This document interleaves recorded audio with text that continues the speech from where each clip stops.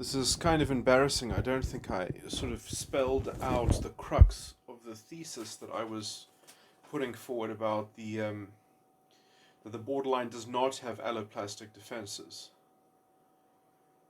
So let me just summarize everything that I've said, and I mean I've spelled this out, but it's sort of unbecoming that I didn't just sort of state this as in the heading of the thesis, but essentially, I mean I did elaborate on this, but I didn't sort of simplify it. That it's not an alloplastic defense. It's a tactical gambit to portray the allo for them to convey that they are trying to defend their belief system, which they don't have a belief system. So they're actually trying to defend their strategy, but they are pretending like they're just defending a belief system that they are naive about curating, and it's difficult for them to curate their belief system. It's a mess, it's chaos, or whatever. And so they are ostensibly doing an alloplastic defense in order to sort of cajole or elicit, is a better word, to elicit a kind of compatriotism with the entity which doesn't really exist, that is supposedly being defended, with the structure that is being defended. But it's not the structure of them that is being defended. It's the active strategy of extracting compliance. And in some sense, by labeling it an alloplastic defense, you are already sort of subverted into a subtext which is, I claim, is not what's really going on. It's not what's going on. Not an alloplastic defense. It's a gambit of an ostensible alloplastic defense that therefore could enforces, if you label it as that is what it is, then you are already put into a conundrum, which means that you can be predictably plotted and strategized against in some sense, because then essentially you're already in some degree of sympathy, or of intellectual sympathy, and it's the playing on that intellectual sympathy. It's when you're in that paradigm, you are having to credit the borderline as having some kind of integrity on the level of their subconscious, of which there's no point in giving a borderline integrity in terms of their subconscious mask, because it's a hollow mask, and there's a new exhibition coming along to take its place. It's just a puppet, and then that puppet will be churned and recycled, and a new puppet will take its place. And it'll do that until you're completely deranged and disorientated and decompartmentalized, and just until essentially you are viscerally traumatized and conditioned enough to withstand essentially the raw ego cloud of compartmentalized layers of psychopathic inconsistency. In terms, they want someone to absorb that crazy level of layered. It's not cognitive dissonance. It's intellectual bad faith. They want someone to be able to withstand their bad faith, and essentially to be good allies in their perpetration of that bad faith, in terms of their judgment, in terms of their analytical judgment. They want someone to be able to withstand their nefarious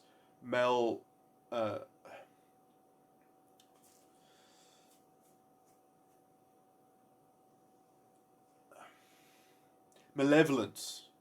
That's exactly what it is. It's malevolence that is the conduit of that malevolence, or sorry, the container of that malevolence, or the substance of that malevolence, is their bad faith. And they want to condition someone so that they're capable of making peace with that bad faith in some sense, and managing it and helping it and being the helper to that bad faith. So they're trying to condition someone, and that requires quite a lot of, in a sense, metaphysical abuse. And I would call it, generally, I would just label it narrative abuse. This is why they are always telling a story from their subjective relativistic point of view. And the character of that story, the center of that universe, of that narrative, is this puppet which is just constantly churning and being replaced by a new puppet. And so you're tracking the same narrative, that they are at the center of the universe, and the thing that is at the center of the universe has all these different masks, and you have to believe that it's the same mask. And it's sort of, so the one will be telling you one story, and then it'll segue to a different story that's inconsistent to the last story, and you have to believe that it's not inconsistent. And then there'll be an alloplastic defense to justify and vindicate that segue into the disparate cognitive confusion which you have to absorb and be exposed to as their target or their host. And, well, essentially you'll be their hostage until you agree to be their host. They want a host, but they settle for a hostage, and they have to be nice to the hostage, because they're trying to essentially inculcate a kind of Stockholm syndrome. So they need to do it gradually. They need to sort of ramp up the exposure, where they have maximum positive seduction and limited negative seduction, but then they start to calibrate that ratio more and more so that they can open up the glass house defense into a house of mirrors. That's their sort of psychopathic endgame. Okay, so that is the trajectory of the stratagem, essentially. It's not an alloplastic defense. It is the shot across the bow. And then if you want to name it an alloplastic defense, then essentially, you've kind of, you're on the path to being sunk. It's sort of it's the initial opening gambit. It's the initial sort of, because if you label it an alloplastic defense, you've just debased essentially the concept of self-determinism, the concept of a kind of character premised psychology in some sense, in which your character is your destiny. You've said, well, your character is not your destiny. You deserve more integrity than what your character is actually supplying to yourself, and you just have to be catered to, because you're going through a very tough time right now, aren't you? You're going through an emergency. It's such an emergency, and you're so hyped up that you're generating these alloplastic defenses. Like I'm trying to sort of enact and emote my voice to sort of to try to show the kind of that conceptual labeling already has encoded within it the inception into the narrative, and it forces you to sympathize with the narrative. How convenient. How convenient. And just remember how the borderline is lucid in certain departments, in certain subjects, in certain fields, in certain realms. Somehow they are just so functional. Somehow they're just so functional. Oh, I guess they're not deploying alloplastic defenses at that time in that space. How do they know? How do they know what to mix and what not to mix? How do they know what to separate and what to throw into the controlled, dramatized explosion? And I mean, yes, they can completely tear their life to shreds, and I think in some sense, always look in terms of the long-term strategy. Always look. There is, and in some sense, they will throw themselves under a bus.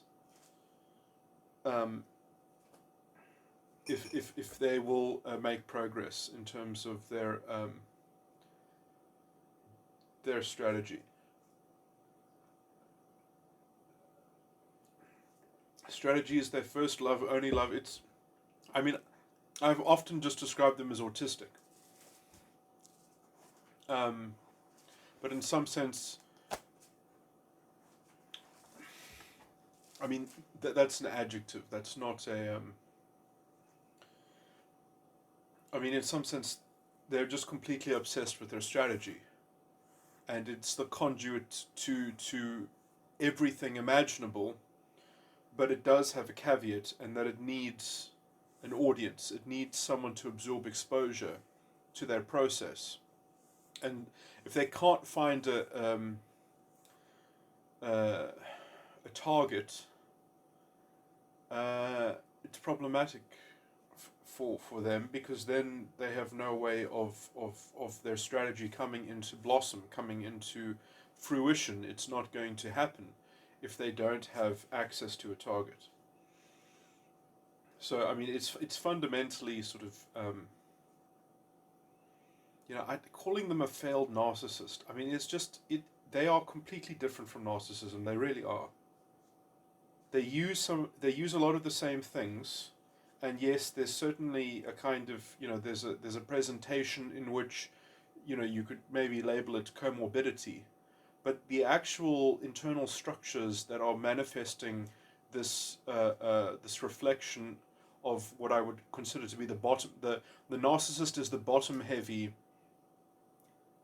belief structured pathology, and the borderline is the top heavy, just like the psychopath, ego function centered, analytical.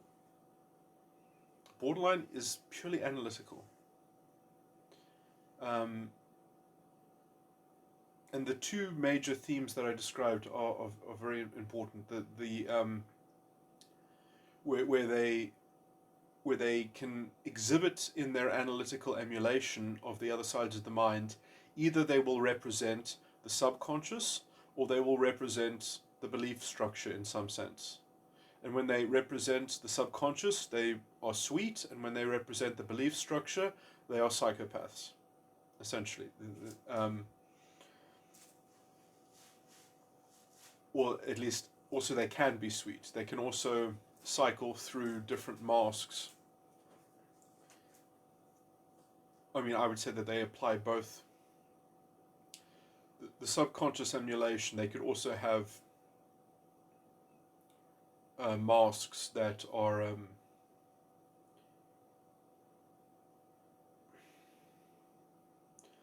it's interesting, because I would say that when they're bringing up the psychopathic element, that also has to happen through a subconscious mask at the same time. So they've got masks that almost belong to that sort of, to that gear, to that mode. Anyway, but generally speaking, I would say the negative seduction, the punishment, the sadistically edged stuff, is coming from when they are choosing to analytically emulate what's going on in their belief system, sort of coherently in some sense. And so, they have a lot of possibility of conveniently manufacturing beliefs because they don't really have any structures there. So it's sort of they are parsing their own belief system and the lack thereof, of the structure of such, the lack of a holistic contingent of belief that is capable of burdening responsibility. So they are analytically emulating their lack of responsibility, and they're embodying their belief structure's lack of responsibility, and they are speaking on behalf of that. And so when they do that, generally speaking, you could also say that calls into focus the intellectual excuse that you have to have beliefs that supplement for the lack of responsibility. So you would have to have an excuse as to why essentially you're not contending responsibility or accountability from your belief structure. So you have to have beliefs that say why you have an external locus of control and why you're not interested in having an internal locus of control. You will have something that performs that task. And so those beliefs, in some sense, will be impressions, will be experiences, will be anecdotes, will be a kind of signature of some kind of experience which says, I'm in the image of that experience. My belief is that I'm in the mode of being imprinted by these experiences which justify and excuse my lack of structure of belief in some sense, or why my belief is in the state that it's in. And in some sense, that is just kind of a fly-by-night sort of, it can recite that story, and that is the kind of the thing that displaces their belief, is that they are holding on to that story. So they're holding on to that semblance of a kind of an excuse, which, I mean, maybe they don't even care about remembering it that much, but they can generate it, and it's a kind of feeling. So that feeling, in some sense, is the displacement of having a structured belief system. That is a kind of, you could also call it a projection on the kind of in the conscious space, in the introjective, contemplative, analytical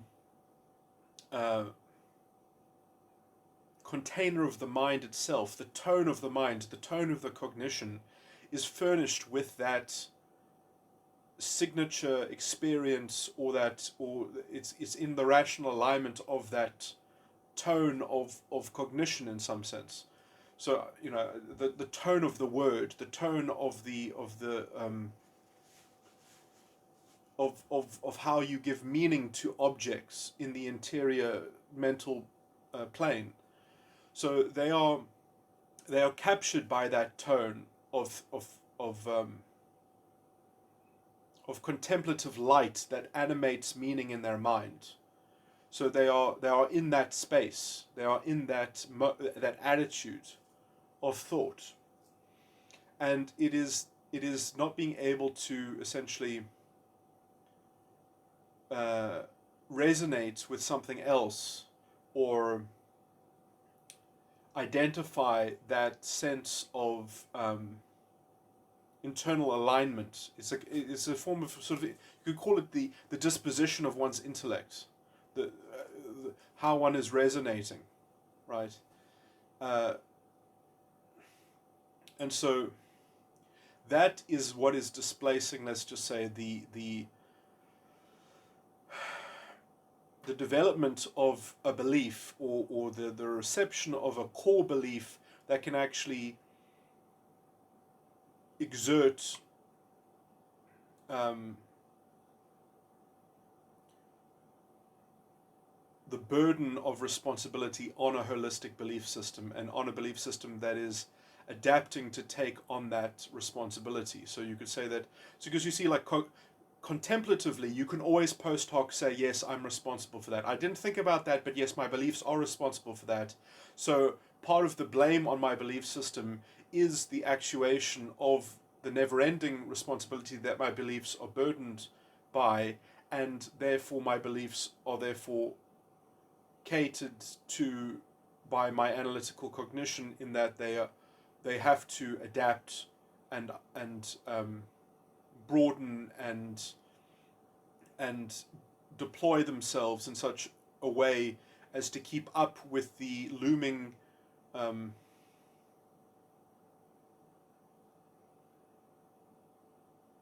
challenge that is applied against them, and is held against the belief by the analytical ego function. That's the actual proper function of the ego.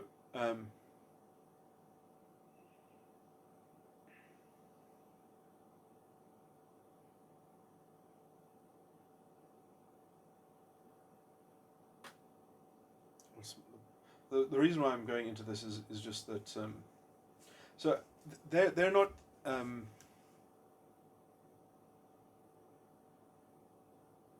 now, in some sense, that feeling of that condition, in some sense, is what supports what their ego function is actually doing. And essentially what I would call their ego function doing would just essentially be called greed. They are greedy for obtaining something. And this sort of total formula of greed, of lazy extraction, that just requires one piece of it's a perfect strategy, it's a perfect formula.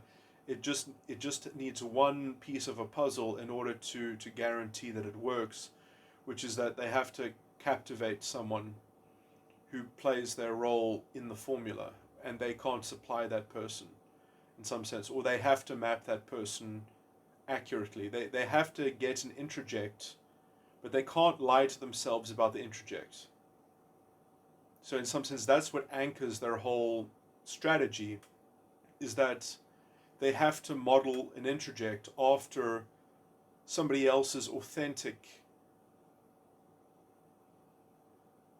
subconscious. And so they can't have someone who isn't, let's just say, a straight man.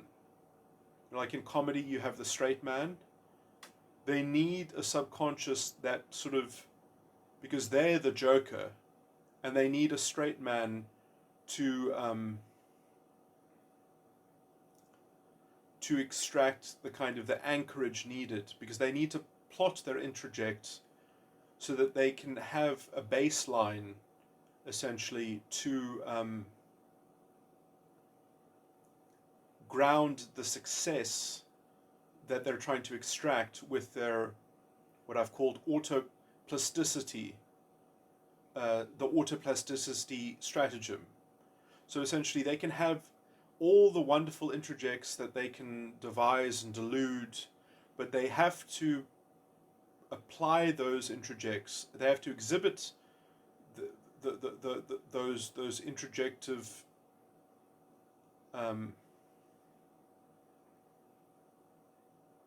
circus delusions and fantasies, whatever. They can have as many fantasy introjects as they want, but they also have to have one introject which is real, which is the audience. They cannot lie to themselves about the audience. So they need an introject which is modeled off of a straight man, and they care about introjecting that straight man with real integrity in some sense. And they do toy with it in some sense, and in some sense they just need one. So they can throw away one if they have another one, but they need to have one. And they can probably also cycle between old ones as well. So they can sort of repurpose old ones. But they need to at least have one audience member to get the whole circus functioning.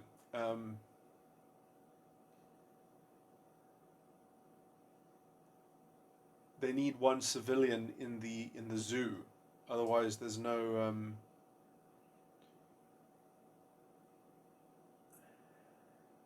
or the theme park, which they're sort of so. I mean, it's a weird sort of story to tell, that you have to sort of say that they're trying to get someone who's a member of the public to go to their zoo, and then eventually they have to say, actually, the zoo animals are actually the visitors, and the civilian, you are actually the exhibit. That's the sort of the reality game that they're trying to play, is they want someone to visit the zoo, and then they want to sort of torment the person into sort of turning them into the walrus in that sort of horror movie.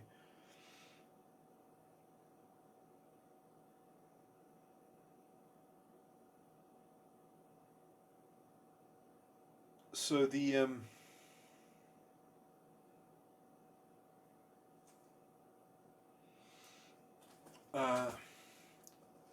point of this is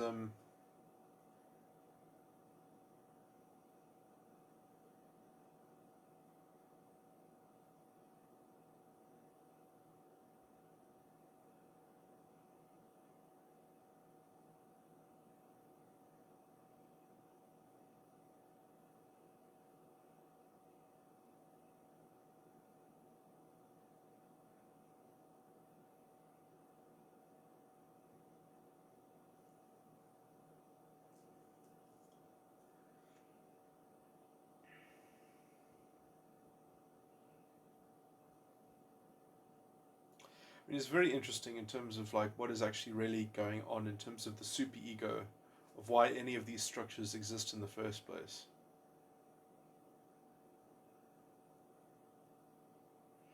I don't think I want to confuse this topic by delving into that sort of speculation. But in some sense, I think it has some. Then I do it anyway. I think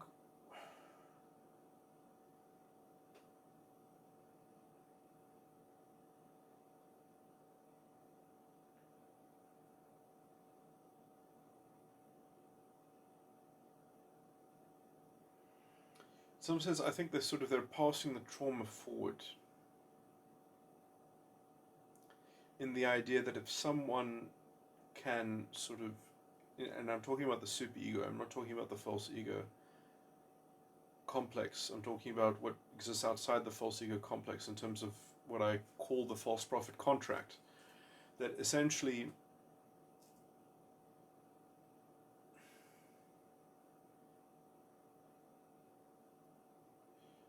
I think there is a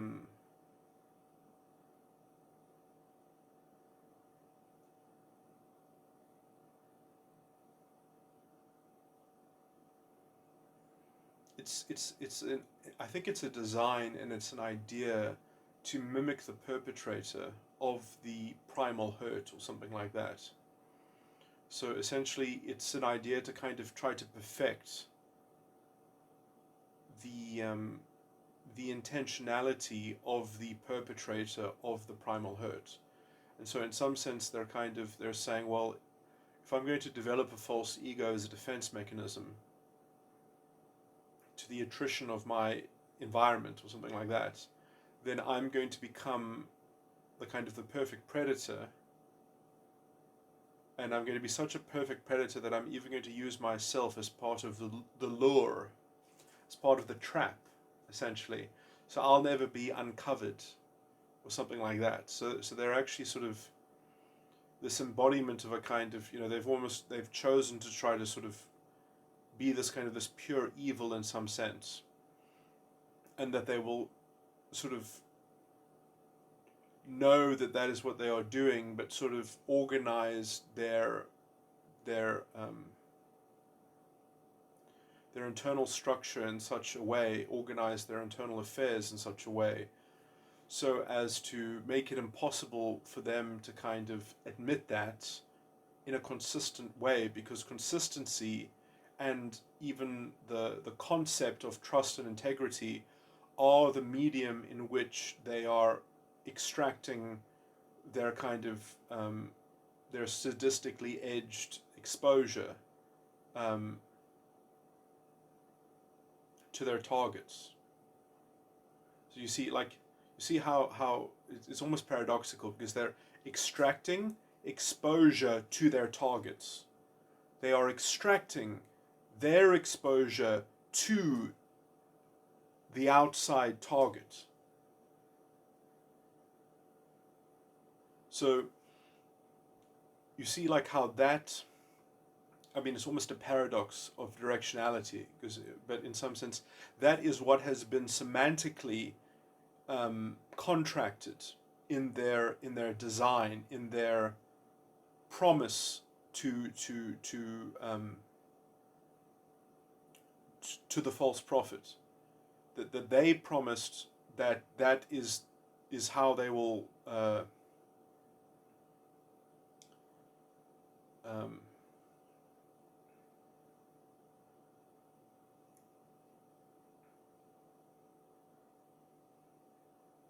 mean, how to metaphysically describe this or philosophically describe it. The false prophet contract essentially is essentially the self-image. It is the contract that develops the self-image, which is like the kind of the crystal snowflake, which then spreads its crystalline form in the pool of water, which is of the right temperature that the crystal can grow. And so it grows according to the format of that sort of seed, as it were, of the snowflake. And so the self-image is the seed of the crystal, and and it gets bigger, but it's elaborating from that seed in some sense, and then it has to precipitate an overarching sort of and it's very interesting, because when it starts off as the inner child, as they all start off as the inner child,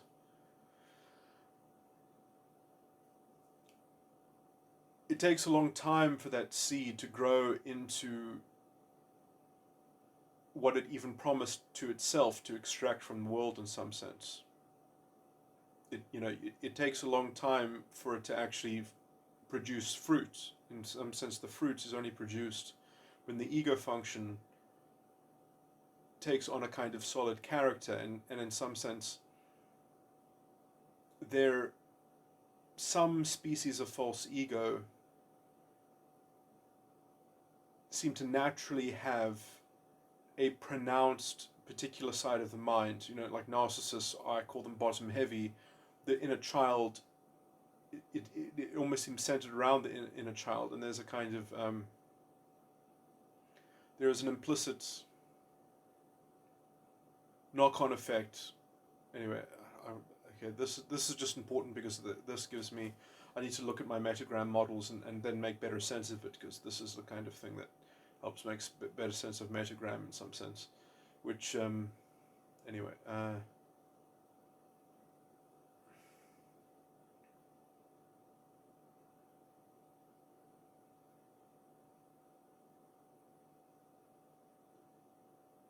So these are all important insights for me looking at my metagram models. Anyway,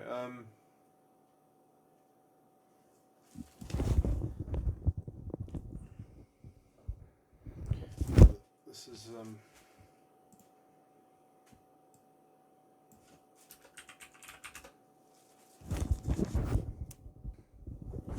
so this is a bit of a tangential sort of segue, but I think what it is though, if you actually take metagram with metatype, you would actually be able to decode the centralization of a type in terms of which side of the mind that it's in, because you would look at the emotional tones.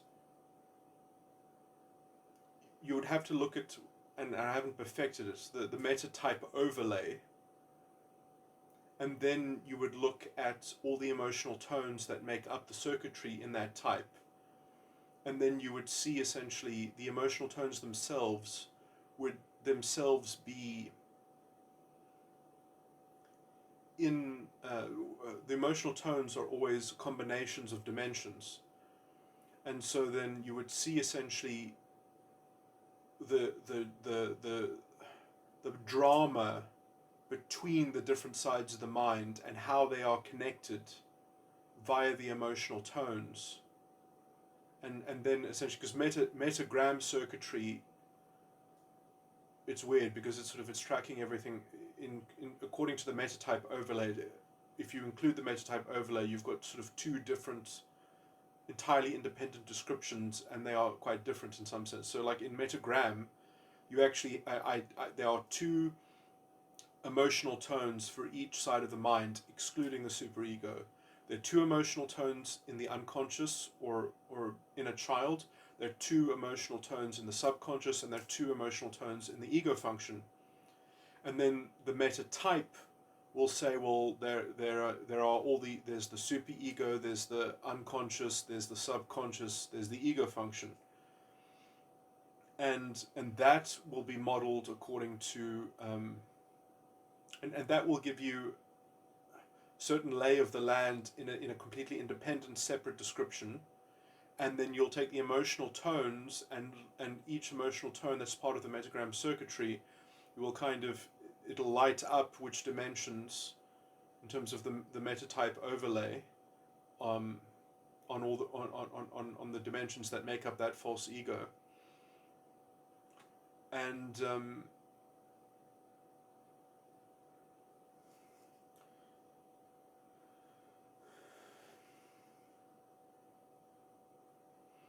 you see, metatype, I'm still not sure exactly how I'm going to perfect the metatype overlay, because I haven't, I'll probably add this recording on at the end. I'm speculating that maybe the 17 model itself is a super model for the four sides of the mind. That, for example, dimension 17 to dimension 13 is the ego, and dimension 12 to dimension 8 is the subconscious, and dimension 7 and dimension 6 is the unconscious, and dimension 1 to 5 is like the inner child. is the superego. The unconscious is the inner child, and dimension 1 to 5 is the superego. That to me sort of rings roughly true, but it might also not be the best model for the metatype overlay. But it might be like how the space of the false ego is roughly encapsulated within the 17 model, but obviously specific false egos I have to create a kind of an overlay onto the 17. I've always thought that it should be 10. The 10 dimensions on the 17 model are sequestered into the false ego complex.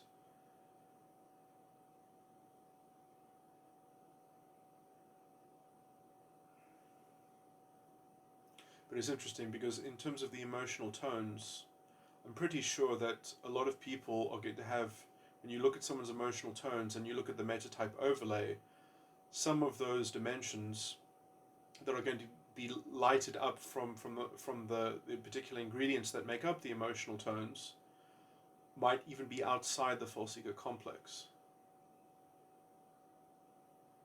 Or at least outside, if the metatype overlay is only, for example, over 10 of the 17 dimensions,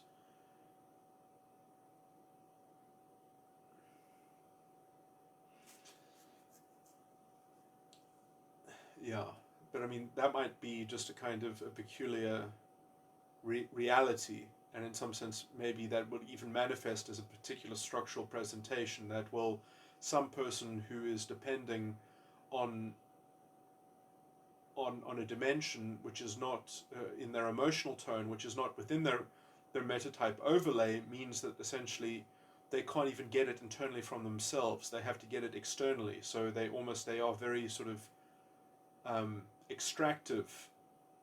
They're very hungry for that that ingredient, and they need that ingredient to kind of activate a kind of internal synergy and a propagation of something. So you get people that sort of are ravenous or gravitate towards having a particular kind of interaction because they need it as a kind of catalytic sort of internal propitiative,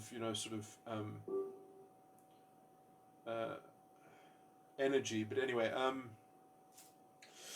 okay, so yeah, so I mean, I still haven't perfected my metatype overlay, or at least rather my metatype for sides of the mind model is not sort of, is kind of, I mean, it looks workable enough, and it seems to produce the model that I have of it is kind of, I need to ground it though much better than I have. I just sort of created it because I could make things that accord to a kind of formula, but it's just a model of metatype. It's not a model of metagram, and I need a metatype model that is modeled off of metagram, and I don't have that yet, or that is reconciled with metagram. Okay, anyway, so that sort of plethora of possibility. But anyway, okay, so yeah, horrible tangent to place in this, but so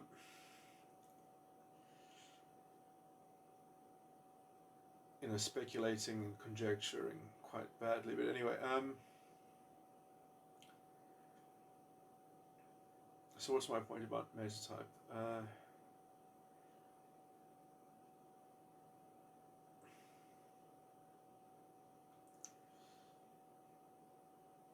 Yeah, so anyway, yes, I mean, all of this to say that there will be, I think is one of the biggest clues, is that some metagram types will sort of be destined to emphasize certain sides of the mind or to overdevelop certain sides of the mind. And I think that there would be a clue in that from some kind of overlay structure between and that might be the clue to sort of sussing that out. And in some sense, that's not going to be true for every case of a particular metagram type as well. There will still, I think, be quite a lot of variety, because in some sense that might sort of show a propensity to develop certain sides of the mind more than others, because just one is internally has a kind of internal proclivity and an internal access to those resources, so that they are more likely to be overdeveloped. But that could still be highly conditional on environmental sort of facilitating factors and things like that.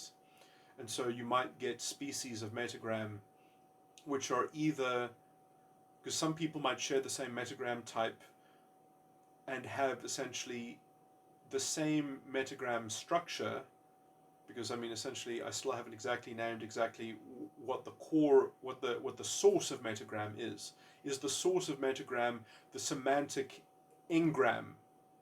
Is it the basic semantic engram of essentially the false prophet contract, or is it kind of the metaphysical sort of substrate transcription of the substance of the engram in some sense, or relative to the 17 dimensions?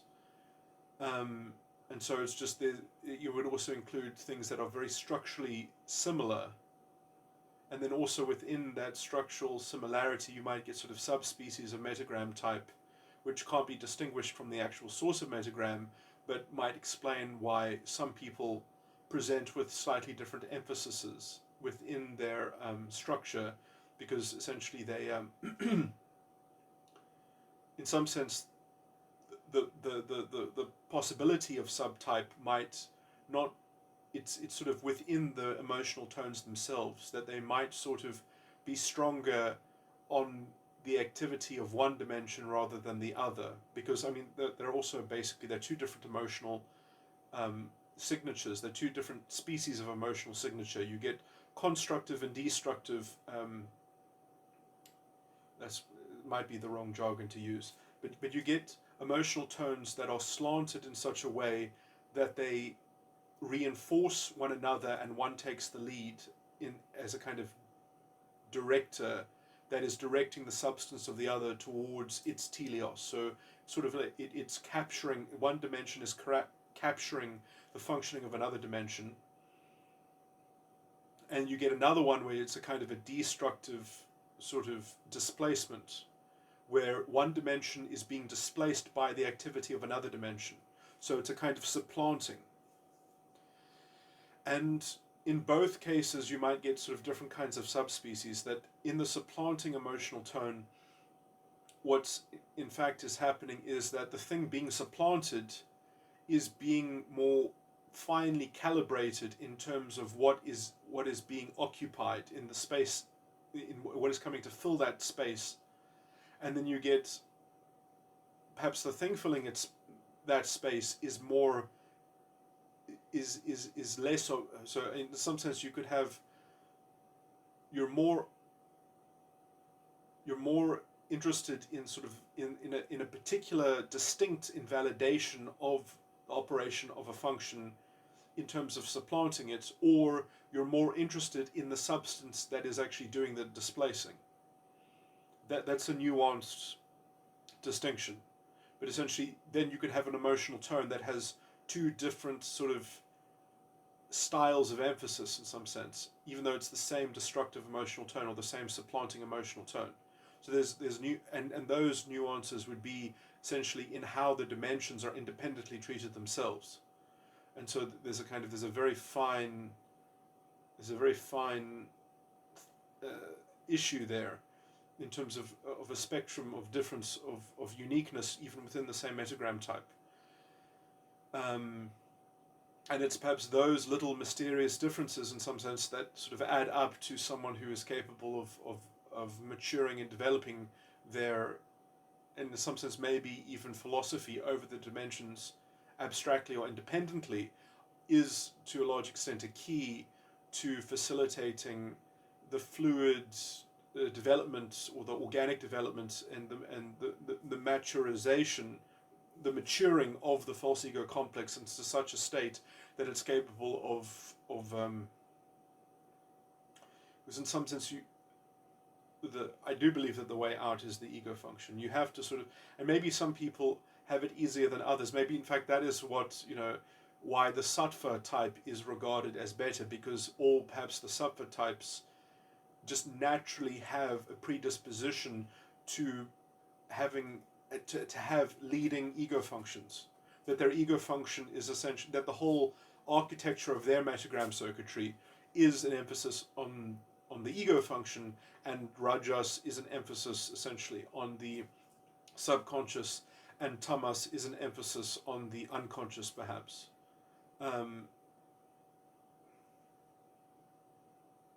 Or perhaps each guna is a mixture of between two, but they sort of got one foot in the one and one foot in the other. Perhaps they all have one foot in the one and one foot in the other, and maybe it's sort of like, well, sattva has got one foot in the ego function and one foot in the super ego, which would really give it, powers of sort of insight into escaping, and rajas have one foot in the ego function and one foot in the subconscious, and tamas have one foot in the subconscious and one foot in the unconscious. Anyway, let me put the speculation aside. But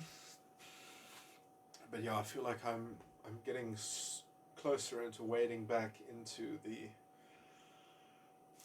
headache that is metagram, and the complications. And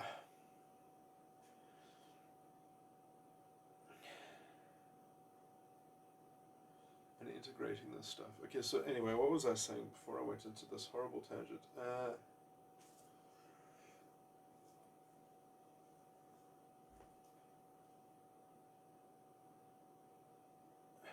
That borderlines, I was speculating as to their false prophet contract.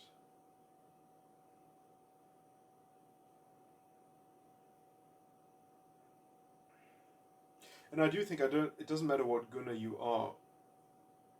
In some sense, you have an ego function.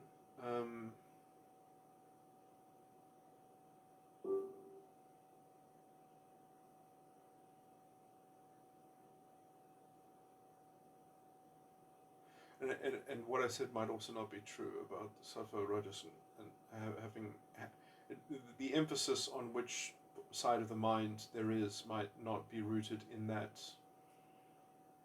I'm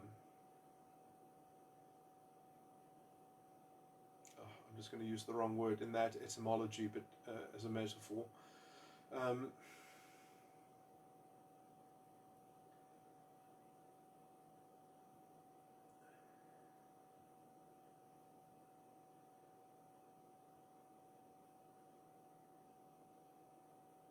In some sense, it's not such a bad metaphor, since I do think that it might all be rooted in semantic construction, or the kind of a metaphysical syntax.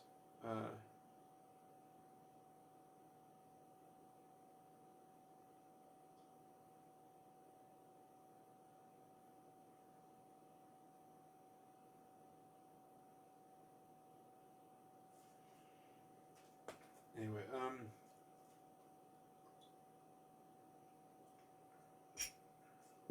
what next? I've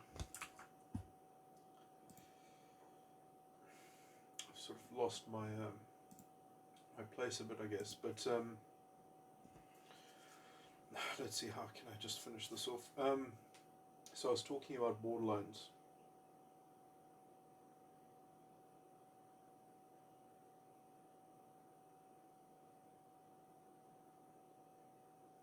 Talking about the development of the false ego itself.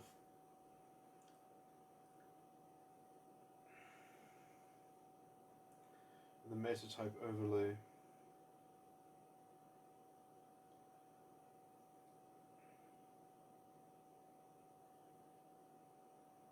Yeah, it's sad that my models aren't more ready to extract useful insight from. Kind of annoying that you have to sort of already have the insight in order to evolve the model into being useful. Anyway,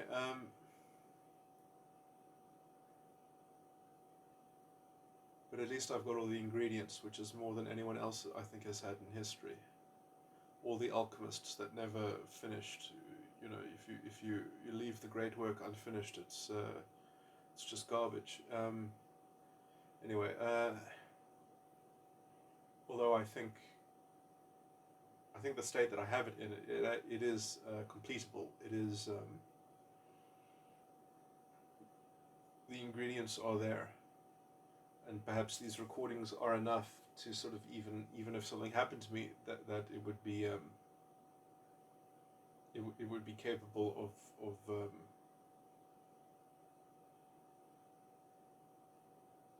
being pieced together. Although I realize how confusing it must be to just hear this without sort of seeing my tables and charts and such, and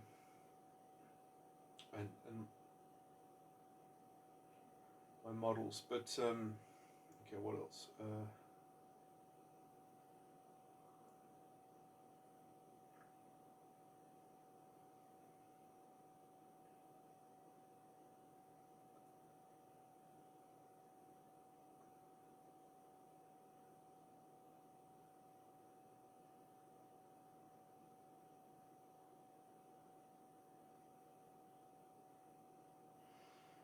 I mean, it is very puzzling, I guess. It is still a puzzle that needs to be put together, and there are more models that have to be made in order to sort of make all the pieces fit.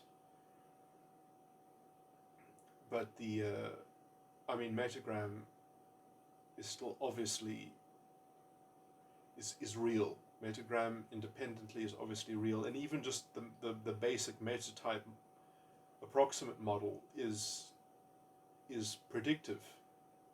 I mean, you could already feed that into psychometry, and it would be, even metagram can be fed into psychometry. I mean, like, if you can ascertain someone's metagram type, I've got predictive analysis. I've got tables of descriptive of formulaic descriptive extrapolation, or that permeate from that metagram type aspects and dimensional sort of breakdowns of the personality structure.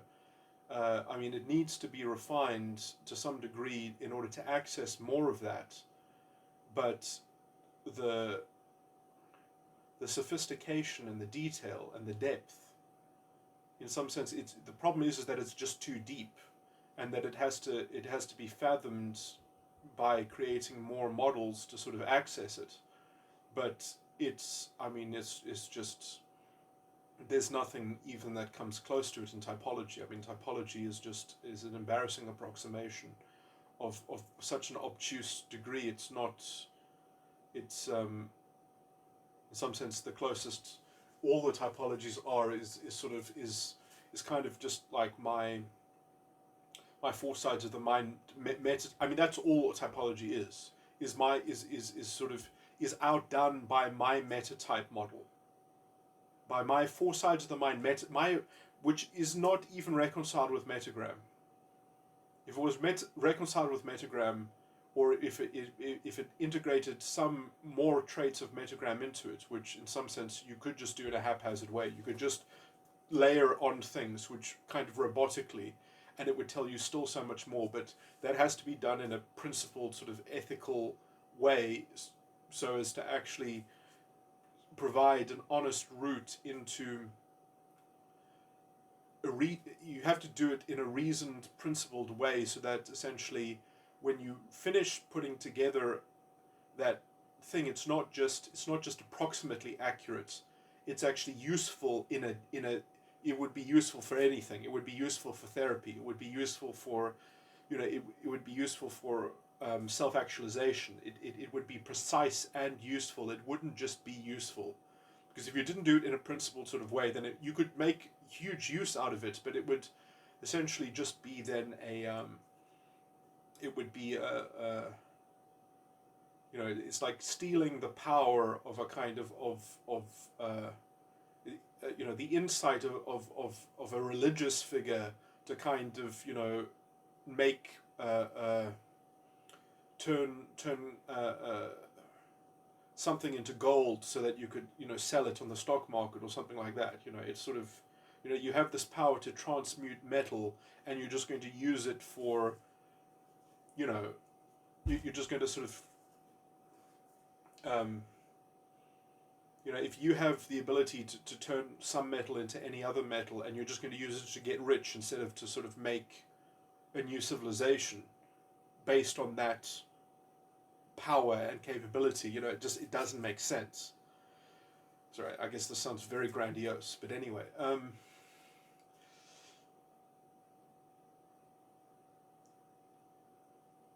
now I'm just talking about myself really so much, and I'm not even continuing what I was talking about. Okay, anyway, so borderlines are the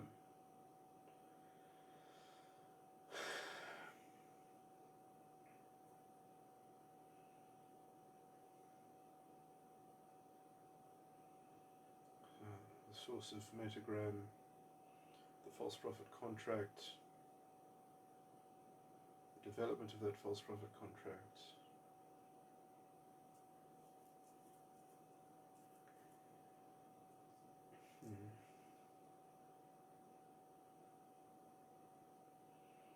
Yeah, I mean, I might be completely wrong about my emphasis about certain sides of the mind. I mean, metagram in some sense. I mean, metagram equally shows each side of the mind, but in some sense, it's actually, so in the emphasis in terms of the side of the mind, it would be an emphasis in the metatype description of the false ego complex, but not in the metagram. In the metagram, all the sides of the mind are functioning equally, but in the separate metatype description of the false ego, some sides of the mind will be naturally weighted as being more active or being more, in some sense, then that might also be a completely different overlay. That might be the kind of the universal meta-type overlay or whatever of saying something like, well, dimensions 13 to 17 are the ego function, dimensions 12 to 8 are the subconscious, dimensions 7 and 6 are the unconscious, and dimensions 1 to 5 are the superego. And that might also be, I mean, really I just sort of sucked that out of my thumb, but and in some sense maybe they should all be 5 dimensions wide and just have an overlap, and some are just doubly represented in some sense, but anyway, that sort of that vague formula is how we even those dimensions themselves, as they are related to within our sort of our mental metaphysic, and our intelligence is sort of resonating in a way that operates on those dimensions, naturally precipitates or leads to developing, when we have a false prophet contract or whatever, when we develop a false ego, that it has to sort of inculcate that metaphysical structure as a kind of substrate that is the kind of the skeleton of the false ego, that has to be in the image of something that is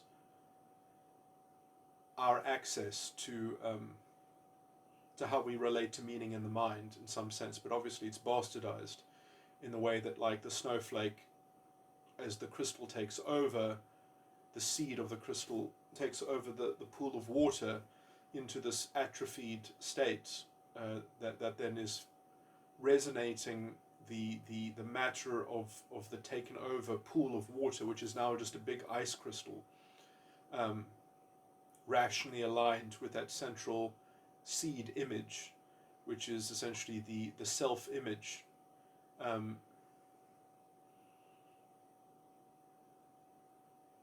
which is the contract, or the false promise,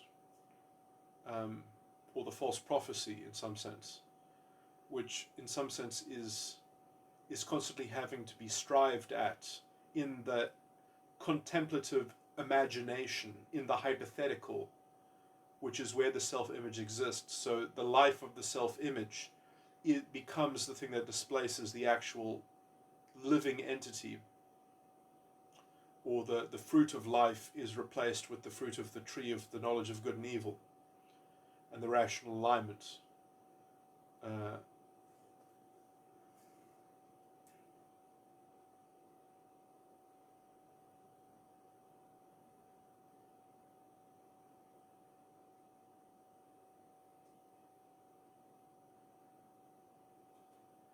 Okay, I mean, this has devolved so badly, I'm just going to stop this recording.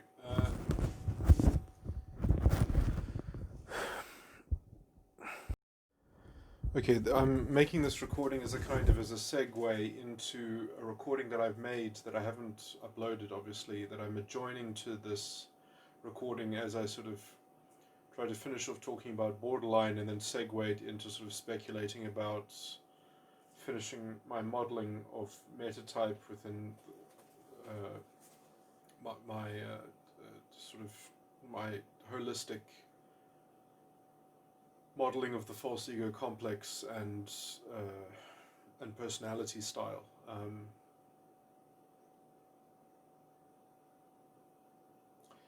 I already know that in the recording that I just made that this is that what you're hearing now is just after that recording, that I definitely said something which is not true. Which, when I said that like the sattva, rajas, and tamas would have that would definitely not be correlated to which types are focused or weighted towards certain metatype dimensions of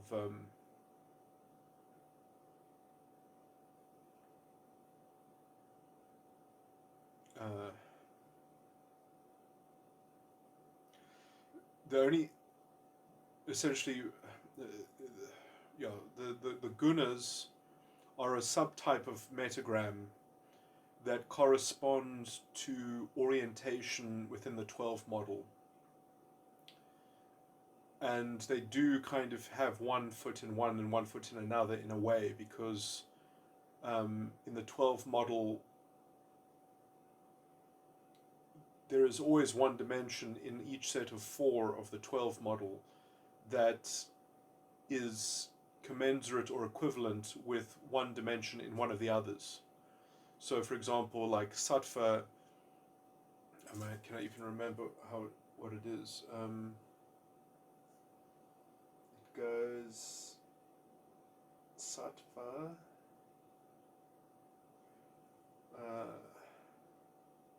Just think of the order.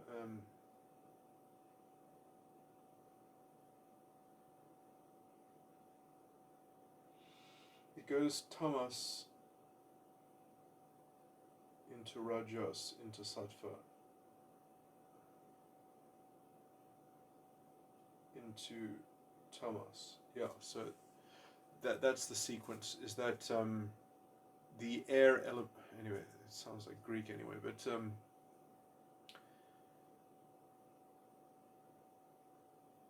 yeah.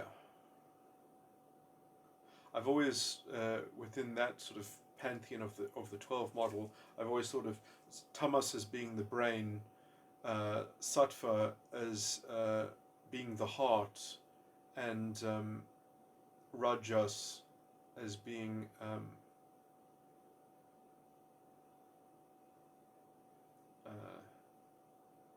the gut, or the solar plexus. Anyway,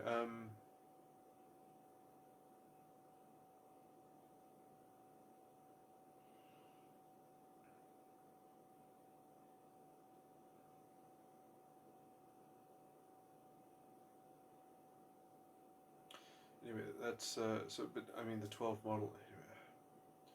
Anyway, why is it even? Anyway, so the so sattva is like mostly in the heart and it has 1 foot in the brain, and tamas is mostly in the brain and it has 1 foot in the gut, and rajas is mostly in the gut and has 1 foot in the heart. Is that sort of structural sort of thing? And in some sense, the thing that has the foot in the other thing is a metaphorical, because it's always, the only thing that is shared between the foot and the one and 1 foot in the other is essentially the how to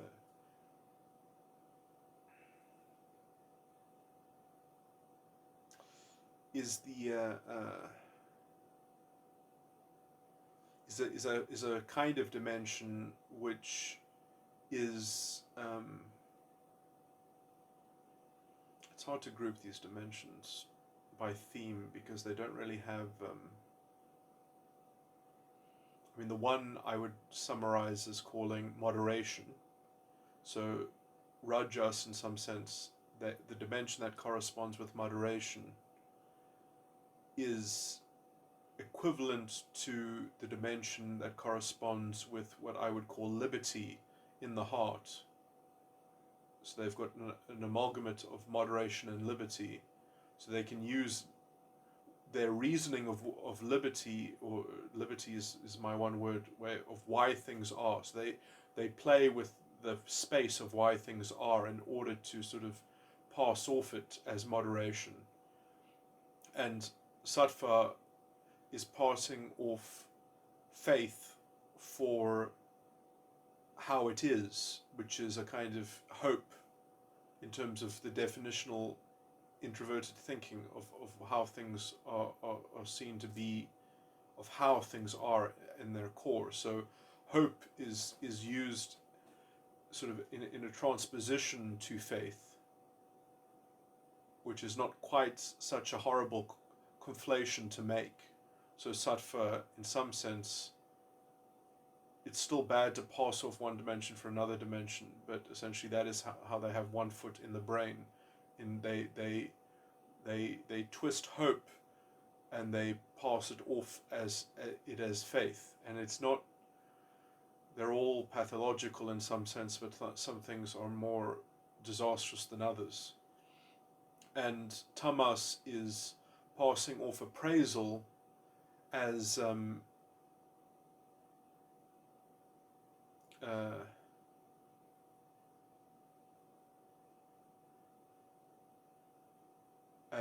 as what things are, which is what I would call exuberance.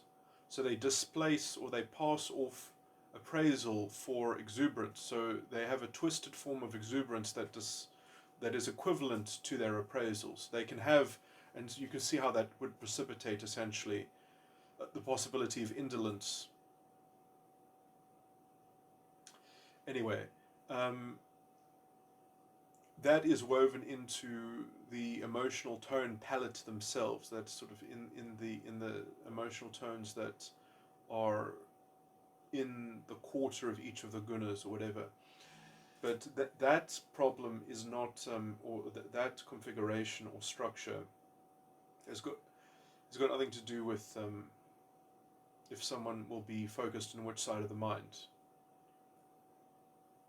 It'll have another kind of stylistic sort of emphasis in some sense. And so, but anyway, so I was wrong when I speculated or conjectured that sattva would have all of the sattva types would be ego function focused or something like that, which would also mean that, for example, I mean, borderlines might be sattva, I'm not sure, but that isn't the correlate.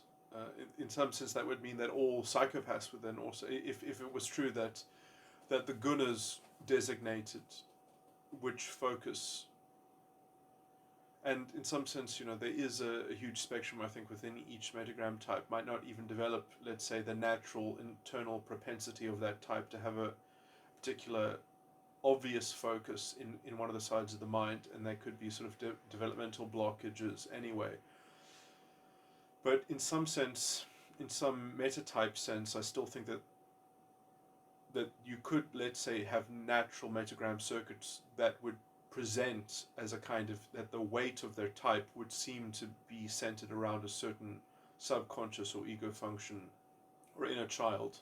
That it might not be a developmental layer in the actual metagram type, but that, in fact, it is structural to the metagram circuit.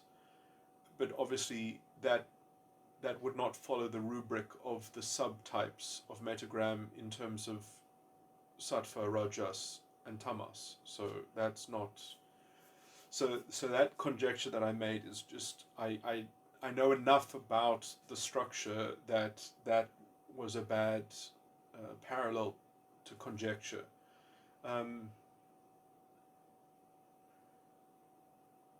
So I anticipate that particular correlation that I was conjecturing certainly wrong.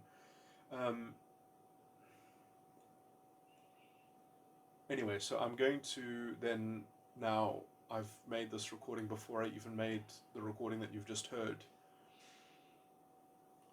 And so I just wanted to make this recording to sort of segue into that, because it is, I always say, oh, if anything happens to me, I hope that this continues. And in some sense, I hope that something doesn't happen to me, and I'm not sort of predicting that it will, but I sort of, it's not so much as perhaps an anxiety or a fear, but I do resent my research to some degree.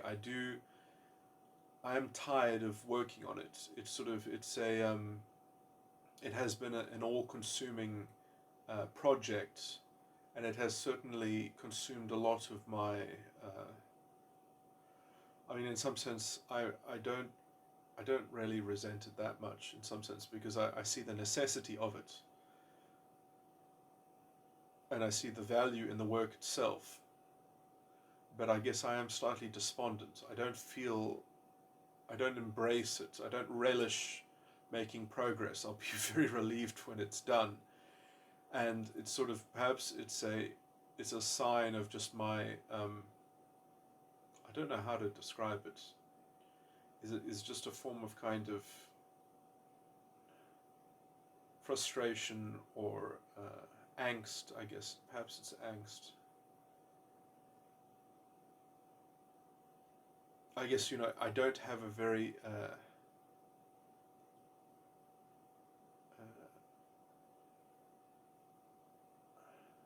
this is going to sound so self-sympathizing, but I don't have a great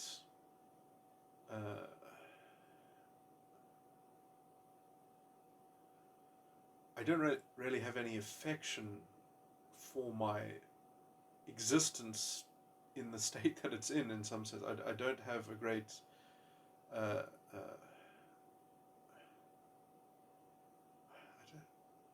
don't know how to describe this. Perhaps it's a form of ingratitude.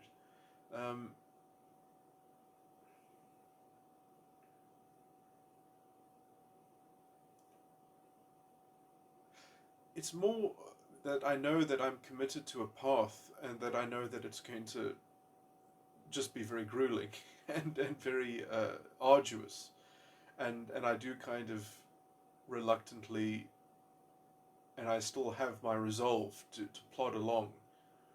Well, this is really becoming a kind of toxic self-sympathy sort of, I'm not trying, I'm quite aware of the level of pathos that I'm channeling, and it does sicken me to be engaged in that sort of, to producing that level of pathos, when it seems to me a kind of, it's an unnecessary form of sort of self-indulgence in some sense. And it kind of disgusts me on some level that my life is so marked by, that it's been so unhappy.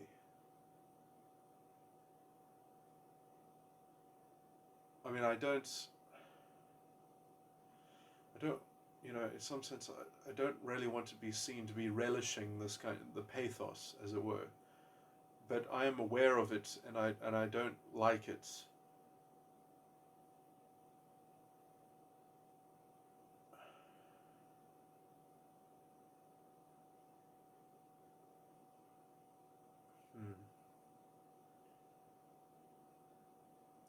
So in a sense, I guess I would rather my life be better, in some sense. But in some sense, I know that, it's sort of,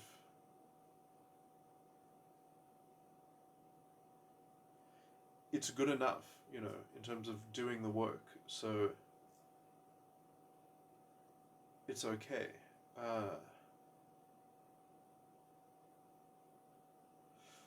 And so I wonder if maybe I do have a bit of a sort of a wish for death, or just a sort of a reconciliation, if it sort of came my way. And I do know that I'm not in the most I'm,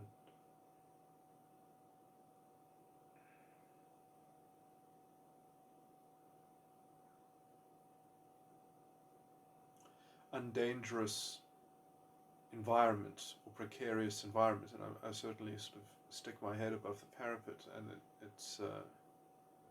it is really quite possible that I'm visited by some malevolent political force or something like that. I'm certainly potentially at ground zero for some.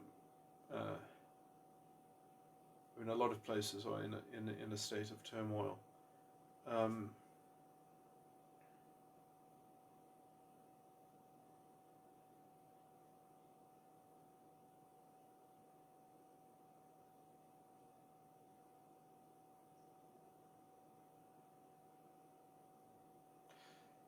And I think I do care more for the work and the project than I have regard for my own life. And so I am somewhat resigned to the fact that if something happens, I'm just very hopeful that the work will be finished, and that it is in a good enough state that it can be progressed.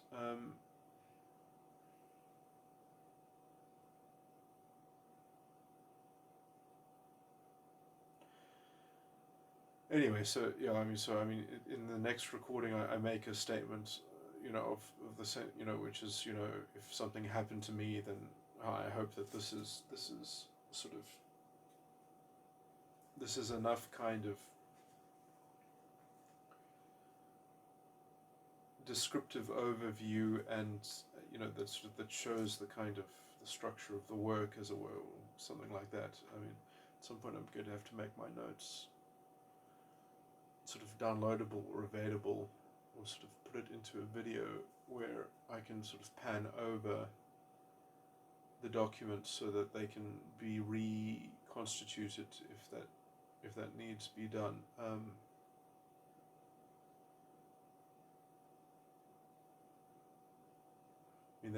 I don't even have that many notes that I would say are a good. It's sort of, I think it's only about 60 pages, I think, that would be a good enough summary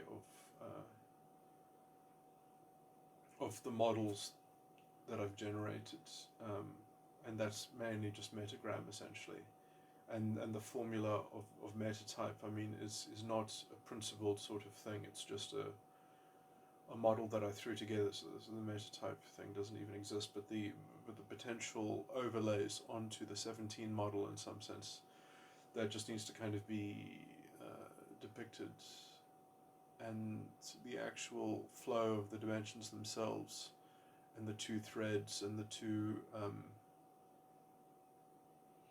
and that's somewhat complicated. That might actually be that might be the most problematic, because to find another human being that can actually model that in their minds, you need a kind of intelligence, in terms of a kind of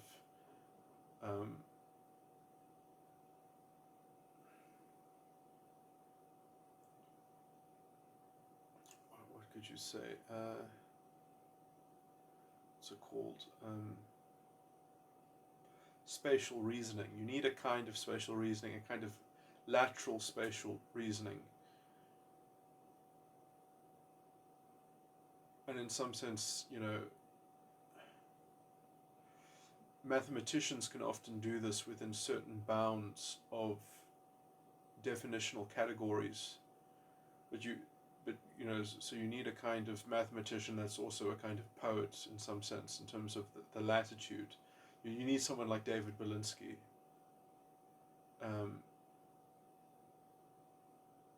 where did I just get David's name wrong? Is it Daniel? No, it is David Belinsky, I think. Wow, that's embarrassing.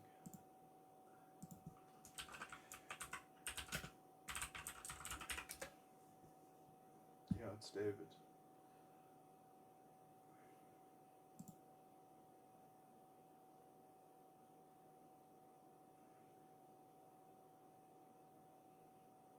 I'm very tired. That's my excuse for forgetting his name.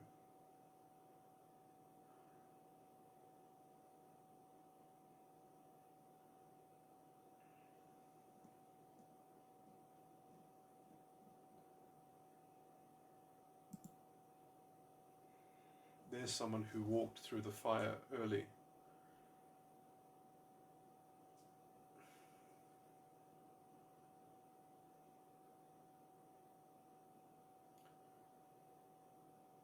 A very courageous and soulful human being.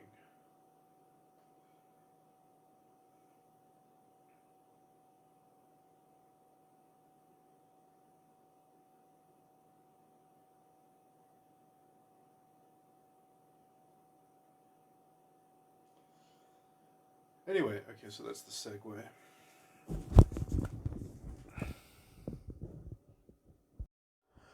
Okay, so this recording is going to be another one of those sort of embarrassing, long, rambly ones that go into speculation over my psychological modeling and the integration of metatype and metagram and things like that. And sadly, I mean, I just need to do this because I guess this is how I think through the things, and I need to sort of get closer to pinning things down and outlining them, and that means outlining things from a point of speculation and conjecture, to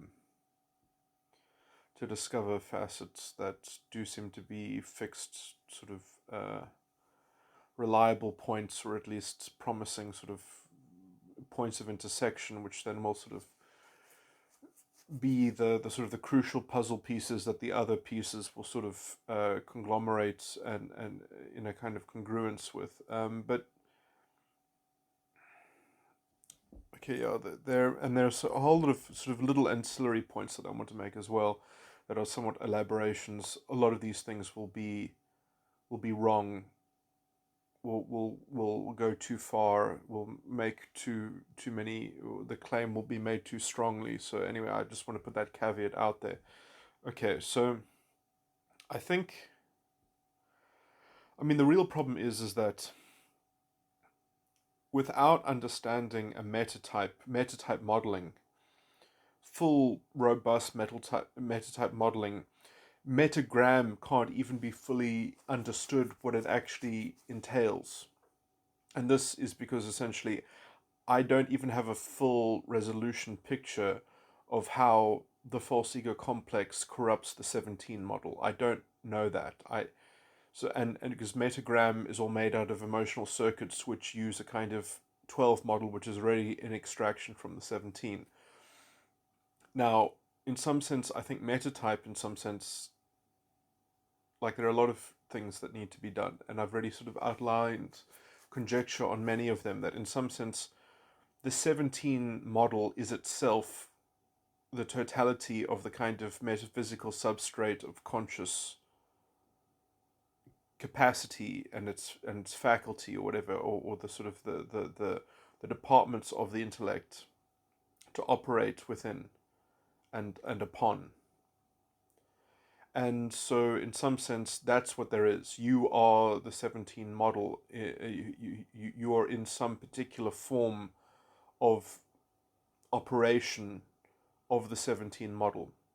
And then it's doing things. It's doing your metagram, false ego, circuitry, or whatever. But now, how does that look within the 17 model? So, in some sense, I think that there might be multiple 17 model layers that can be put into it, and a lot of that is like encoded into metagram, which isn't fully understood because I don't have enough, let's say, layers of metagram modeling. Sorry, layers of metatype modeling. I don't have enough layers of metatype modeling to see what the metagram model is doing to the 17 thing. So I've already sort of roughly conjectured that almost, in some sense, I think that it's good to have multiple layers of metatype modeling. And I've even given the most obtuse and basic layer, which is that you are the 17 model in its totality, and it's something like dimensions 1 to 5 are like the superego, dimensions 6 and 7 are the inner child or the unconscious side of the mind, dimensions 8 to 13 are the subconscious, and dimensions 8 to 12 are the subconscious, and dimensions 13 to 17 are the ego function. And then there'll be a more particularized metatype model, which is probably something that would be formulaically generated, that is a combination of knowing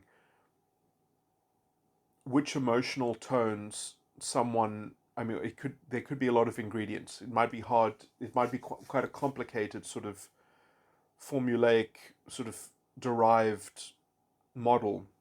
It might simply be that, like,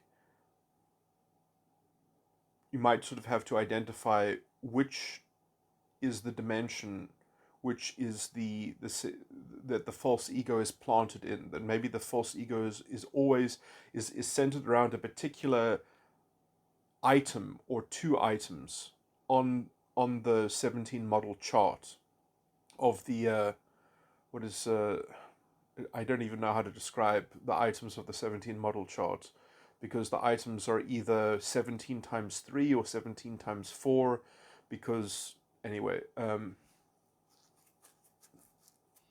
in some sense it's like, it's actually, if you were to make it 17 multiplied by 4, it would something be like multiplied by 4 minus 1.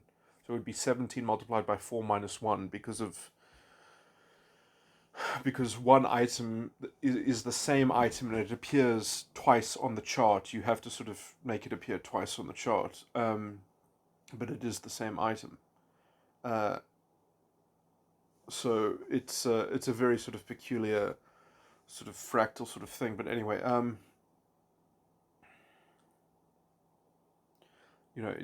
there's no simple mathematical reduction in it. It is fundamentally, sort of on a prime level, kind of peculiar.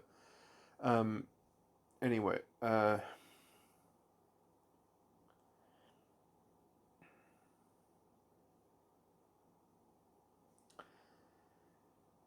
okay, so I I haven't sort of used metatype to divine exactly in terms of, like diagnosing a false ego complex, because essentially because metagram is doing, in some sense, the very easy part of modeling the false ego complex, whereas the false prophet contract is in the superego, and in some sense my false ego modeling in metagram does not include the superego. It only includes the inner child, the subconscious, and the ego function. Um, and metatype has to have both of those things, and so that's always been the problem of having to see from outside of it. Okay, so there's that. But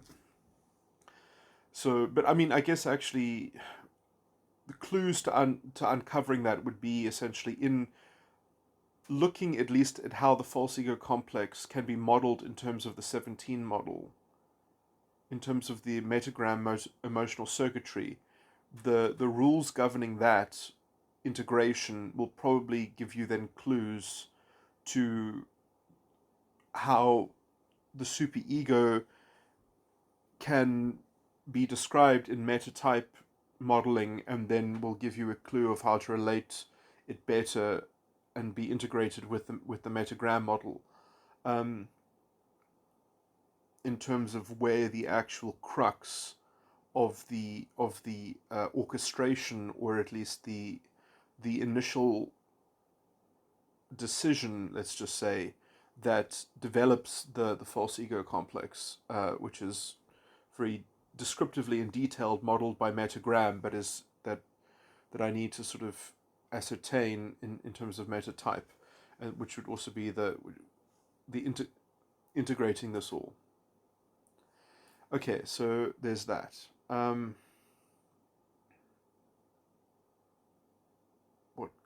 What next? Okay, so in some sense, I think that the way to do it as well might also be, so I mean, there's you integrating the metagram circuitry with a kind of transcribed meta type circuitry upon the 17 model might give you the biggest clue, because then you would already kind of have very clear containers, and then you would sort of maybe just see how that pattern, how that transcription from metagram onto metatype looks. That might give you a very clear pattern as to what the superego structure might be. It might be a kind of parallel to it, or it might be a kind of, there might be a clear sort of directional. It'll be easier to theorize, to concretize certain possibilities at that point, perhaps, or you would certainly have more structures to give you more clues. Um,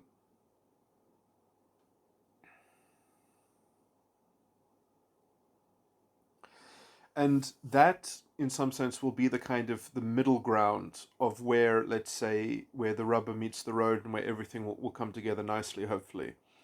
But in some sense, there is still a place for the more obtuse observation that, let's just say, like my opening sort of conjecture, that, well, even like the archetypally almost the superego is dimensions 1 to 5, and archetypally the inner child is dimensions 6 and 7, and archetypally the subconscious is dimensions 8 to 12, and archetypally the ego function is dimensions 13 to 17. That, and in some sense, that is the most basic, obtuse view of it. And in some sense, you want to not use, you don't want to rely and depend on the obtuse view. But in some sense, you also want to be able to tune into that. You want to transcend the middle structures in order to seeing the truth of the greater, more overarching sort of thing. But you can't just teleport there. You have to work through the problems of the mangling that happens in the middle structures. But in some sense, that on that layer is also true. That obtuse layer is also true.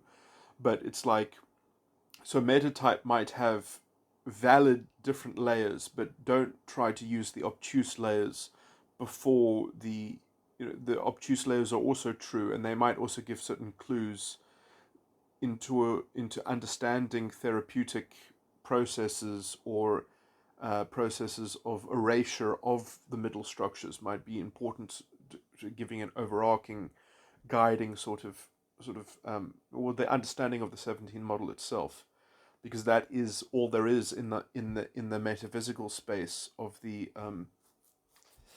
So just sort of that can be utilized probably, but it's that insight might also be a bit too obtuse, because one has to understand the particular structure of the pathology, and essentially the truncated model. There might be a truncated metatype model of the false ego complex, which is basically made up of a few different factors. It might be essentially centered around sort of the ground zero within the 17 dimensions, where essentially where the false prophet contract happens, or something like that, or where the, and you know, I think the thing that throws people off when they're studying personality and they're studying psychology, and in some sense when you study psychology, the closest sort of thing you have to sort of deal with, and I'm talking about real psychology, not sort of, I don't know, neuroscience bullshit or whatever. I mean, there's a lack of theoretical appreciation for, and therefore there's always generally been almost no progress within psychology. Um, anyway, that is the complexity of the model that you need in order to make any ground is just sort of people don't have the stomach for it. But anyway, um,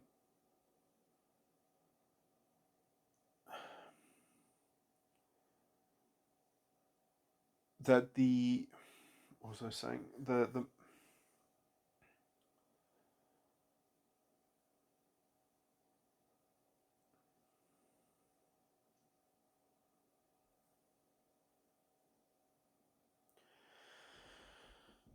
okay, so in some sense, it is even perhaps even fundamentally convoluted and confused, and in some sense, like metagram might even be a model that can be modeled on the 17 model, but it's like it's so intricate and detailed that it's not useful. It's not, it doesn't sort of provide, you can, and in some sense it might just look bulky and bad, and so the only way to make it useful is to sort of break it up into layers of decomposition, and try to sort of, I mean, in some sense what you could do is you could say, well, these emotional tones used by this particular type are involve these dimensions to make up those emotional tones, so that then you light up those 17 dimensions. And then you have to know something specific about, well, we know that this type started around this dimension, so then it's that constellation with that star, juxtaposed or combined with that structural sort of fact that it happened on this item in this dimension, and there's a natural cascade between these two sort of geometrical constellation sort of things.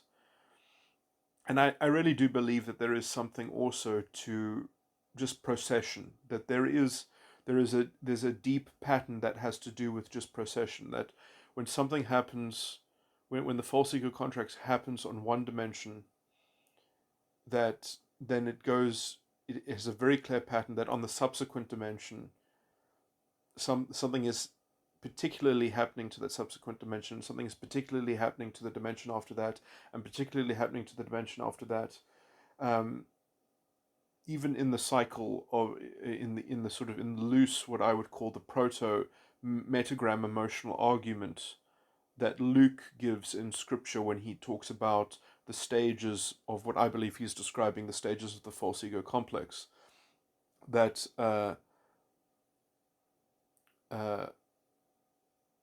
the lust is drawn away and then enticed, and then there's a trial, and then there's a sin, and the sin brings forth the death and the lust again.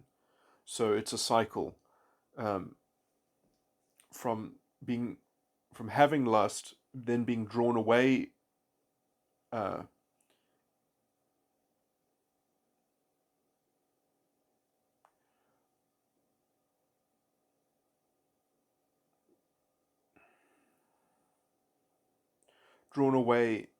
within that lust or from that lust, and then enticed, and then the enticement leads to a trial. So essentially, the enticement itself, I've always archetypally related that to that being drawn away by the lust is itself.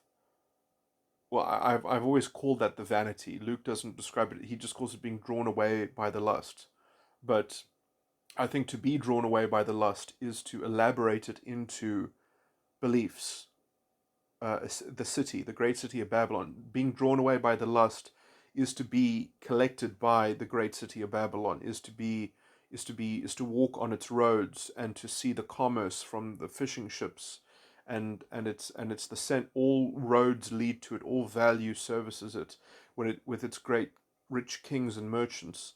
That it is the conglomeration and the dominion of the world according to values, that the city represents a value that is the world according to the lust, the world dominated according to the value placed on the lust.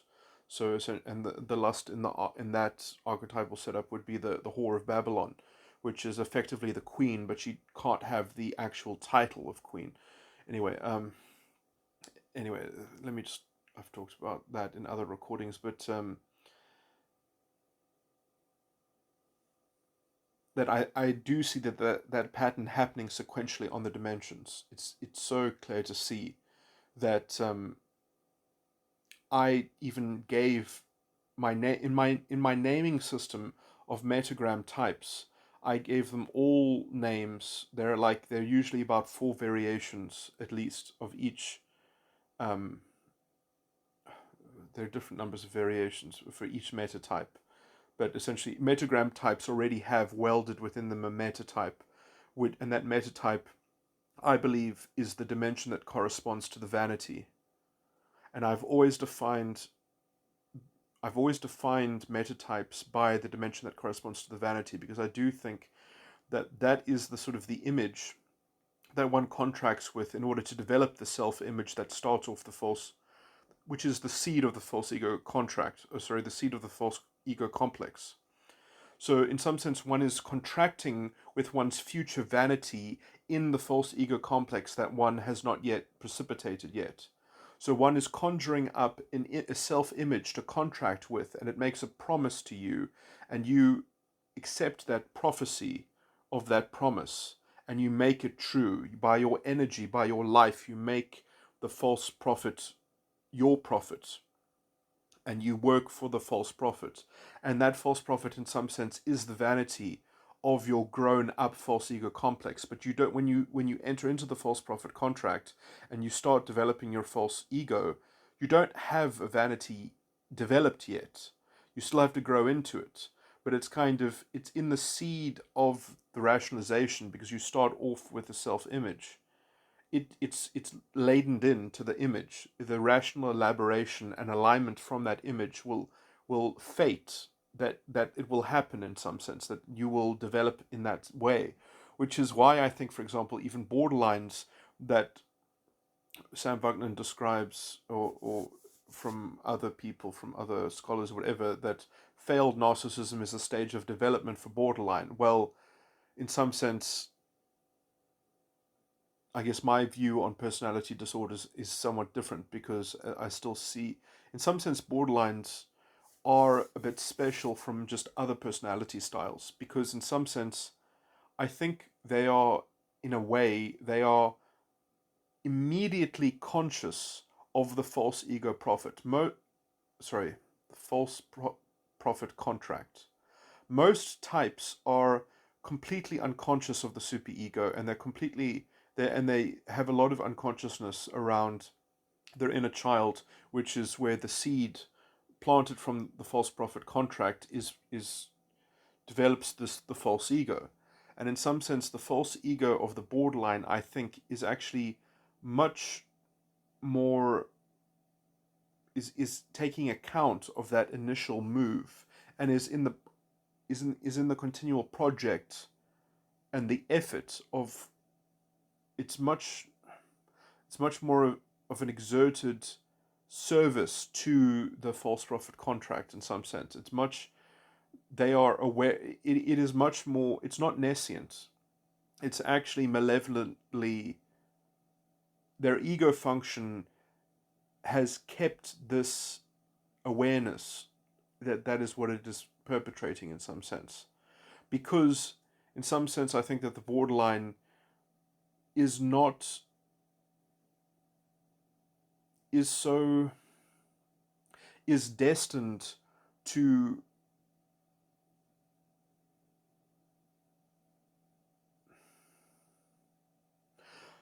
okay, another way of saying this is that, like, what I think is built into the metagram circuitry of a borderline is that their inner child is destined to be a failed inner child, so that the ego function can operate how the whole contract was designed to develop and manifest, in some sense. And I do think that this will sound crazy to people, that essentially people aren't experiencing their development in real time, that their development is proliferating from a blueprint and from a scaffolding which already predicts certain benchmarks at certain stages, or something like that. And this is basically is what is depicted by metagram circuitry.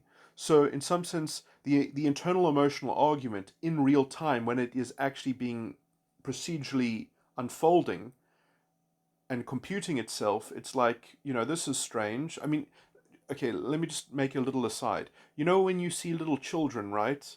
And they don't seem to be they're not grown up. They don't have private thoughts so much. They wear their feelings on their faces. They have private thinking, but they don't, they have simple thoughts, right?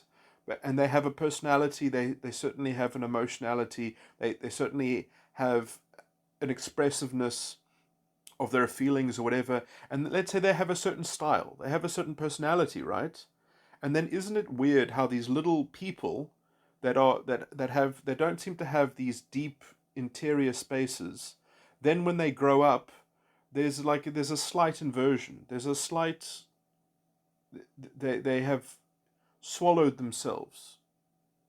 They have consumed them. They've fed that original raw material into a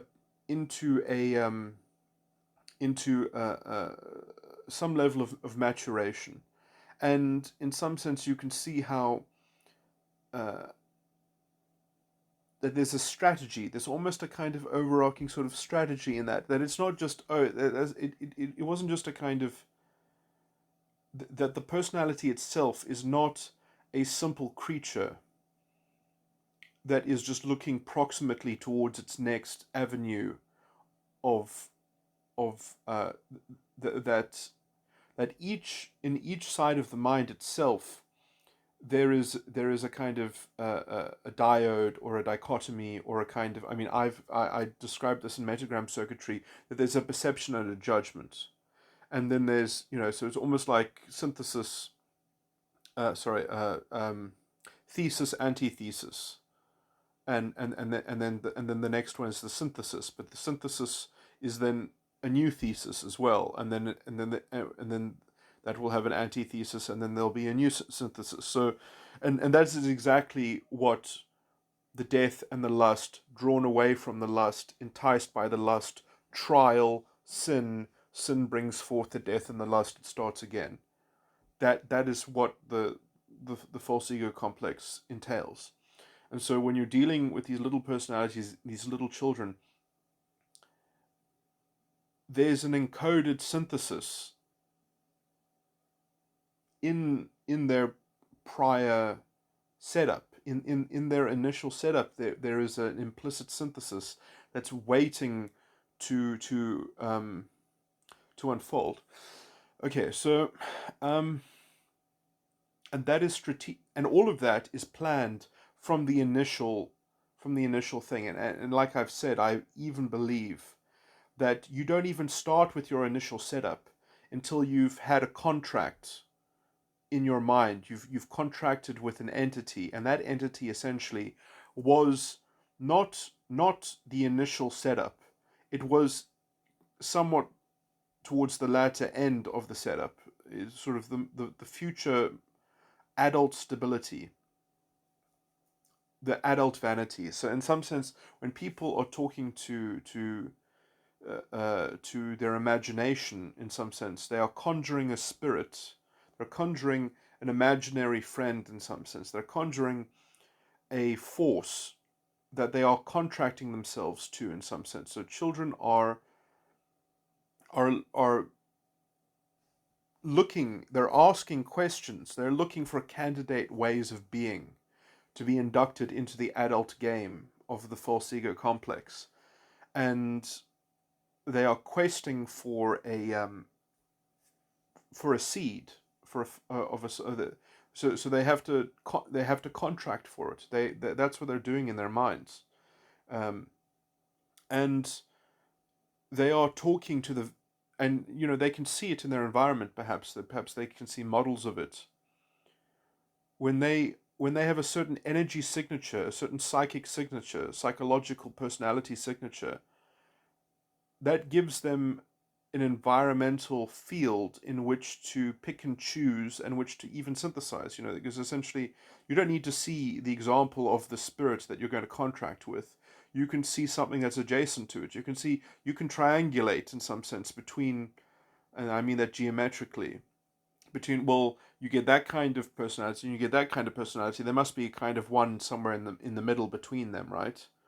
And you can kind of conjure it up. You can kind of imagine it. And I think unconsciously, the water has this, the fourth dimension of psychological reality in the superego, in the meta type superego, in some sense, has this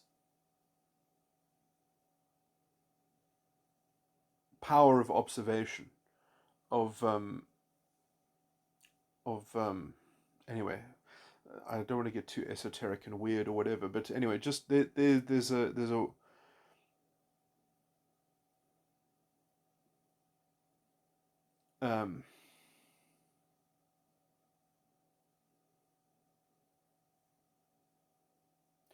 so when you contract with this introject,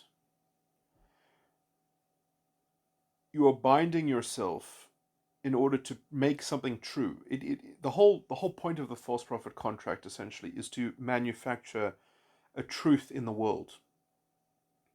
And if you are busy making that truth true, then you have something to do. You're working for it. So you're working to make your belief valid and true. So you're locked into this argument, this emotional argument of emotional tones that metagram describes. Okay, so anyway, where was I going with this?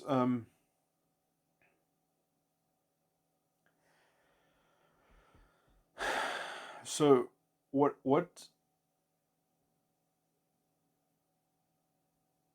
okay, so yeah. Yeah, so I wanted to make some perhaps some more ancillary points about borderline in some sense, but in some sense, the borderline, if you want to reduce it into the archetype of the devouring mother, is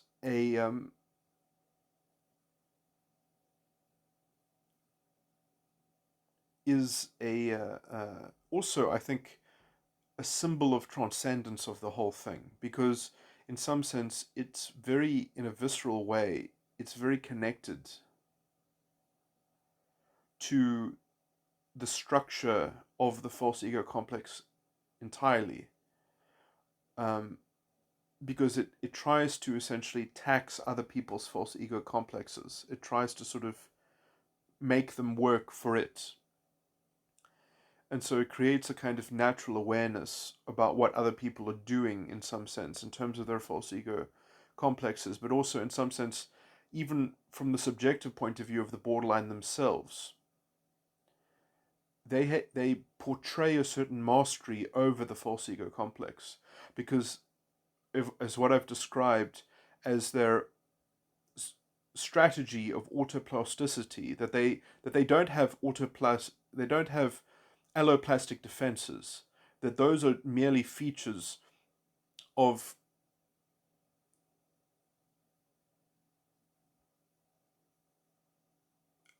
strategy, an elaborate strategy of autoplasticity.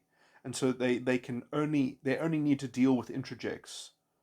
They can kind of solipsistically manage reality and extract anything and everything in some sense, and they never have to sort of burden any kind of internal, uh, because essentially they are trying to essentially make their inner child or their unconscious side of the mind, they want to make it invulnerable, so they're always sort of making other people have to sort of shoulder their irresponsibility or lack of accountability for their internal structure in some sense. So it's kind of like it's a chaotic sort of mess. But anyway, but there's an active that's an active strategy that takes a lot of sort of maneuvering. So they're very intellectual. They're in terms of their analytical judgment. It's just very hidden because it's got layers of bad faith baked into it, and there's just the bad faith never ends because they can always just pretend to either have a kind of I explained this in the last recording. I don't want to repeat it too much, but they can always pretend that they are being faithful to a holistic belief structure. It's just that that belief structure um, has full knowledge of their own, um, that they are bad. Essentially, they can admit to believing that they know that they are bad actors. So when they have a holistic belief structure, they they don't have they don't burden integrity. They don't care about integrity. They analytically disdain integrity in terms of their ego function. So they're kind of they're fallen in that sense. And then if they so they're kind of psychopathic, overtly psychopathic, or if they are sort of doing the alloplastic defense gambit, because it's not a real alloplastic defense. It's a strategy. They are channeling a consistent subconscious mask, or a persistent subconscious mask, but only under the caveat that culture must be permissible to facilitating their positive view of themselves. So then they become a kind of, they have to control the culture, they have to control their surroundings, they have to control other people's reactions to them. Everything must be um, consistent within their modeling of the narrative in some sense. So they sort of they control the narrative, which is at least controlling the culture of judgment, and they have a kind of autism and a kind of intellect, that they are the center of the narrative, therefore. And so then when they have any problems, they'll just say, okay, I don't understand, so it must be your fault, maybe you deal with it. Or if they are proven to be wrong, then they'll say, okay, now I understand. I so and then they will dictate the resolution to it. So it's always just a kind of unilateral duplication of their narrative, which and that's the only context in which they will have a persistent mask, is if they control everything unilaterally. They control understanding unilaterally. That's the only way that they'll have a persistent subconscious mask. And so if you try to take away their coercive control, then they will say you're hurting me. You're making me feel disintegrated. You're making me feel fragmented. You're destroying my sense of reality. I need this. This is an alloplastic defense. Don't take it away from me, or things are going to explode. So you can see again that that's a kind of subtextual externalizing of responsibility and blame. And so it's between those two sort of, the one is a kind of psychopathic enforcement and punishment and sadism, and the other one is the kind of, in terms of having a belief structure, and a holistic belief structure in which they don't have integrity, or in which they pretend to have integrity, but then only at the only under the caveat that they get to control everything from a kind of narrative, from a unilateral depiction or extolling of a narrative, which becomes the source of reality in some sense. Now, in some sense, I think that these are both features of what I would call autoplasticity, which is a characterological sort of feature that they are strategically cultivating and maintaining. And in some sense, the ability to do that, the ability to even use themselves as part of the strategy of this coercive subtextual manipulation is, again, I mean, I would just generally call it a kind of psychopathy or whatever. But that choice and that alignment,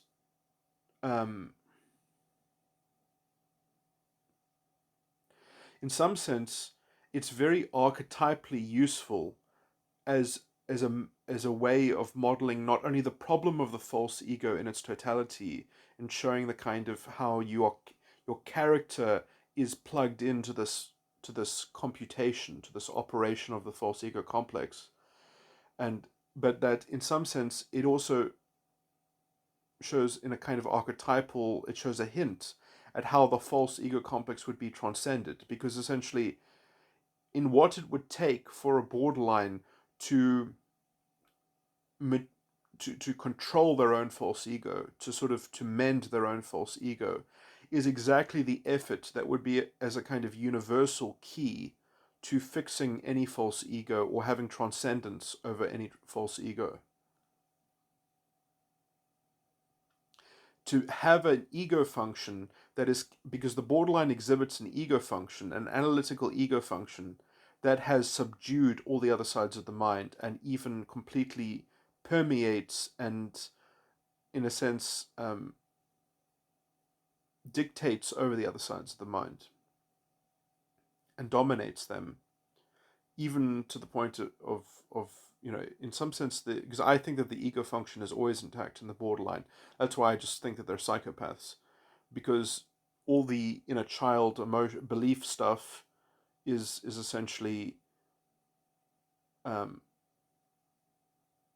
yes, sometimes they can talk about their beliefs lucidly, sometimes they can't. Sometimes they can talk about their emotions in a persistent form, and then they threaten that you're, um, because the ego function is orchestrating I don't want to repeat all that stuff about how to fix it. But because essentially they're not doing they're not actively doing the thing that would substitute for these pathological structures and these pathological operations, because they just don't have the motivation to not to stop, or to start the other thing that would stop what it is that they're doing. Um,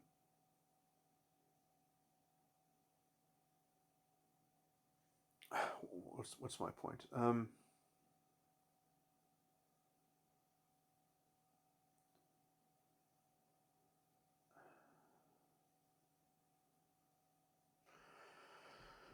Sorry, I'm just trying to think what my point was. My point was is that they exemplify what it would take to bring the false ego under heel of an enlightened ego function in some sense, because they conspicuously abrogate the development of that thing that would fix their sort of their spiderweb narrative weaving. And in some sense, their narrative weaving is the greatest, the deepest spiritual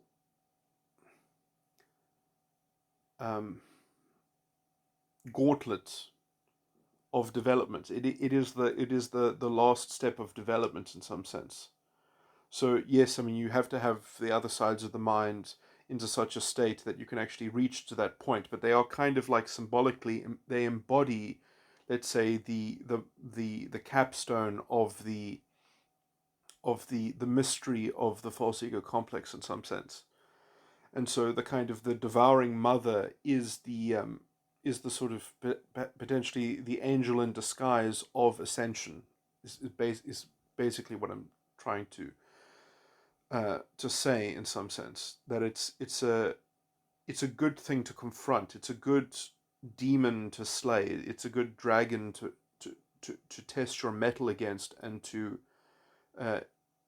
if you're um, I guess, and I'm not talking about attacking borderlines. I'm talking about understanding them, and understanding how, in some sense, you should each each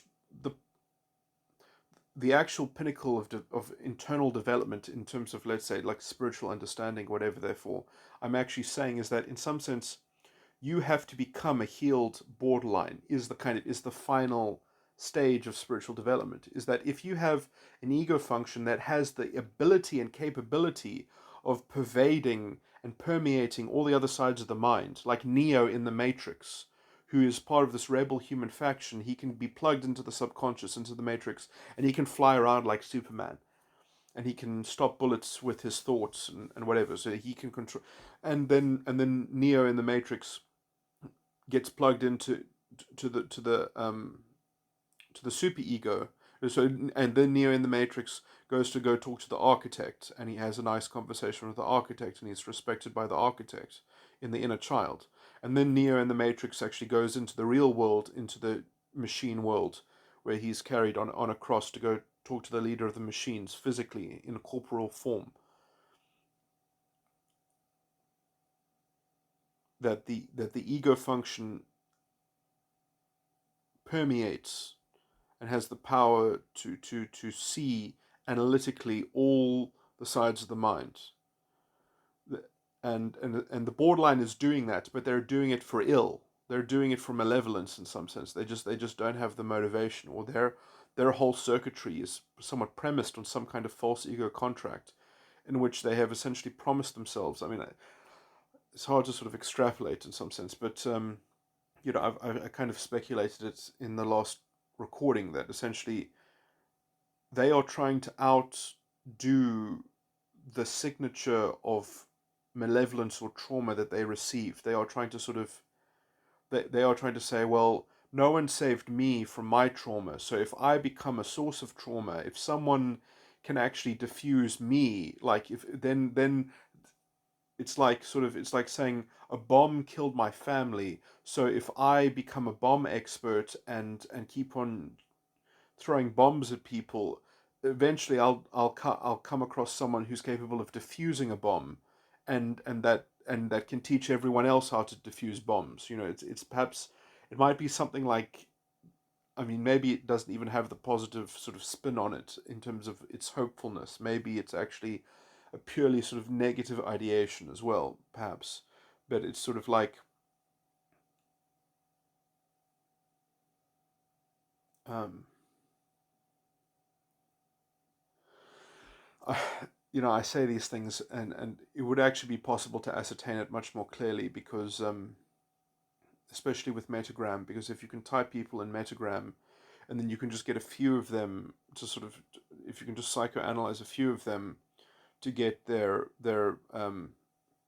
there's a book, oh my word, her name is Carol. I'm getting her name wrong. Carol Meiss, Meiss. It's something like that. It's got, it might even not start with an M, but it's got Eiss in her last name, and she made a book called Sacred Contracts, in which she talks about the primal hurt. I haven't read the book, but I spoke to her before she wrote the book. But anyway, and there's a kind of process that you can kind of, you can go on maybe a spiritual retreat or something like that, and you can kind of ask yourself, what is this all about? What is this all about? What is behind all the, and you have to perhaps, there might be other ways to sort of extract it in some sense, but you try to sort of ask the more unconscious structures of your mind to just kind of summarize your sacred contract, essentially, or something like that. And it's sort of, man,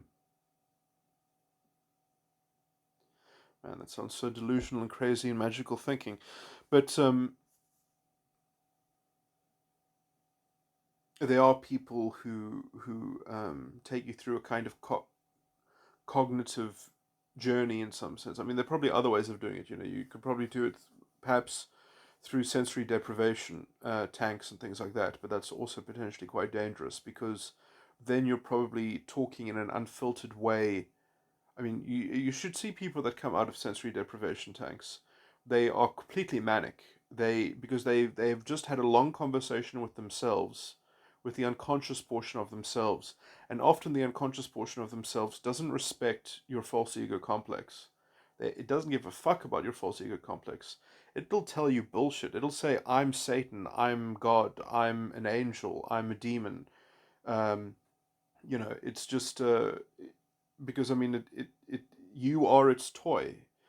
It is the leftover superego that has already contracted, it already sold its soul into developing a false ego complex, and it's been in the back seat. So it's this kind of container of, I mean, it's functionally disintegrated, but it's just a kind of, it's a deeper witness in some sense. It's one of the witnesses of the entire shit show that is the unfolding of the false ego complex, and it stays there outside of it. So you've got one witness in, and you've got one witness out, and I do think in some sense that might also be, in terms of scripture, the two witnesses spoken about in Revelations. But anyway, um, you have to do a certain series of steps, I think, of actual integration and development before you can even start to sort of actuate the kind of what is being allegorically depicted in the dreams that St. John was recording in Revelations. Revelations is something that everyone has to go through, um, in terms of precipitating the end of the world of the false ego. Um, okay, anyway, yeah, this is getting very esoteric. Okay, let me just ground this in that I think that I mean, sadly, the only thing that I have to work off is my circuitry of my metagram, and I'm pretty sure I know my sacred contract, because I also remember even coming up with it. When I was doing it, I was sort of when I was constructing my own false ego to do this project of studying the false ego, because I was going to study it within myself. I remember quite vividly the actual steps of actually inculcating myself in it, and it is quite useful. But now, I've got this metagram circuitry, so I've got my map of my metagram circuitry and my false ego contract. So yeah, that's probably also where I should start in trying to create the middle metatype model. Yeah.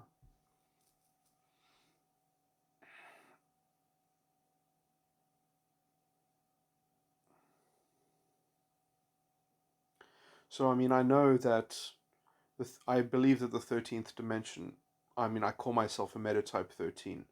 So the 13th dimension,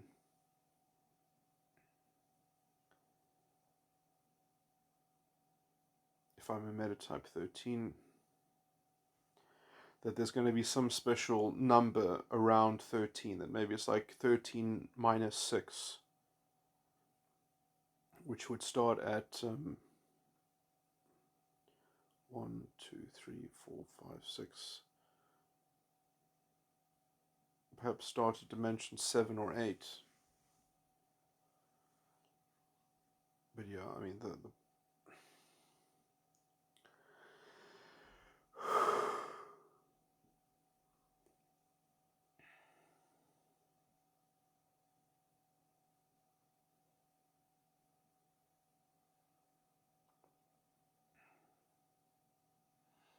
and the superego might actually just be like one outside of the false ego complex. So it's like the actual root of the subconscious, the root of the unconscious, the inner child, might start at 7, but the superego is one below it.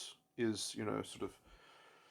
I always think about these scriptures in terms of the beast with 10 horns and 7 heads and things like that. So there are all these numbers and then it talks about the beast having 3 heads and 10 horns, and then one of the heads get bruised, and that's a kind of maybe kind of the actual process in which that the structures come apart and they get tackled, but that the 3 heads as well. I've always said that potentially in the metatype layering, that there are potentially 3 separate false egos, and one is the adult false ego, one is the inner child, and one is essentially the environmental false ego, or the god of the world. And in some sense, that, put another way, in terms of how that might relate to metagram, is that you might have in some sense 3 independent false egos, the one being the kind of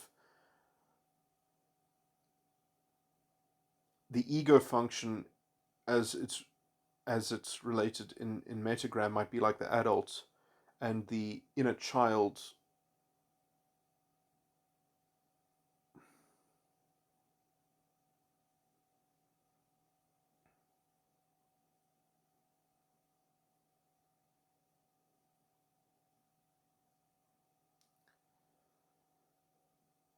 and then the subconscious might be the god of the world. And so each of those 2 perception and judgments in the metagram circuitry might have its own 7-dimension overlay, its own independent 7-dimension overlay over the 17 model. So that, like, the 2 emotional tones that make up the ego function might play out over 7 dimensions as an overlay on the 17-dimension model, and then the subconscious might have a 7-dimension overlay which also overlaps, and then the inner child might have another 7-dimension overlay. And the 7 dimensions in some sense would be the 6 stages that Luke talked about, plus 1 prior stage or in-between stage, which Luke didn't mention, which would basically be the false prophet. So it would kind of be the thing in between the sin and the death. and the lust.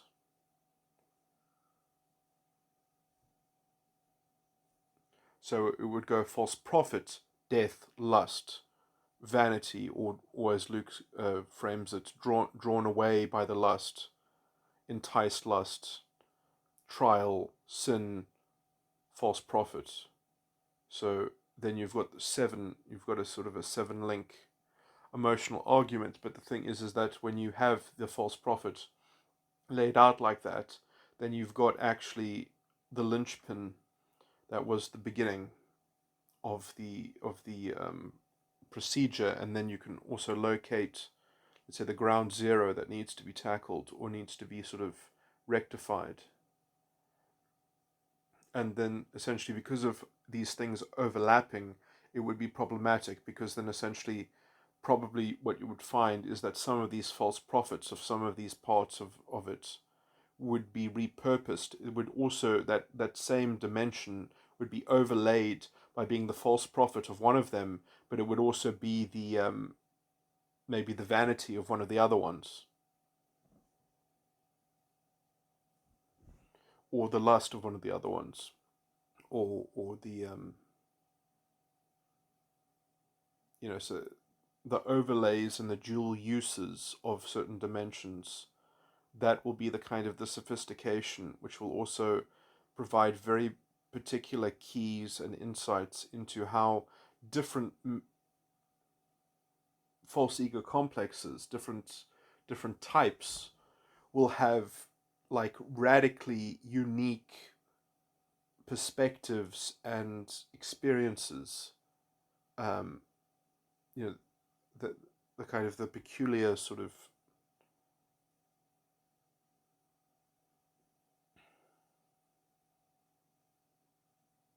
it will describe a certain sort of recipe of cognition. Um, it's amazing. I mean, this is a pathetic analogy, but like, you have a pantry and a kitchen that has ingredients, and with just those ingredients, the different sort of things that you can make and the different tastes that can come out of a kitchen, are incredibly varied because of just the different the you know the, the different processes and the different so from the same palette of possible ingredients, you get such a huge variety of different experiences. I mean, this is so um, such a basic sort of truism. There's no point in sort of laboring it, but so and that would sort of provide perhaps that level of intricate anticipation of certain complexities or sophistications or whatever. Um,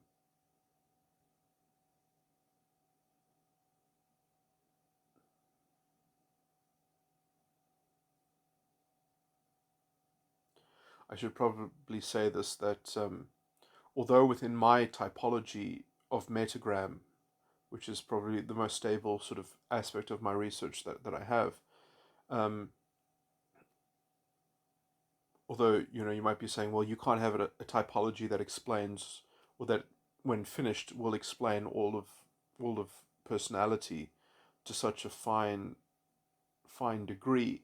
and my and I'll say, like, in some sense, I do think that once these things are more better understood, what we'll learn is there will be some variety within types that aren't simple circuits. The simple circuits, I think, will be relatively the variance within simple circuits. There'll still be variances I described that in the last recording that sort of goes into metagram stuff that I haven't uploaded it yet, but I will have uploaded it by the time I upload this. Um,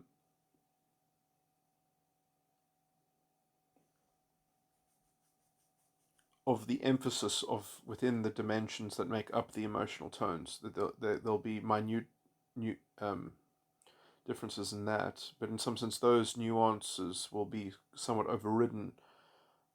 Some people will be sort of more particular and accurate in their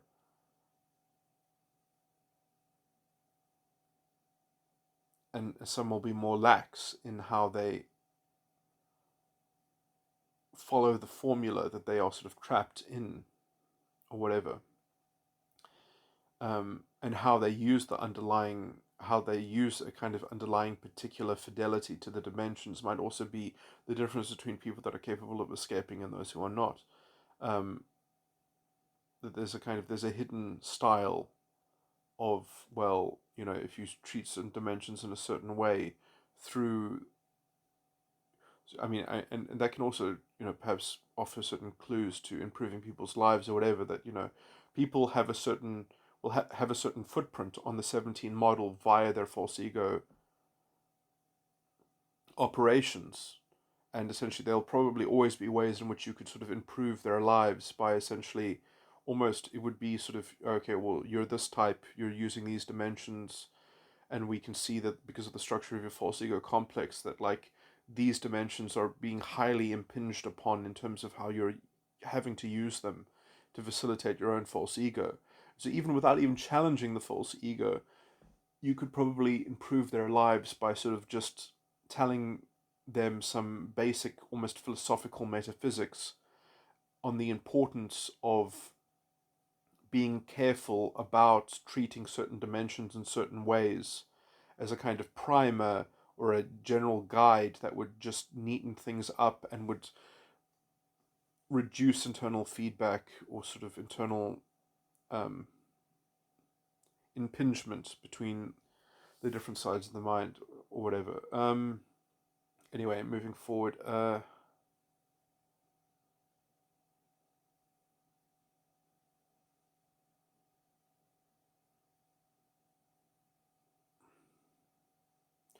In the same way that just knowledge of the emotional tones themselves and the kind of the sort of the feng shui of the kind of the transitionary sort of, I said that sort of tongue in cheek. Technically it would be a kind of Tai. You could teach a kind of Tai Chi that was premised, a kind of a mental Tai Chi that was premised in the emotional tones themselves, just in terms of how the one is always defeated by another, and in some sense the emotional tones that one is endemically invested in, one will generally have blocks around emotional tones that are adversarial or supplementary to the emotional tones that your false ego is premised in. So sort of practicing the kind of the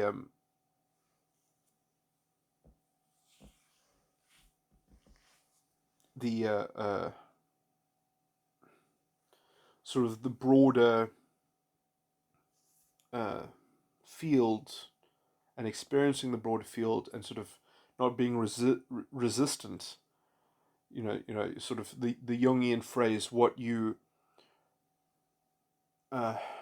resist persists. So sort of to minimize your resistance, and to sort of massage the fluid flow of all the emotional tones in some sense, and the management of all the emotional tones would perhaps free a lot of energy in some sense, or I'm talking about psychological energy. It would free a lot of charge, a lot of what's the word, acrimony. It might release one from a lot of acrimony,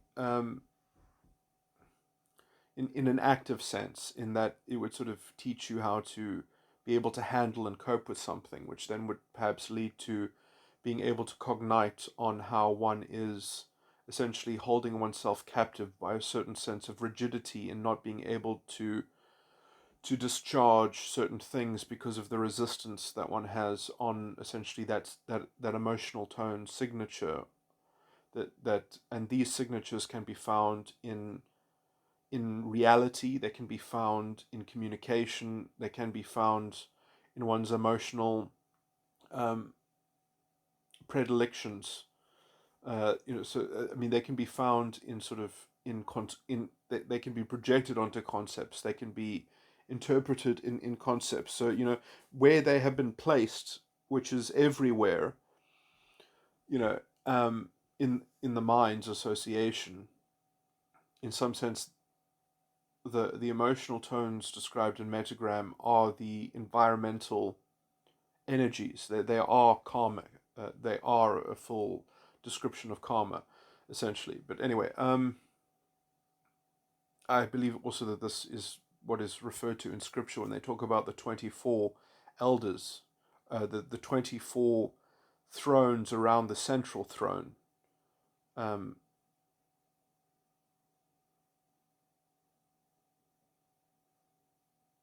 Because there are 24 emotional tones in my system. But anyway, and it's interesting as well, because when they talk about the 24 emotional tones, they talk about four beasts, and also essentially there are four beasts that make up the 24 emotional tones if you take into account the four alchemical elements: air, water, fire, and earth, which are how the 12 model precipitates the 24 emotional tones. But anyway, so that's a kind of scriptural sort of parallel. But anyway,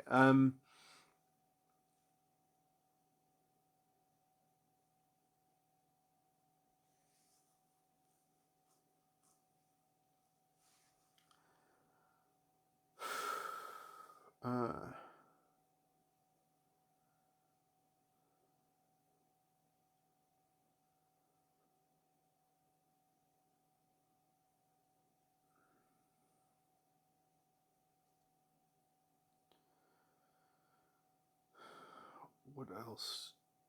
I think I've sort of covered everything.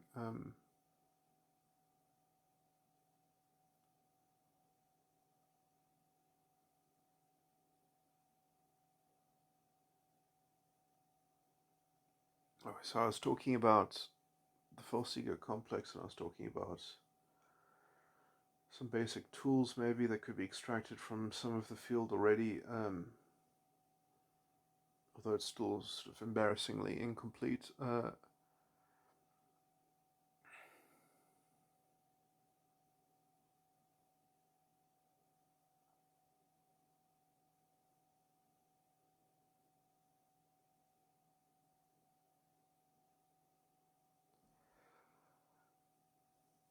What else?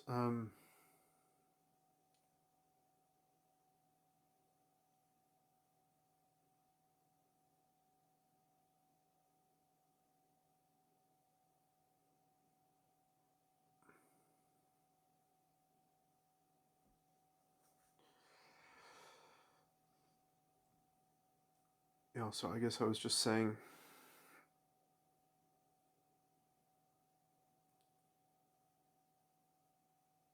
yes, there is something about metagram that I do think does seem to invoke a certain style, and it might be essentially that the metagram, the meta, sorry, the metatype overlays. The metatype overlays will be like the organs. This is such a weird analogy, but so the metatype overlay will be true, and it will be the organs, but the actual thing that the organ is doing will be the metagram emotional tones. And those metagram emotional tones are from the 12 model. And the 12 model even has probably a more complicated transposition or transcription when it's overlaid onto the 17 model, which in some sense I don't think the 12 model and the 17 model can actually ever be really reconciled, but there will be something, there'll be some kind of thing that must be, because when the 12 model is constructed, it's taking elements from the 17 model out of order, and it's also conflating some of those dimensions as well. Even within the 12 model itself, it conflates certain dimensions. So in that respect,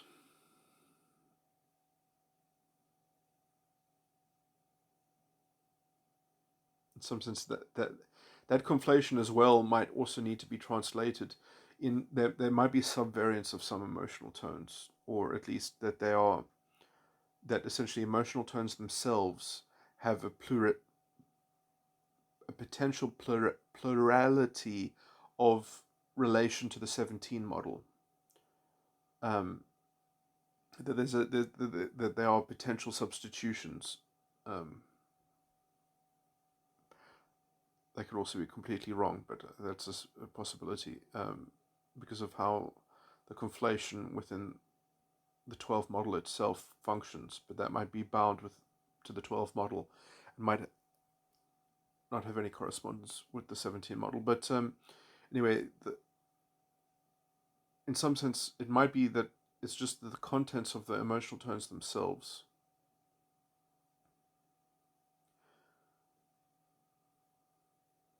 When that is overlaid onto the 17 model, that is what is creating a bias towards a certain species of metagram type presenting as being focused in a certain side of the mind.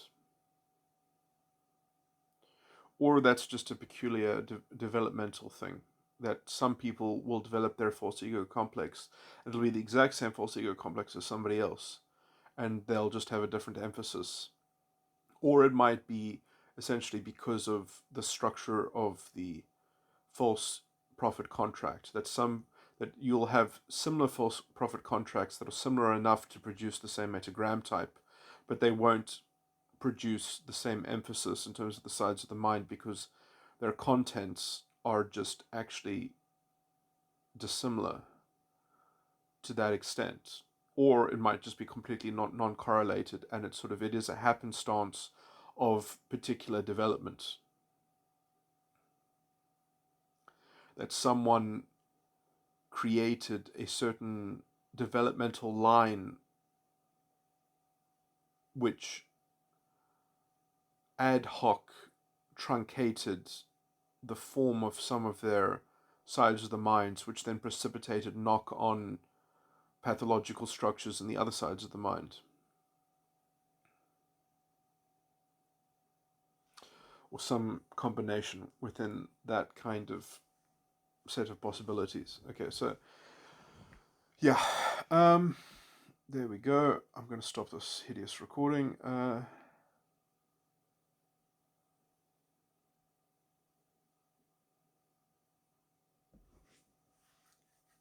Okay, yeah.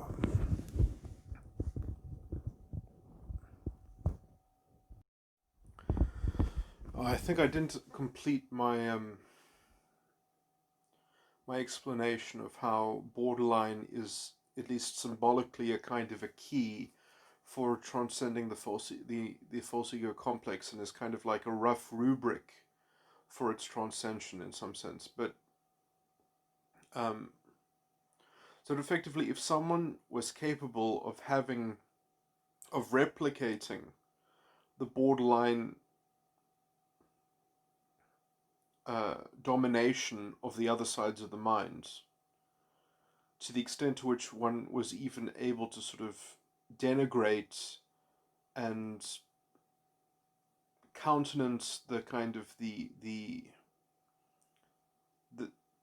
internal boundaries of the sides of the mind in relation to their and I gave this whole analogy with Neo sort of relating to the other sides of the mind. In some sense, the analogy of Neo is nothing like the borderline, but in some sense, the borderline is symbolically like the map of the distinctions that then get confused within the borderline's lack of motivation to, it's like the borderline knows where all the trapdoors are, but they are activating those trapdoors and things like that, and those secret passages according to their strategy. Whereas if you didn't use that strategy, your knowledge of the layout is a blueprint for the kind of the total access that one can have, sort of collected in the ego function.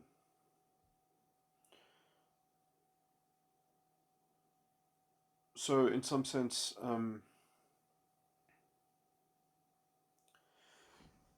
it's like if someone had the inner ability to contend themselves like a borderline, but then chose not to, or chose to, or was not being a borderline, was not operating like a borderline, had the capability but was choosing not to operate like one. That would be like the conscious resignation of all the structures in the borderline, all the structures in the false ego complex, full stop. So the strategy of the borderline is a kind of sort of fundamental trousing of the internal delineation that the false ego complex generally, ordinarily, is sort of is scaffolded within, and the kind of strategy that is the borderline personality is a kind of permeation of those ordinary structures, while sort of thematically, which is why the borderline needs to have an external audience or someone to expose their exhibition of ego function to, because otherwise they don't have an anchor in terms of the deviation of their own internal deviation in some sense. Because as a false ego, they are sort of being unconscious about that they are choosing to operate the strategy in some sense. Even though analytically they know that they're doing this strategy. I think they quite obviously know that they're doing it, but in some sense they don't have a belief structure. In some sense, you could say that in some sense I think the biggest sort of pathological facet of the borderline essentially is that they don't have beliefs. Their beliefs are just sort of, they don't have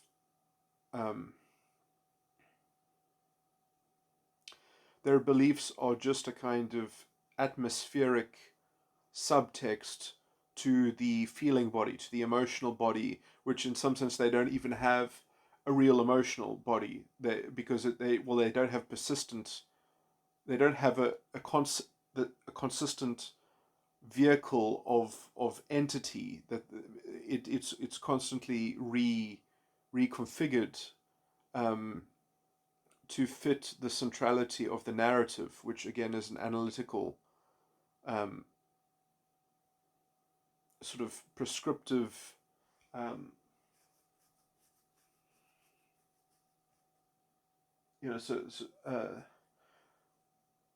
that always is the spider web which covers every available space in whatever framework is available. So it's sort of like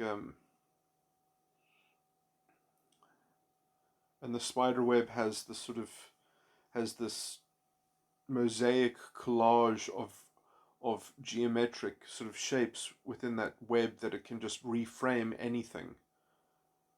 And so they've got this mosaic spider web that is their subconscious mask, and sort of they can even haphazardly, incoherently sort of activate aspects of that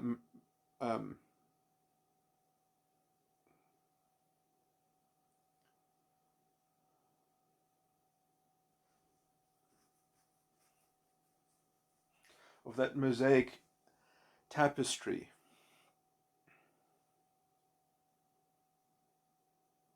which is the only singular entity that exists within the borderline strategy is the strategy which is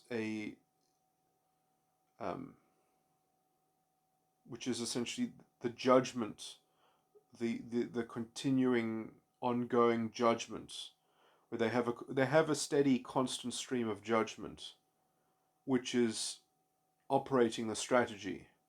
The strategy implicitly involves what I have titled autoplasticity. And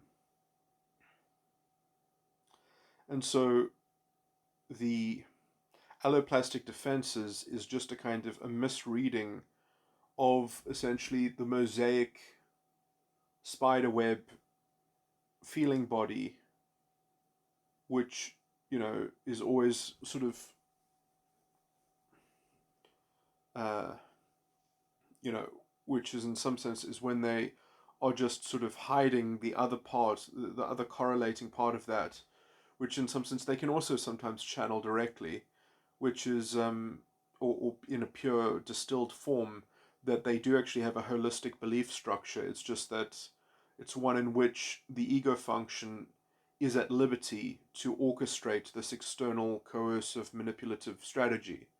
So, in as much as that you can create a culture in which it's permissible that they can operate in that kind of bad faith way, because bad faith is not a problem, because, like, there's no such thing as good faith, because everyone is under some auspice of some excuse, of some exterior locus of control, of some argument from authority, then it's permissible, So, sort of, and obviously you can see the parallels between this and identity politics and fascistic culture in general, or totalitarian sort of mafia-esque cultural arrangements.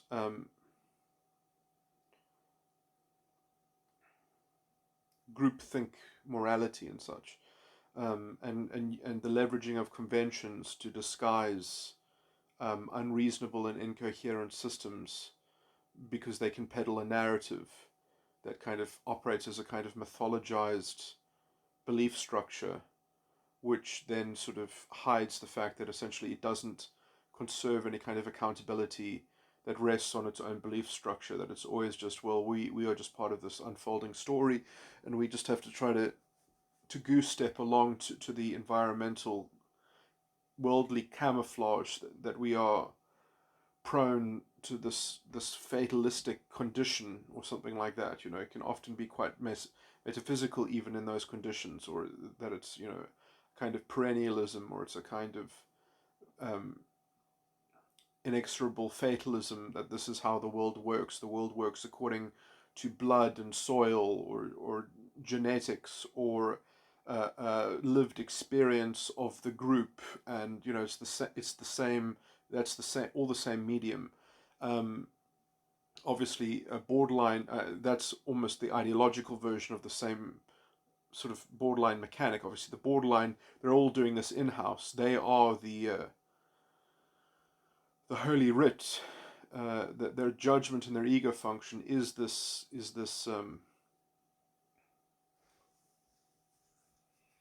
observance to this style of value system in some sense.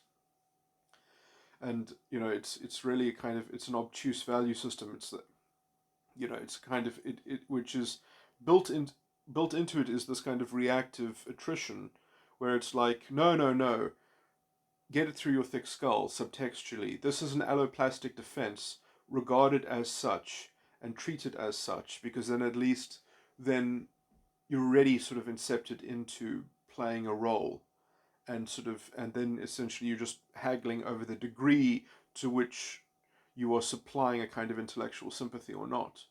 Um,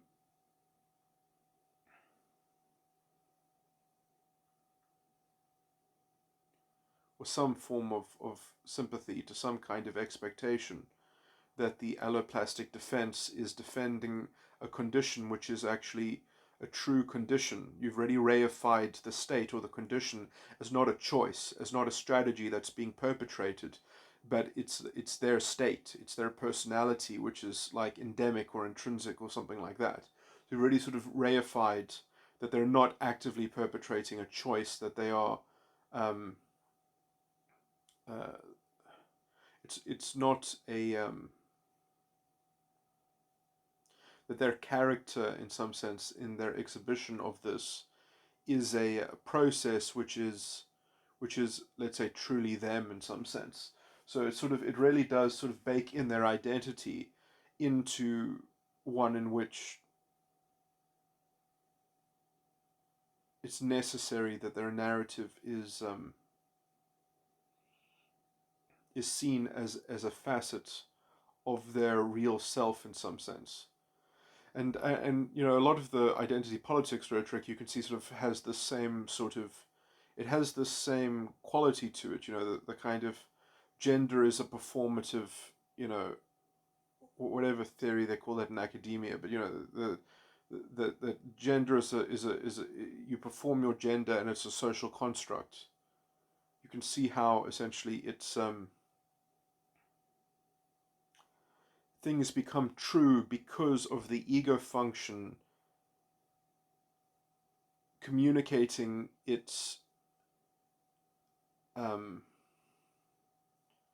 its commitment or its preference or it just has to indicate that that it is um, that it is making such a claim, and that underwrites it as being the thing that makes it real.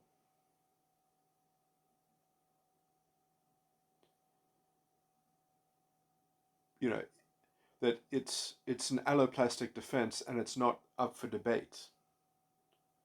Um, and then you're already in some kind of, well, how much sympathy are you capable of providing to it? Because essentially, and then that's already framed. That's sort of meta framed the relatedness to or the regulation of the relation between two people or whatever is through this analytical filter of their ego function, and the rule of that ego function is that reality is based essentially on the indication of identity. Um,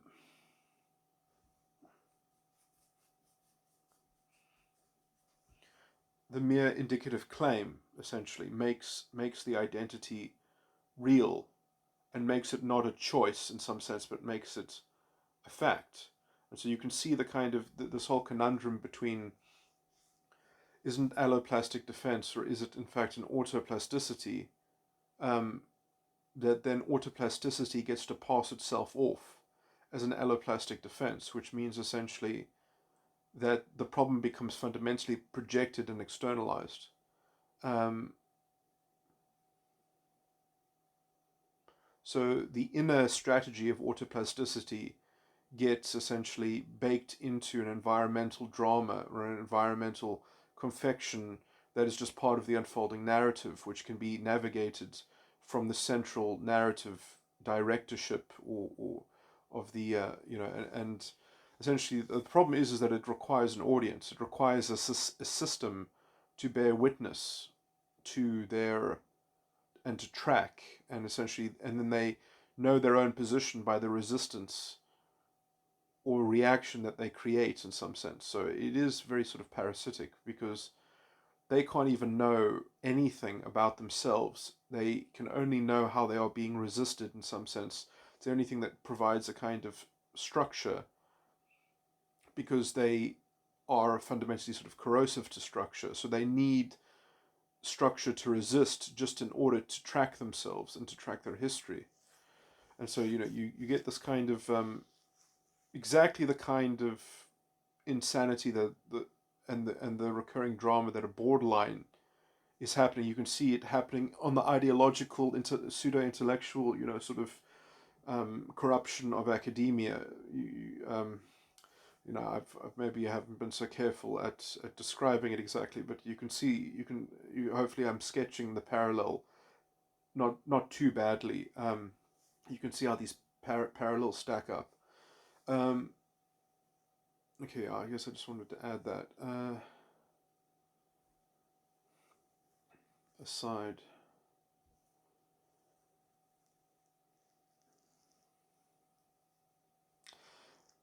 But you can see that essentially that there is a kind of mastery over these issues. And even in so much as I think, I don't know if I want to go into this topic, but in as much as the pathetic culture that fascism generates, that it does sort of produce some people who see through it and who see the kind of the existential internal psychological challenge that it poses, and in some sense in mapping out the level of its sort of denigrating internal sort of deprivation, but also its very sophisticated forms of internal the articulation of this autoplasticity is a kind of model, I think, for it is a terrible thing, but it can sort of be an ingredient to transmute a kind of spiritual understanding of a kind of self-mastery. It's like the inversion of self-mastery, because it is sort of self-mastery for a very strategic, cemented, entrenched, sort of crystallized atrophy, but the same machinery, the same machinery could be repurposed, essentially, or could be insight could be taken and replicated from it in terms of running the same machinery. So in some sense, it's so sophisticatedly broken. It's so complicatedly broken in such a concerted way that if one had essentially just the opposite intention, the opposite exertion, internal exertion of intentionality, that one could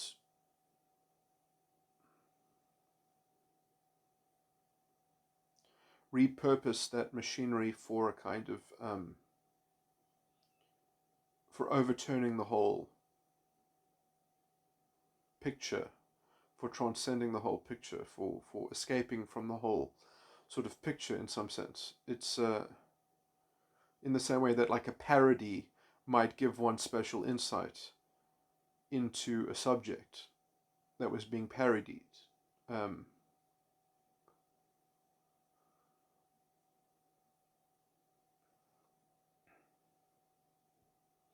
it's almost like a parody of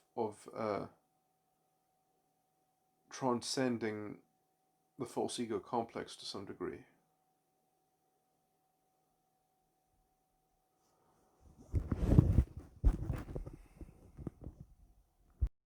Okay, I guess there are some tangential related topics that I want to touch on, and also perhaps to clean up some of my sort of embarrassing and vague sort of.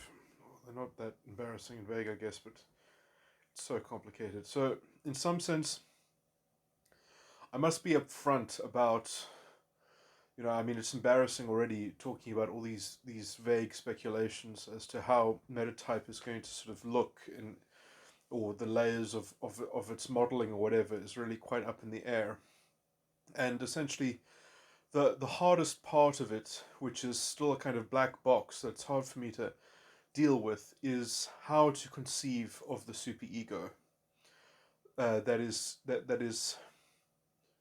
in some sense, I think that, for example, when narcissists are going through a process of mortification,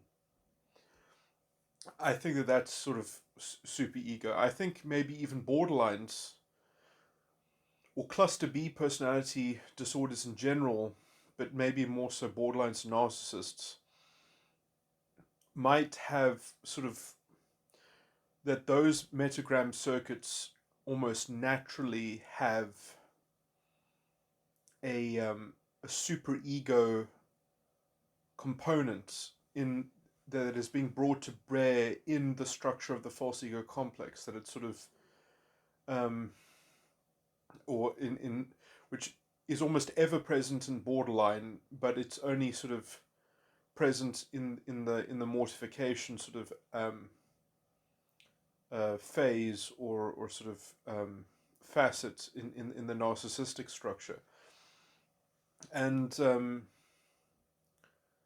yeah, so where that gets sort of shaped in terms of how it's tracked within metatype is sort of very important. And like, I think the most sort of embarrassing thing that when I talk about how to that the most sort of obtuse level would be like dividing up the 17 dimensions into a kind of prime archetype of a kind of superego, unconscious, subconscious, and ego function. But it's like that is such a. I wonder if really that's even worth even saying. That's so weird. But I mean, that you might as well just say, well, the 17 dimensions are the kind of the hardware of consciousness, are the metaphysical hardware, that it is the sort of the substrate, the metaphysical substrate that and so, whatever you do within that medium, within that paradigm, within that space, is going to just sort of, just because the higher dimensions are more particular and the lower dimensions, by definition, by how, see, the problem is that just the functioning, each individual dimension of psychological reality in the 17 dimensional model is somewhat unique and has its own peculiar, distinct sort of sphere of operation, and in how it interrelates to the other spheres of operation. And when you sort of map each dimension within the kind of within the table that has the dispersals, flows, and ridges, and then the two threads of two distinct dispersal, flow, and ridges that are overlapping in some sense, then you can even understand that each of those component parts of each dimension have their own even peculiar sort of, because essentially one of those categories, one of those rows in those in each dimension will sort of share a particular kind of suit, so there are like four suits of component parts. Um,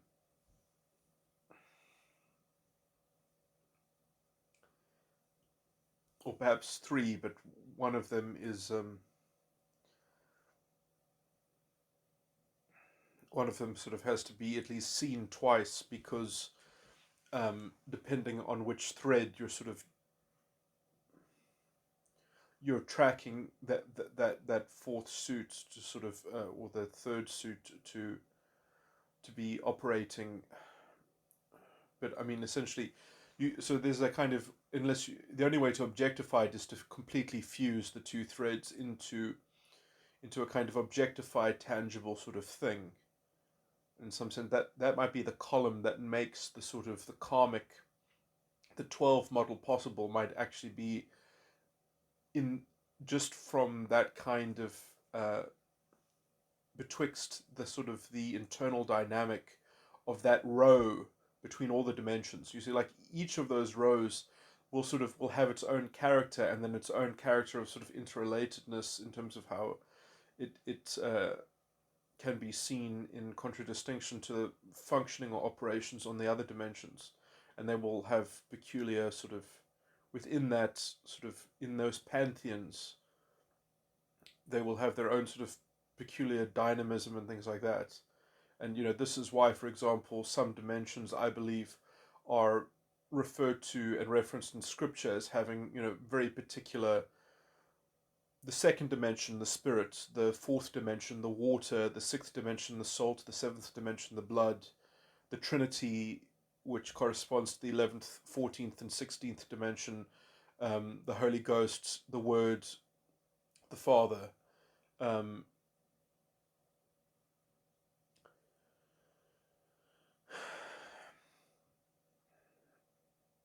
which, and then you can see that there are certain parallels. The second dimension and the 16th dimension, if you fold it in half, are parallel to one another. So the spirit is parallel to the Father, the Word is parallel to the fourth dimension, the water, and the blood is parallel to the Holy Ghost. The seventh dimension is parallel to the 11th dimension, and the middle dimension is the ninth dimension.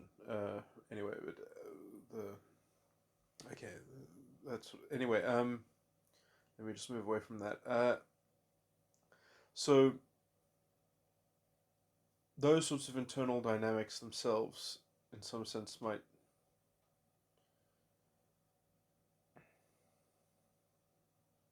There might be a sort of dimensional sort of interpretation there that is also useful in a universal sort of philosophical kind of way of grasping at that. But what I think is more important is Okay, so in how metatype might look, or how metatype might, or certain layers of modeling of metatype might come into it, and so the black box is that I don't know exactly how to ground the superego. I've just always assumed that it'll sort of be, if the structure, if metatype is modeled, and I mean, I've sort of, this is my general modeling of metatype has been that it's 10 dimensions. It's 10 dimensions on the 17 model. So it's covering 10 dimensions. And then probably you could take emotional tones from metagram and actually sort of overlay them onto those dimensions to mimic the circuitry. And then the problem is that metagram has a certain pattern of circuitry that has a set of 6 items. So you've only got 6 items, and you've got 10 dimensions covered in metatype, or at least my sort of, that's, I've always used in metatype I've used 10, and so in 10 what I've usually done is I've gone 2 sixes, um, that there's a 6 dimensions from the top, and then I've tried to incorporate 7, because essentially I've wanted to add the false prophet. So in some sense I think that it would be stable if you used 6. If you use 6, you would only see the false ego complex. If you use 7, then you get this, then you include the superego. So I think the difference between using 6 and using 7 is that you are basically you're tacking on to Luke's description of the death, the lust, drawn away by the lust, enticed by the lust, trial, sin, death, lust. That's a recurring pattern of 6. And so essentially all I would be doing is just adding false prophet after sin and before death, that there's a false prophet. And it might be that in some sense the death is also the false prophet, in some sense, that those two things might be sort of, there might also be a false equivalency in terms of that, and that false equivalency is what makes the false ego a false ego. It is the adjective false which makes the false ego complex premised on a false ego. Is that the superego's contract, in the fulfillment and pursuance of that contract, generates the false ego. And so there's a duplication perhaps, and maybe it happens in one dimension. Maybe the false prophet is the same dimension born twice, one in the superego and then it's duplicated so there's a fracture on that dimension. There's an internal replication, and one of them becomes unconscious essentially, or is divorced. So you've got a witness that's left behind of the old consciousness, as a new replicant is the seed of the false ego complex.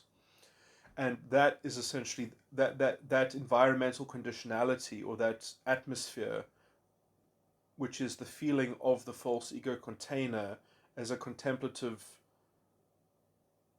box in the mind, as a contemplative container in the mind, that then is administered from the inside, and then you become captive to, and then you don't realize that essentially that is a smaller container, that is a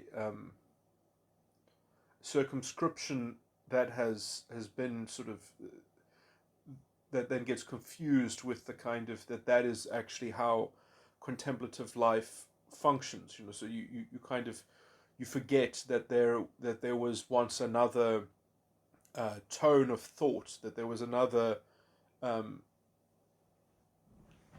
anyway, I don't want to go too much into this poetry. I've done it in another sort of similar recording on Metagram recently. So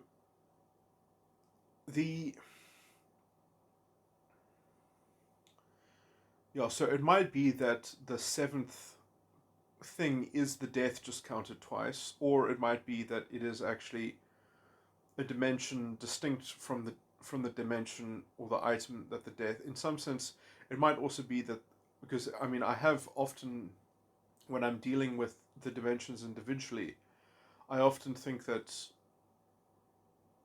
I remember this from even many, many years ago, and I still haven't completely reverse engineered it, that in some sense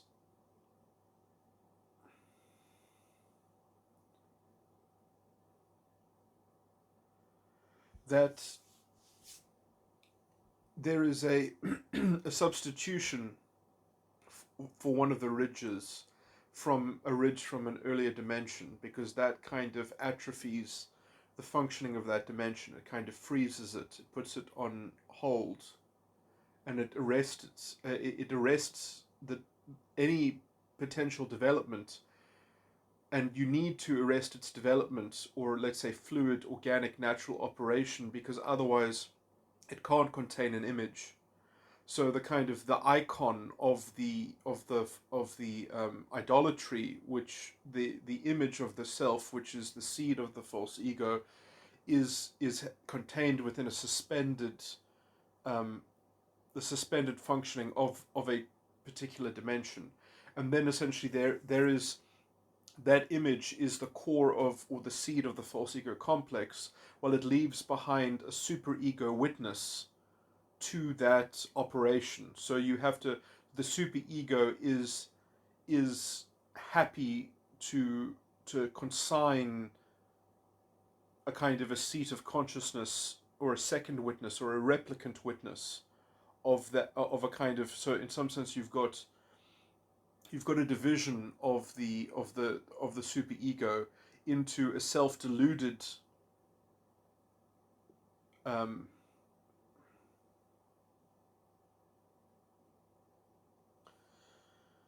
and I don't know what metaphor to use, but essentially I think what practically happens is it's a division of attention.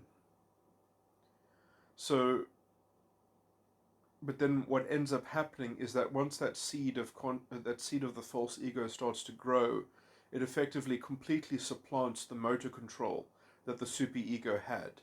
So because the superego has fundamentally risked itself in creating a game that it has decided to play against itself, it wanted not only to play a game with itself, but it wanted to risk the reality of that. It wanted to elevate the reality of the game to be a kind of overriding self hypnosis, self um, uh, and it decided that that would be better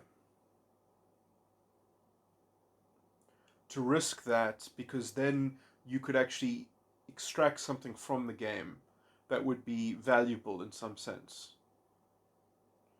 And then essentially the game, it's really quite sinister, because in some sense the voice that one contracted with in terms of the false prophet, which is essentially the image of the future vanity that the false ego will robotically kind of precipitate, that it will naturally end up um, engineering,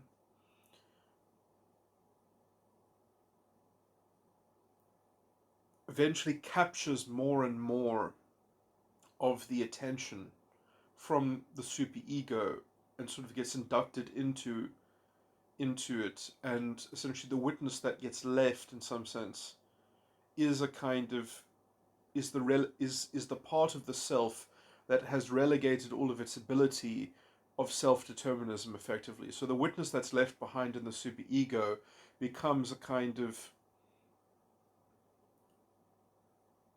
um, becomes all those capabilities that were outlawed by the game. Essentially, it's all the ability to break the rules of the game are left in that witness as the replicant is entangled and addicted to this pattern of um, rational alignment with the image of the self, or the idolatry, um, which in some sense starts off as just an idolatry of the self image, but then sort of enraptures the self in essentially trying to, in the same way that Agent Smith eventually wants to assimilate everyone else in the Matrix to be like him. That is essentially is the inbuilt bias that the game sort of inculcates within the player. And so it's kind of the Agent Smith tendency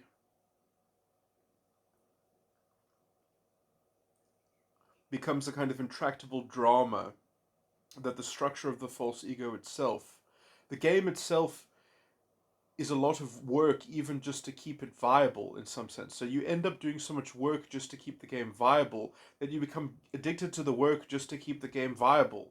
So it's not even like you're playing the game because you want to extract something for the super ego. It's that the game itself is such a feeble. It's hard. It's kind of like when you watch a movie, the first thing that you see in the movie is not a slap in the face to something that's hard to believe. It's like you have to start small. You have to kind of, there's a bit of seduction into being spellbound by the movie, because if too many things happen too quickly, you don't have time to kind of get inducted into the narrative, right? So it's very much like the kind of the exposure that a borderline is strategically administering. They don't. Um, I mean, it depends in terms of what cycle they are, in terms of how they are playing potential suitors off on each other or triangulating, whatever. But generally, if they have a high value target that they want to be their host, they won't just attack them unless they think that they have a high prospect of it succeeding, but it'll be a gradient scale of decompartmentalization and exposure. Um,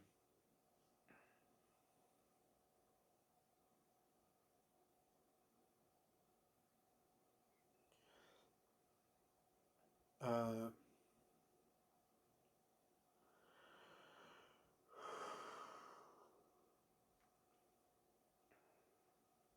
I mean, sometimes they can't conduct it all themselves, but if they're going after someone who has very regulated routines and, let's say, telegraphed rules of decorum and etiquette and sort of principled, sort of infused sort of morality, then as the borderline naturally has to sort of condition themselves in order to kind of fit in, and because they have to be disguised by the conventions that are being followed. So if there's an institution or an organization that has a very strong moral structure or a strong moral ethos or an ethical framework, you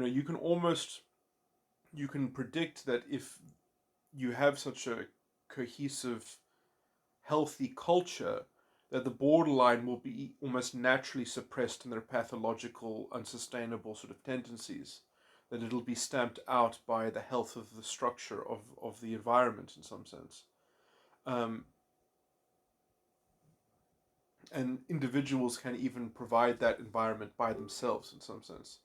Um, and it's a certain vigilance of expectation that people should have a kind of sense of responsibility and accountability, and there's a very sort of clear and transparent sort of culture that I mean, I guess it depends on how complicated or confusing the actual functions of the organization are, or how pliable they are to sort of being made chaotic or murky, in which then a narrative can very easily be, a unilateral narrative can be deployed by the borderline potentially. But anyway, that you need a certain level of chaos in order for them to have their excuse to inject their kind of, or let's use my pattern recognition software. Let's use my method of pattern uh,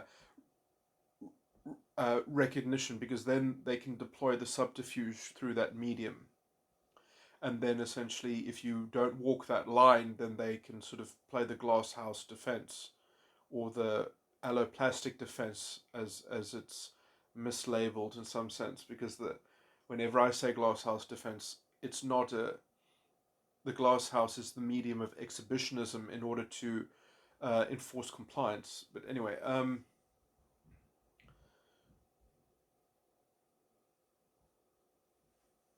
what was I talking about? I was talking about the false ego in terms of the false ego complex.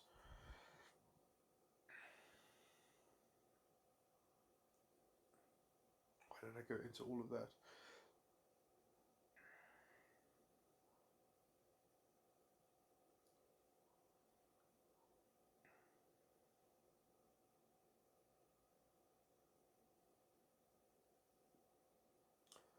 I mean, it's interesting that I do think that the borderlines do symbolically sort of outline the structure of the false ego, because they are trying to condition other people's false egos to be commensurate and supportive to their sort of false ego structure or strategy, as it were, which is in some sense. In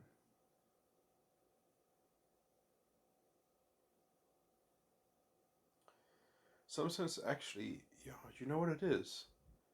If I'm right, that my naming convention very was also very, even somewhat prophetic, that the definition, my naming system of each type of metagram has built within it. It actually doesn't.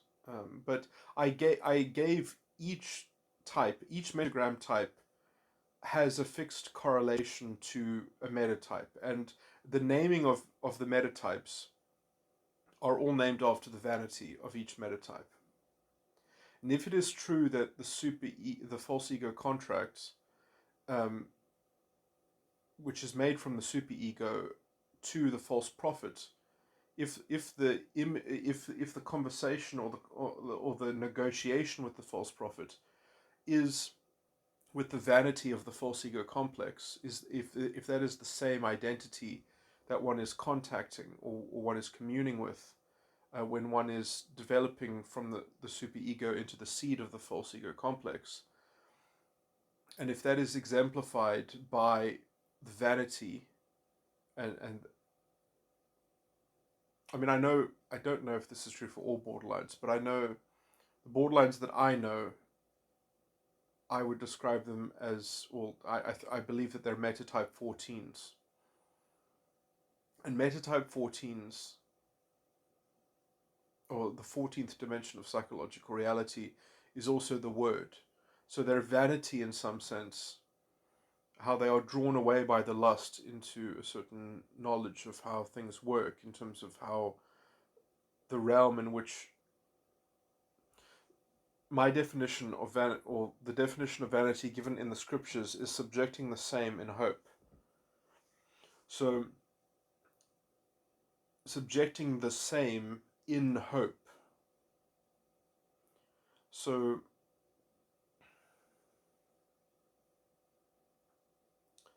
there's a rational alignment of things that are the same. So you are dealing with a genus of something. You're dealing with a categorization.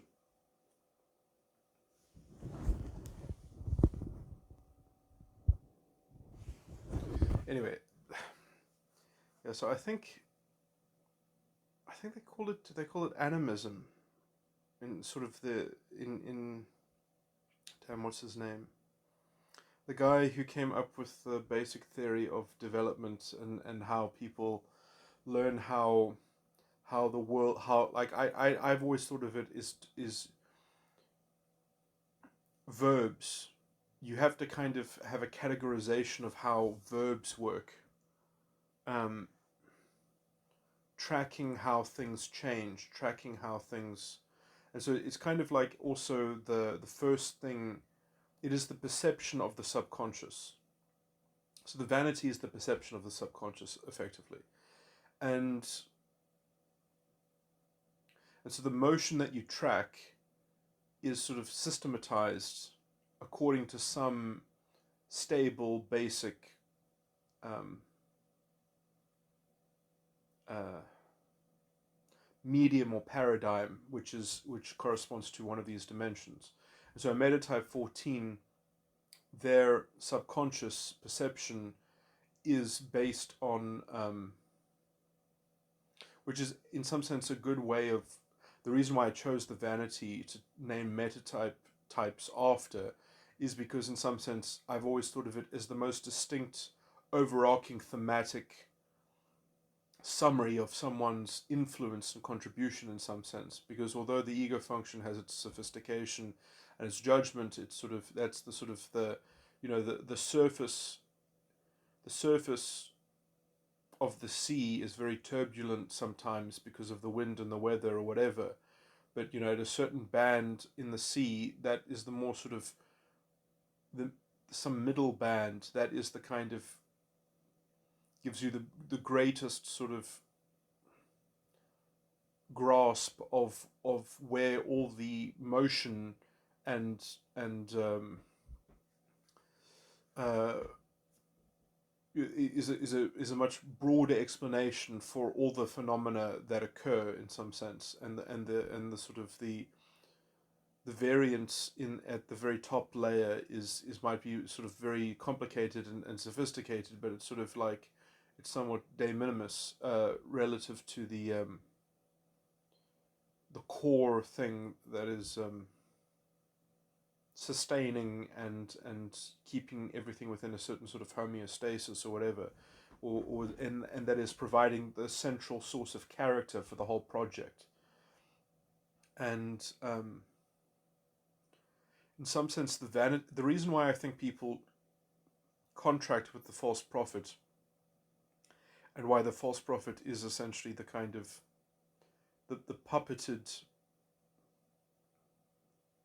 um, voice of the false ego's vanity, which hasn't been produced yet when one is talking to the false prophet, is because the vanity is the most stable aspect within the false ego complex, because essentially it is the prediction machine. It is the kind of the law. In fact, it provides, you could call it a law unto the world. It is the law of the world, in some sense. And so, if you had a completed vanity, then you would be secure. If you had a perfected vanity, you would be, everything would be, you would be like a perfect narcissist in some sense. And in some sense, the promise of the perfection of the vanity is the sort of the drive to actually get into the false ego itself, because then everything is predictable and can be made safe, and they are guarantees, and there are clear compensations of that. If one is in an altercation or an argument, that you will have a codex of resolution, or of getting even, or of justice in some sense, or exacting some kind of, you will have a guide that will be dependable, and that you can sort of, that will be premised also on your lust and your death. But the thing that it's premised on, the lust, is the more important active feature, which essentially means that it will preserve your personal ability to opt out of anything uncomfortable, because the lust effectively is like a secret power. In fact, the lust is something that overrides. It's like a unipole force in some sense within the false ego complex. In fact, the lust is so powerful that that's also why the vanity is generally regarded as a better substitute for the lust, because the lust is so unlimited that it exhausts itself often, that it itself is uncomfortable, uh, because it can't enjoy its own unlimited power, because it has no structures in some sense. It's so unbridled, it's so unilateral in some sense, that it has no equal that it can sort of extract something from.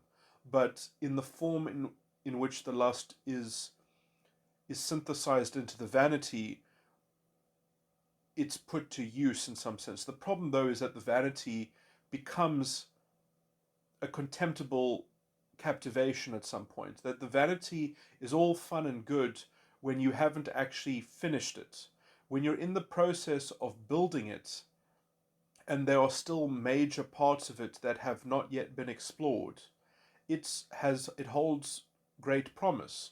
But essentially, when it is understood that it's not going to be an exciting mystery, that essentially, even before it's finished, it can be regarded essentially as a form of slavery or an indentured servitude.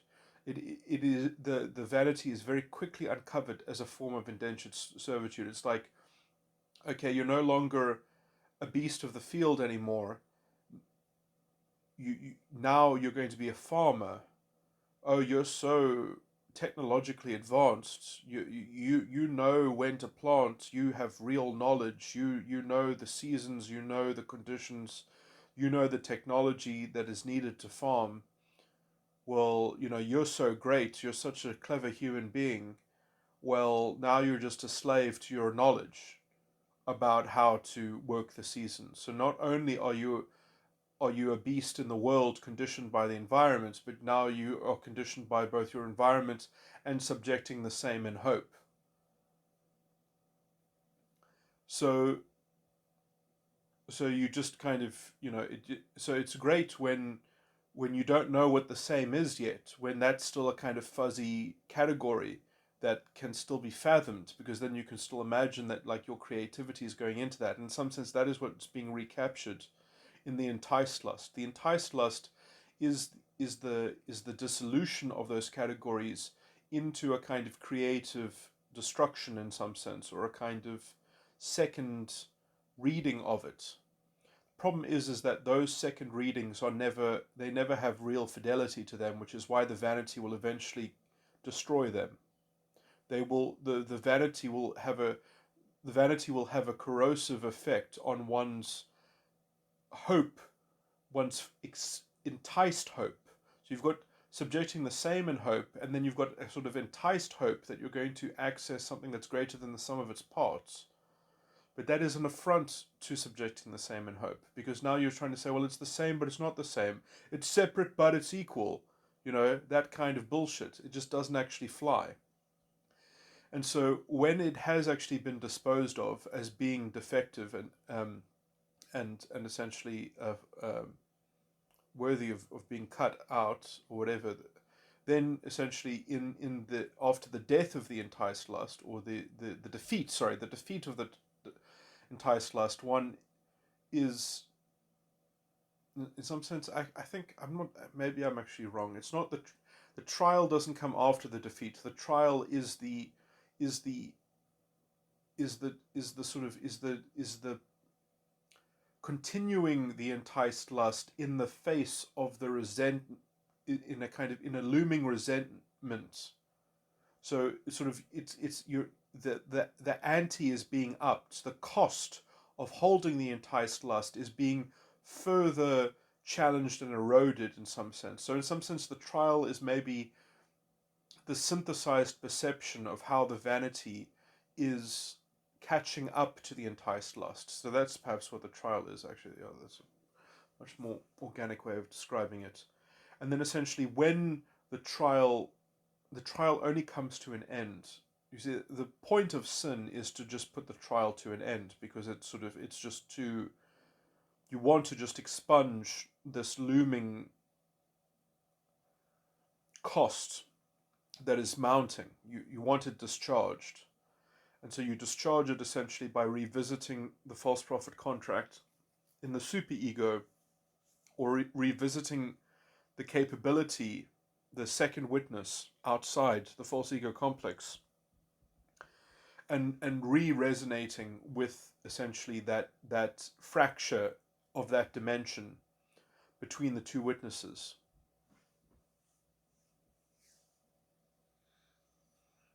In one which validates, or what's the word, when you are sort of, when you affirm a contract that you've already agreed to, you sort of anyway, it's a kind of re-stimulation, but in some sense it's just a sort of, it's a further adherence to the same contract, but it's like a rededication to it. And essentially it's just there to know that you have sinned, but you're not going to break the contract. So you have to kind of revalidate that you're not picking up the powers that would break the contract. You're still you're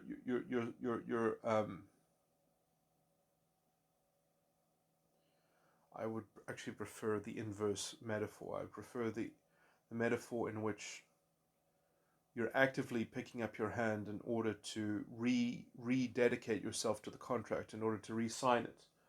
So it's like you are actively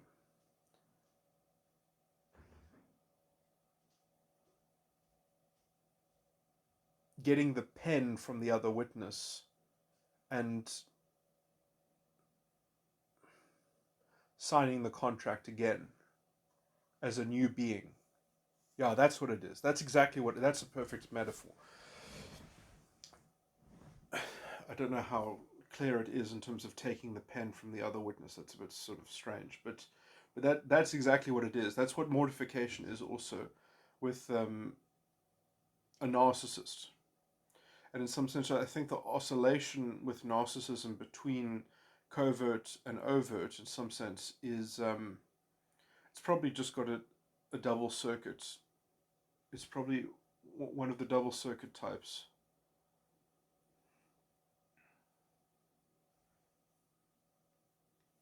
In narcissism and other sort of cluster B things might be because when you've got more than one circuit, there are certain strategies that can occur between the two circuits, in which one can essentially play the one circuit off the other and redistribute work and stress between the two circuits, in which one can sort of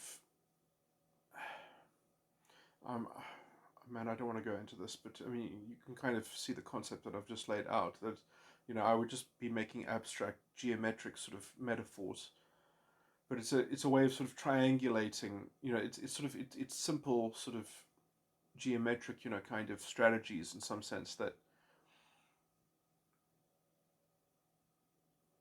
if you can align the one circuit to focus on one thing and the other circuit to focus on another thing, and it might also have something to do with one of the dimensions of psychological reality. It might be that like there are like maybe 5 different narcissists or something like that, or what we call narcissism might either be the similarities of certain metagram types that have similar circuitry, or it might be that there are many different types that all correspond to just a particular metatype. Because in fact, cluster B might sort of, there might also be sort of pockets of things as well. Like cluster B might just be people that have metatype 14, 15, and 13 or something like that. Or actually it might be from 13 to 17. Like people that suffer from cluster B might just all be in that band of metatype, which are sort of like ego function metatypes. And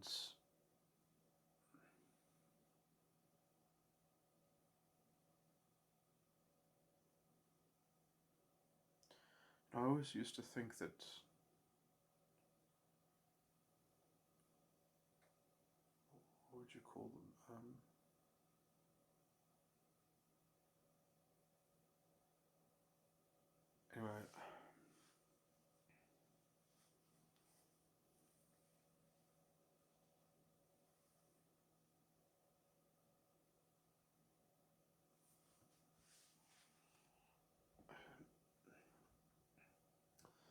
And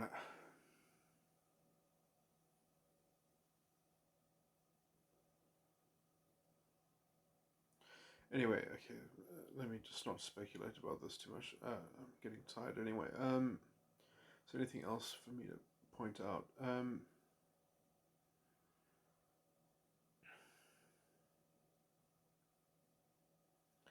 So if it's, and let me just try to save myself in some sense. So there's the one flaw in what I'm saying is that if the false prophet really is in this dimension that corresponds to the vanity of the false ego, then that doesn't. I mean, I've always thought that the false prophet should be a particular dimension that's outside of the unconscious and certainly the subconscious. It should be before the false ego complex, and in some sense that might be true as well. That the dimension, whatever the sort of the metatype modeling of the false ego complex will be happening inside a dimension. It will all be happening inside one dimension. And so essentially the first dimension that is before the whole false ego complex, you can say that it exists within that is its overriding container. And then in some sense you could say, well, actually, if it is true that then that is the sort of where the rubber meets the road and where the super ego is connected to the false ego complex, then when one is contracting with the false prophet, which is in the image of the vanity of the false ego complex that is yet to develop yet, then in some sense you could say, well, actually, it's a transfixion. That dimension that I just described as being the super ego that will contain the false ego complex is transfixed by the vanity, by the dimension that corresponds to the vanity, and so that is the anchor of the entire structure of the false ego complex. That the super ego is specifically transfixed and anchored into contracting with an image. So in some sense, between those 2 points, between the super ego and the vanity within the subconscious, that is what exists in the super ego. That the super ego is contracting with the dimension right in the middle of the entire false ego complex. And in some sense, maybe that's not true as well, but maybe it should be made true in terms of the process of self-actualization. Even if that is not even technically true, it can be made constructively true as well. But it might also be technically true as well. But I mean, there might be other species of ontology in terms of how false ego complexes develop. But I just know that when it developed in me, it was the contract to an image that I would say was probably the vanity. That to me makes sense. That energy reading seems to make sense. Or at least that was the form of the promise that the false prophet was promising, was the object of the vanity.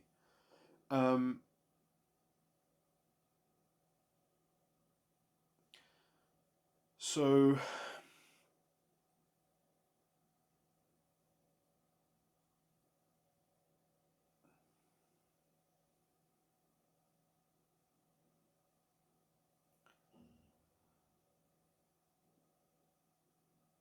and so the super ego is transfixed by that sort of idolatry. So that is actually what is securing the parameter and the game of the false ego itself, is between that external construct to the false ego complex. So what's actually going on in the super ego is that the super ego is in an atrophied, or it's in this sort of enslaved adulation of that object, of that idolatry. And so because it's so atrophied in that sort of idolizing of that particular object, that it doesn't have the the game then is ceded all of the seat of consciousness to take over the motor control, and then you've got that internal um, fracturing of the conscious mind, that you've got that separation um, in the replication of that dimension, because that dimension will still need to be replicated. I do think that there in some sense there are two super egos. There's the real super ego, and then there's the kind of the super ego that the false ego subjectively relates to. And so there is also a replication. So there's like the true false ego, sorry, the true super ego, and then there's the kind of a false super ego that is adjacent to the false ego complex. Man, that's sort of, yeah. I mean, it would probably be better if I had some better developed jargon to sort of make that less of a mess. But anyway, that I think at least is the solid sort of field that's happening there. And in some sense, I think what might be happening with the borderline is that their false ego subjectively relates to a, in the same way that I just said that there's a replication of the superego into two distinct things. In some sense, the borderline might actually not have a distinct, might still have two, might have a replication, but in that replication there's no difference. They still have a replication, but there's no distinction between those two. They want to keep that replicant is like, when I say mirror, I mean like as a perfect is a perfect uh, duplication. So their replicant is a perfect duplication, which means that they don't actually have superego and consciousness. They are not unconscious of their superego because they are relating. They're relating to their false ego complex in a way in which that there's a fidelity to what they've done. So that they're still in the moment of developing the contract in some sense. It's sort of like and in some sense that would make sense because their vanity itself is on the level of the 14th dimension, which is the dimension of internal consistency, or internal. It is the dimension that apportions blame, and blame, in some sense, is the source of power. If you don't have blame, you don't have. So if their vanity is premised on tracking the apportioning and the change of blame, the transmutation of blame, in some sense, it's sort of like the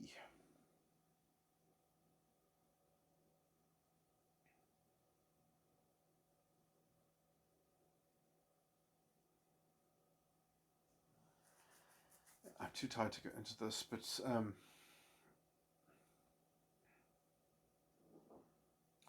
can see how that puts them in a kind of meta, that their vanity will still want to capture, let's say, the ontology of how they are treating blame, because it's always being tracked as being in the mix, and they are doing something with that, so they have to treat it as a kind of meta commodity in some sense. Um,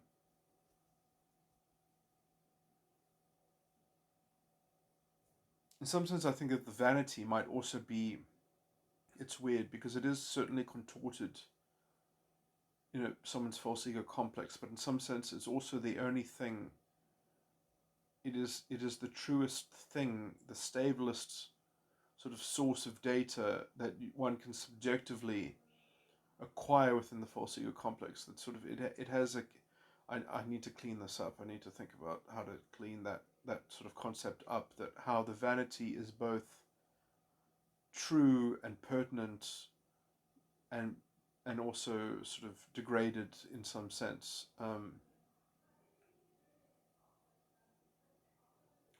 It's probably because it's sort of like the truth of it has to be stabilized.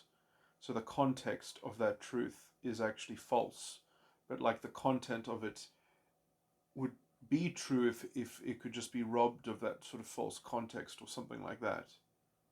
Um, Maybe there's something like that to it. Anyway. And so when borderlines are sort of abusing the 14th dimension, that is also why archetypally, essentially being exposed to a devouring mother is also perhaps a key to liberation. If you slay that dragon, if you can sort of know how to manage that problem, then you've sort of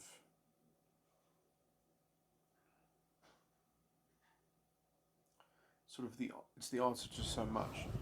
Anyway, let me stop this recording. Okay, I think I've, in some sense, I think what the vanity is the externalization of the the false prophet contract, is the sort of the broadcast version of it, or the umbrella version of it, into deploying it into the environment in some sense. And so it's almost like a kind of an external systemization of the internal sort of contract, which is the promise, which is only given to the false ego, to the self image. So in some sense, it's the kind of, it's the city, it's turning the false ego into a model of a city, into the model of a culture, into the model of a kind of social relations, of external, uh, sort of the baseline of perception for the subconscious, of how the feeling bodies and the social masks interrelate to one another, the rubric of that, the baseline of that. And so vanity itself is, in terms of how it corresponds to a dimension of psychological reality, it is to take that dimension of psychological reality and to use it to track motion between social bodies, or social masks and feeling bodies. And so it's to turn that paradigm into a collective noun, into a system of multiple entities in some sense. So that dimension becomes a crowded entity, in that it has to relate to itself being the same in others. So it's the kind of what's it called? It's the basis upon which Sam Buckland used this term recently. The intra-subjective sort of presumption or agreement that you sort of is a sine qua non of sort of not being solipsistic in some sense. Now, in some sense, because borderlines or metatype 14 individuals have to systematize blame, they are, some sense, I think that sort of matches up with the autoplasticity strategy. That the autoplasticity strategy is a direct uh, uh, is a direct sort of lead onto that, from that.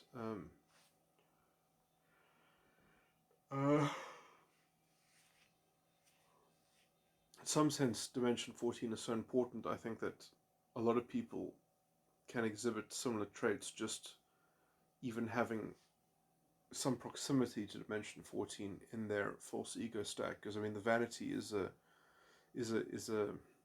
immediate And the vanity isn't the only important thing, but it is a nice, clear-cut way to sort of look at a type. But essentially, all the subconscious and unconscious or inner child dimensions are all sort of tightly woven and related to one another. And so I do think that maybe there are elements of borderline that aren't just metatype 13. Maybe it's other metatypes that are just adjacent to it as well, or narcissists or someone. It might be that narcissists are metatype 15, or I believe that I diagnosed someone who's a metatype 12, which would mean that their vanity was metatype 12, then their enticed lust would be 13, and then their trial would be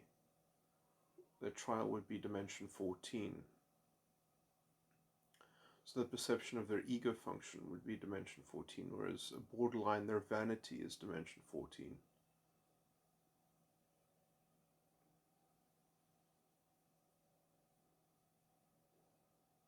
Anyway, I'm too tired to explore that further, but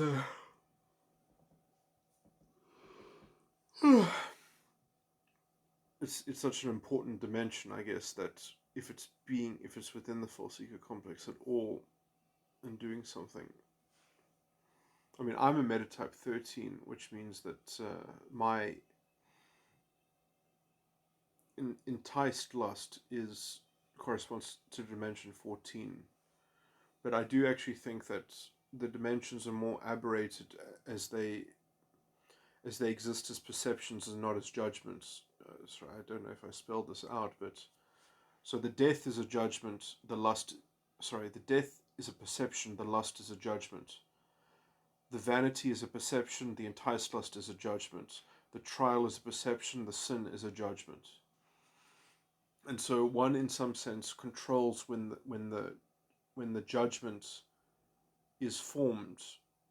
That is sort of is the red thread, but the green thread, in some sense, is just waiting to be. Man, I can't think of a good enough abstract definition, but in some sense, the red thread is like the needle, and the green thread is like the yarn that is attached to the needle, that is always followed behind the needle. So as the needle moves forward, then there's more tapestry left behind it. And so this is how the loom between the two threads on the 17 model are patched together in some sense. So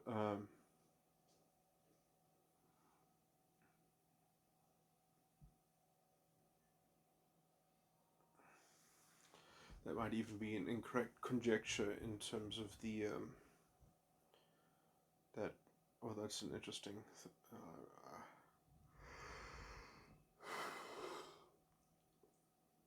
that if the judgment is always sort of corresponds to the red groups of three, dispersal, flow, and ridge, and the perceptions correspond to the green groups of three, dispersal, flow, and ridge.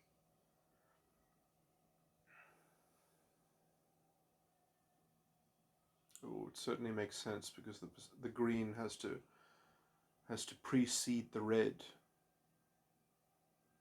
and essentially the worst thing is that essentially the only problem in the whole system,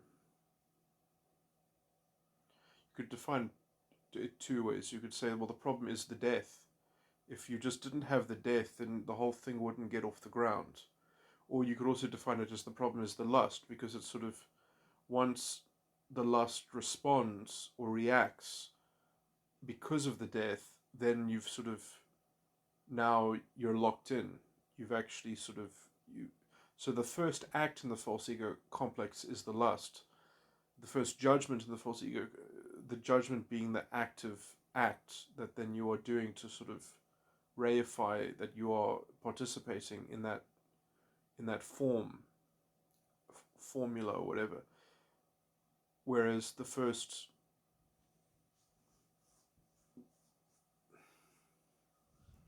so the act sort of validates the condition of the death, or the perception in some sense.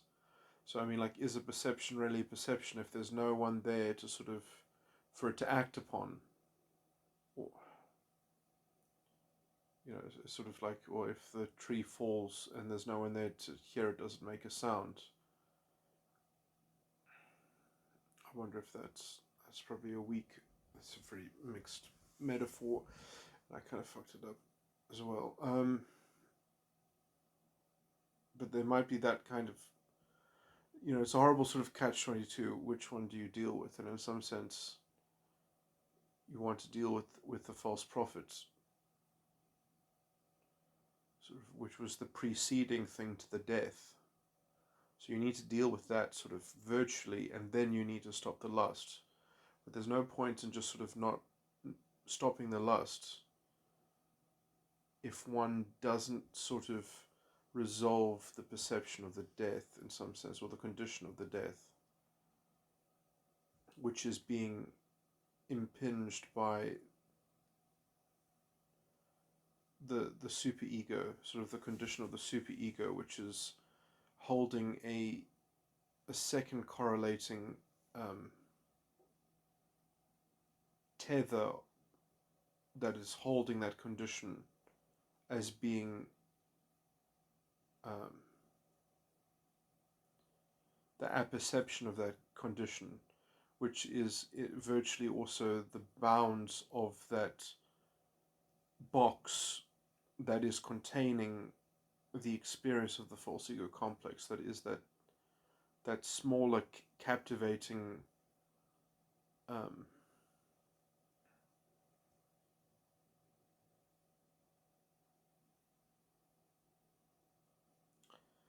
kind of the abrogation of the kind of the natural effulgence in the metaphysical substrate of consciousness, being the 17 dimensions, has already been truncated, has already been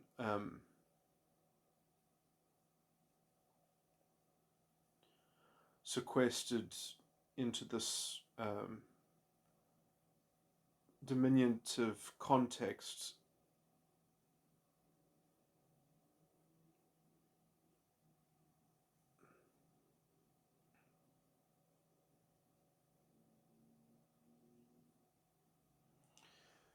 I just wonder if that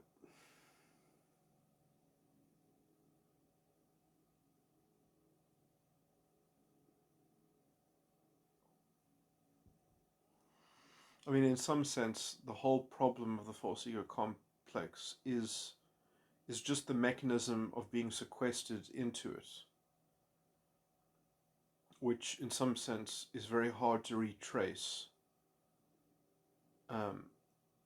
when you're subjectively prone to the internal process of the lust that follows into the death, the death, and which then follows into the lust and the vanity, in which you are just completely embroiled at that point.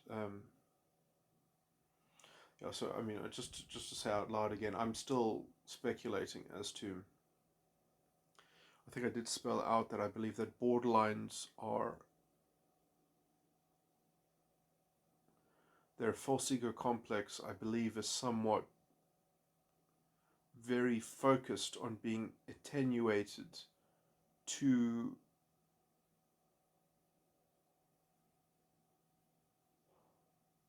the issue of of generating a false ego itself. In some sense, I do think that they are very capable of seeing their own superego to some extent, that they are in some sense superego focused or situated. And I believe that the reason why they see things from the perspective of the superego, and obviously they don't communicate this very often in some sense, but they're and why they exhibit this, what I call the autoplasticity strategy, is because their vanity doesn't let them lose track of that particular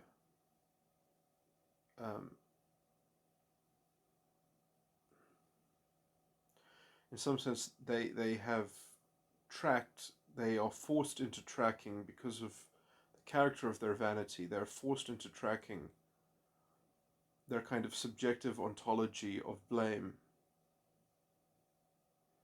so that they're capable of playing with it and diverting it and sort of systematizing it and being able to commodify it and circulate it amongst a community or interrelate it into a system, because they have systematized responsibility. Because they have fundamentally systematized responsibility, they both keep track of it in a very, they have a kind of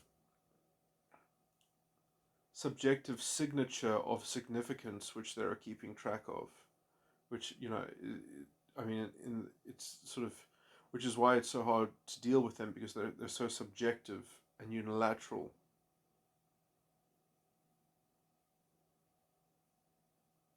In their in how they duplicate things. It's very sort of autistically focused. Um,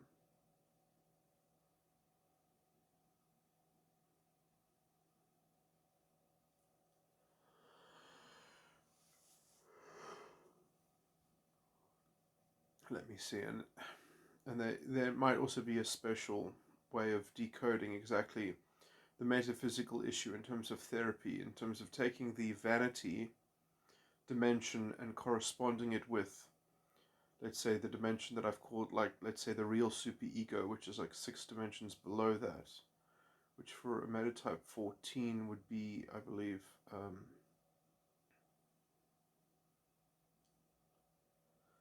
12, 11, 10, 9, 8, 7. This is either dimension 8 or dimension 7. You see, I'm not sure exactly where the ground should start, or if you should start one level below the ground. So wait, no, wait. So if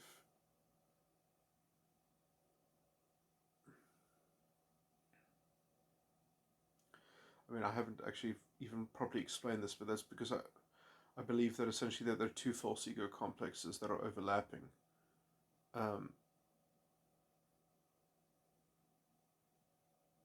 What I call the inner child and the adult.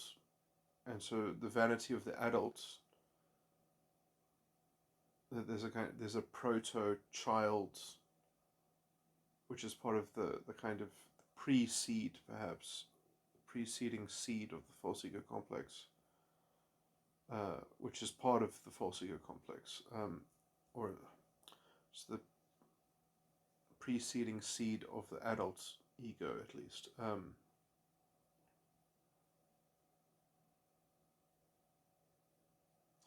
That might need to be revised, but that's kind of a working model. But to me, that seemed to be that seemed to ring true. It seemed to be, that these dimensions really do seem to be, in the same way that the metatype vanity could be seen within the activity of someone, that these other dimensions below it seemed very vital to their motivation and such. But that might also be a virtual sort of reflection of what's going on in some sense.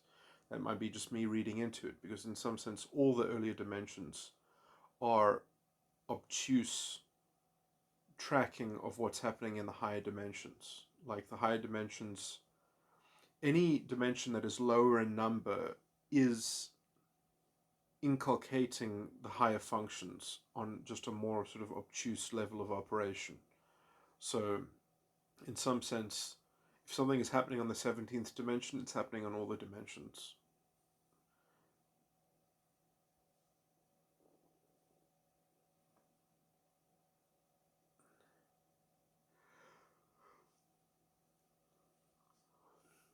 That might actually almost be the one exception, because that's a bit weird, because the 17th dimension sort of stands by itself in some sense. whereas the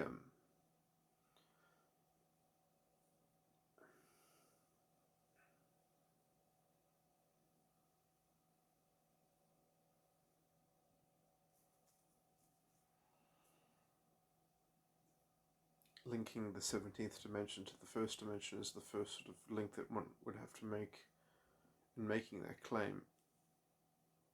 And that's sort of quite a sort of magical move anyway, but anyway, this is a tangent.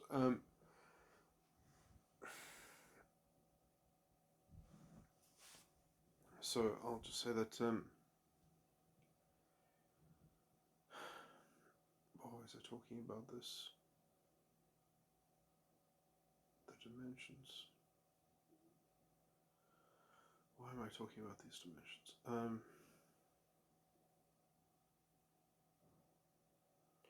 The overlap between the inner child and the adult ego. So yeah, this is strange because I mean it's two things that essentially my metagram only tracks one ego, false ego complex, which I would just dub in the adult ego, but it has an inner child in it as well. But then in metatype, I've always thought that I guess the metatype model is just so by itself, and it's sort of because it's sort of it doesn't have a strict overlay. I think with metagram, the metatype overlay on the 17 model just however the metagram circuit gets overlaid onto the metatype circuit. It's not like I think it might just sort of be incommensurate, or you'd have to sort of say that all of these dimensions are doing that emotional tone and all of those dimensions are doing that tone, depending on which layer you're looking at, depending if you're looking at the layer of the ego function or the layer of the subconscious, or the layer of the inner child or unconscious. And then the big question is, well, how do you insert the superego here? And in some sense, I always justified it as, that is not a question for metagram. Because metagram is just a way to solidly ascertain the shape of the false ego complex without a doubt, and creating enough models and supporting models that it can't be argued with, that it would be very clearly be able to be located sort of psychometrically and stuff. And it would have a sophistication of internal sort of grasp of the actual pattern of cognition, that it would actually with insanely good, accurate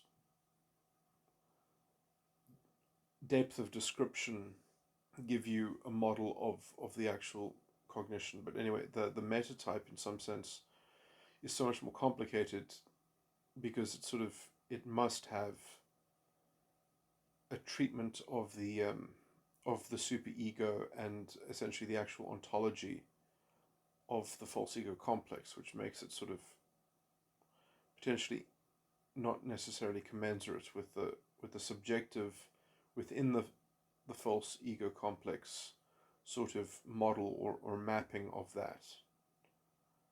Anyway, so I guess I just sort of had to say all of that, and then so anyway, I just wanted to I was speculating in going into the actual detail of a metatype 14. So a metatype 14 or a borderline, then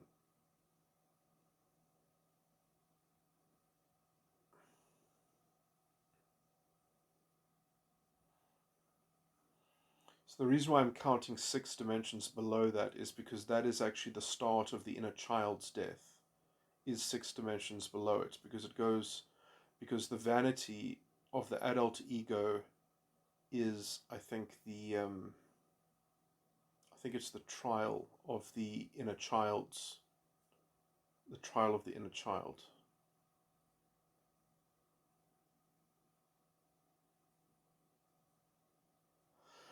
Oh yeah, so maybe that's sort of how it worked in Metatype, or what I was kind of modeling, although, I didn't think about it like this in some sense, but that the superego, what I call the superego in terms of the adult ego, in terms of metagram, just being a model of the adult ego.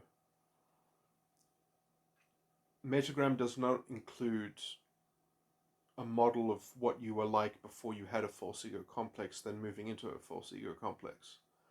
And so in Metatype, I think the reason why I had this inner child, the inner child in some sense was vaguely a kind of the condition that was frozen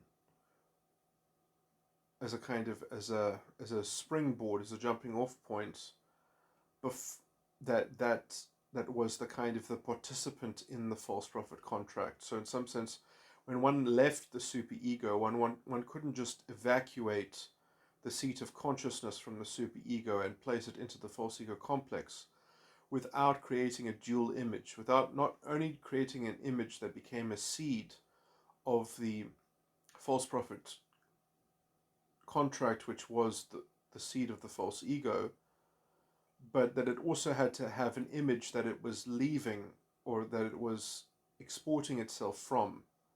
So it needed an image of of the ship it was jumping off of. So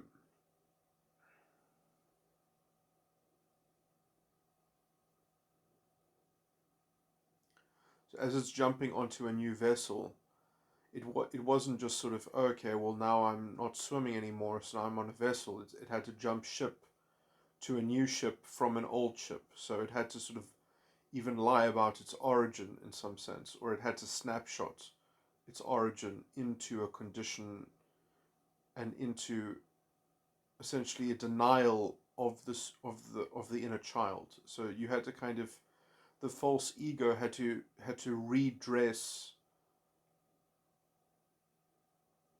its origin as being in its image. So the subjective perspective of the false ego complex essentially conjures up an inner child to suppress. And so it suppresses the image of the inner child instead of actually dealing with the real condition of the superego.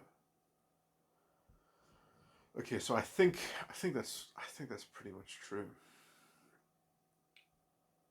So that's actually the kind of the false ego's subjective perspective on the superego in some sense, what I generally always refer to as the superego, which doesn't fall into my metagram model. Okay, so the superego doesn't fall into my metagram model, although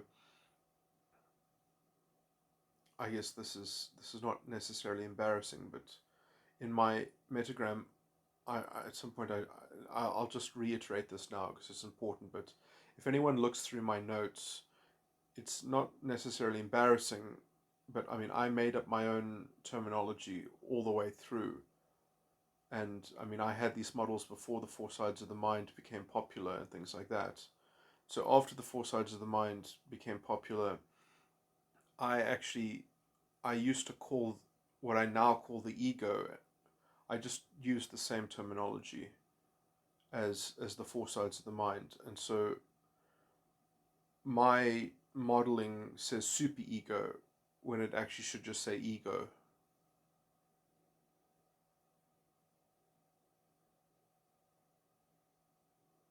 So I should say that, and then also in my old writing, when I'm talking about rajas, I'm talking about sattva, and when I'm talking about sattva, I'm talking about rajas. That the naming of those gunas, I mixed up. And anyway, uh,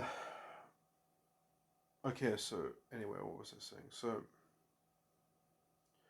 6 dimensions below 14 is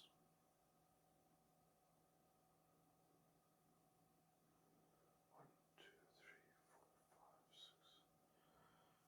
Yeah, so it's probably dimension 8 or dimension 7. You could say is where it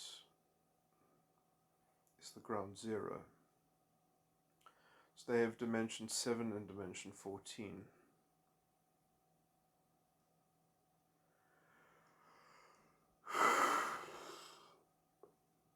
Let me think about it from my perspective. So I'm a dimension, metatype 13. So that would make me, dimension 6 is my ground zero.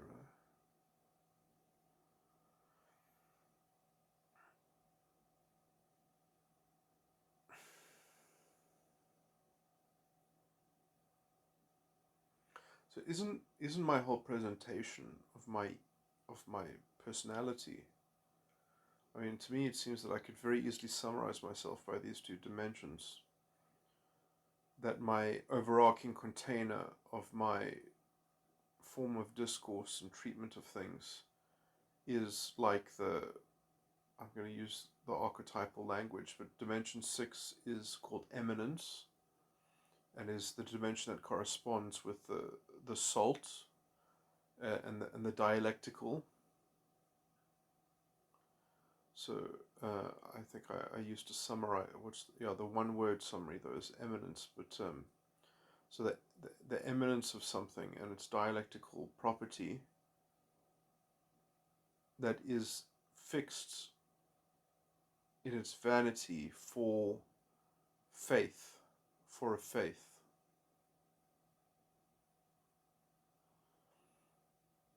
And borderline metatype 14,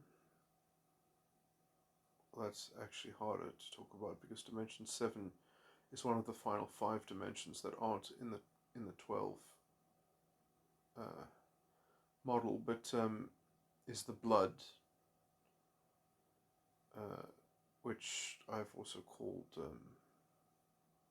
see, I don't have so many names for it because it's not, I have lots of names and titles for things that are in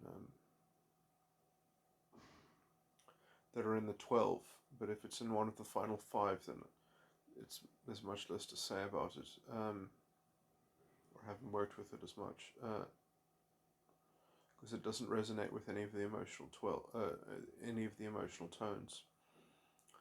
But anyway, it's a form of extroverted feeling. That's how I've sort of described it.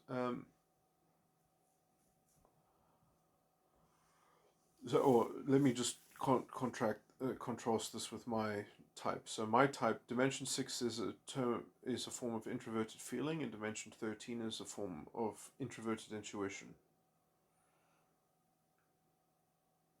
So the eminence of faith, or the eminence that has a vanity obsession with faith. An FI dialectical interpretation of faith, and then the borderline 14 is like extroverted feeling that has a vanity of introverted thinking.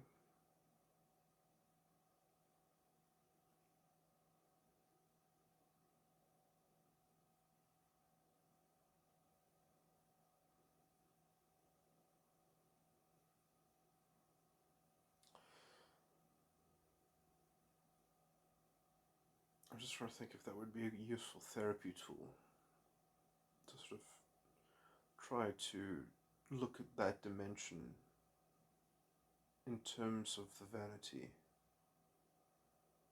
and then sort of try to decouple the vanity from that dimension, sort of clear up the issue of that dimension in respect of that,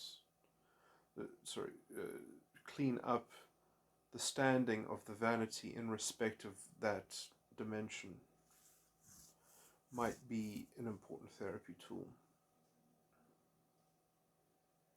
Sort of trying to process the subject matter of that lower dimension with so for me it would be this, trying to use the dimension that corresponds to the salt or the eminence of something with or the sensibility of eminence with the vanity of faith, trying to sort of decouple the vanity of faith from the apperception of eminence, And that might sort of give you a way to sort of have a view of the false ego complex from beyond it, sort of seeing it from the outside, and then being able to maybe pack it up and put it away. Um,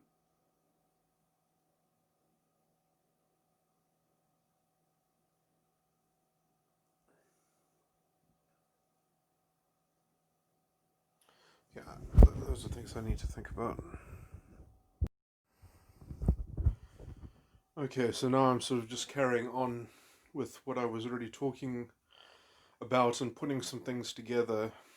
And there are going to be layers of this which are going to be very sort of speculative, but some of these things are elements that I've sort of always been working with when I've been working with metatype modeling. So, um, so the speculative element in some sense is that the green thread and the red thread on each dimension. Okay, so this is going to be the speculative component. Is that perhaps that that essentially the emotional tone described by metagram, that if it's a perception, i.e., if it's the death, the vanity, or the trial, that the emotional tone pertains to the green thread, and if it's a judgment, if it's the lust, the enticed lust, or the sin, it attaches to the red thread in that dimension, in terms of the metatype overlay. And then I'm not entirely sure if the metagram type can be expanded to include what I have called the inner child um,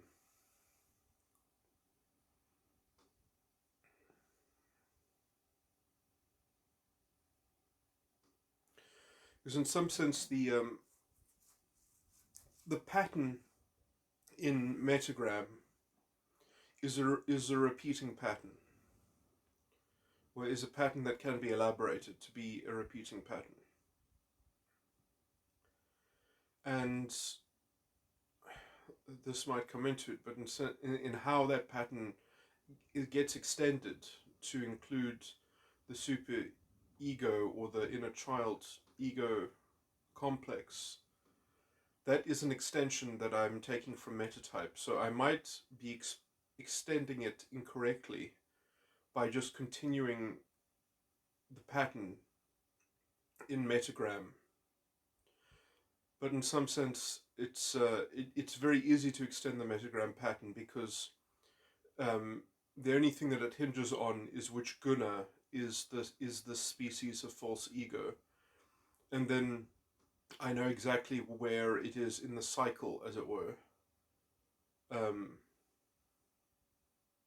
that knowledge might be very important if it is discovered that the inner child is not the same guna as the adult ego, and that might be true. And if it's not the same guna, then when the pattern is extended, um,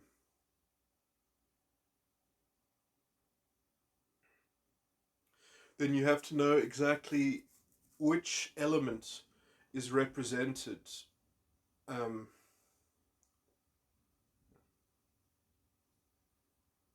by the because there's an overlap between the adult ego and the inner child ego of two dimensions, or of two items, and then those two items are going to be tracked by the guna, um, and then to extend the pattern you're going to have to see, because you see obviously those two dimensions in terms of the inner child or the super ego component in metagram, which is unvoiced or whatever, is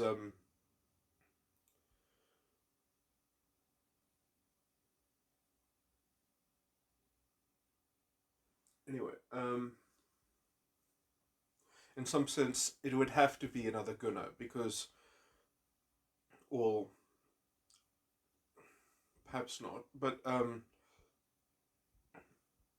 it it there would be a certain symmetry then that is regard it if it was another guna, because then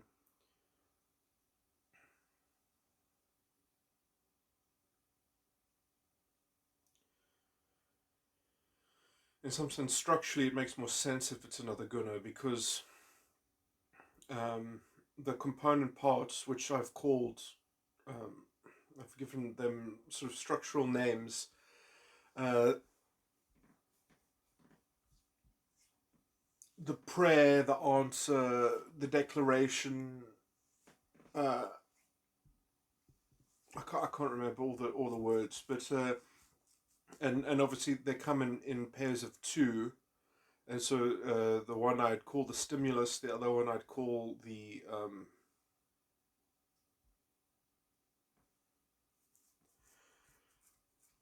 and in some sense they actually are the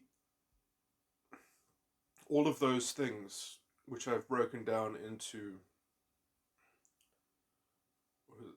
the declaration and the and all and the prayer and the answer, and all those things. I think one of them is called.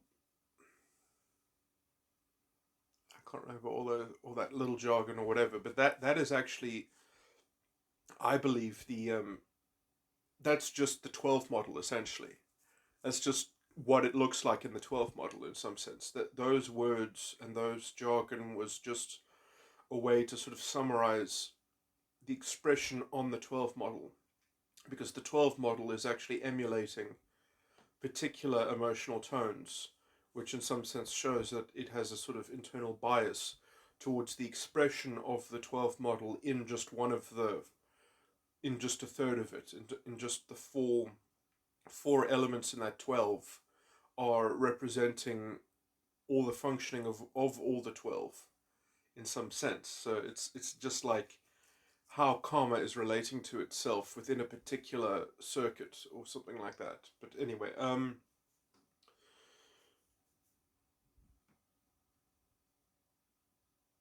its particular fractal reduction, as it were. Okay, I don't want to spend too much time on that, so I'll just leave that a bit vague. But okay, so it's interesting that I mean, some of these things that I might say, I believe are interesting because they seem to me to describe borderline quite well. So if their false prophet is the seventh dimension and their death is the eighth dimension, the eighth dimension is extroverted sensing or the earth, or appraisal is the one word summary of the eighth dimension.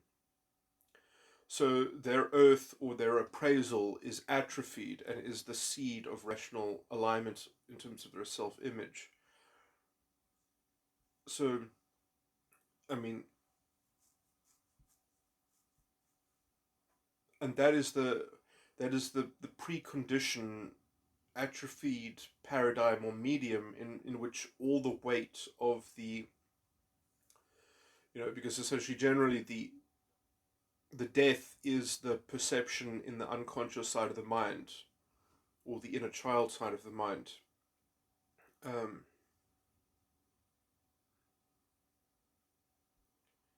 which is also the the trial of the inner child's, or I should maybe be consistent and use my past jargon, the superegos, the original superegos trial. So the death in the adult ego is the trial of the inner child, or superego rather,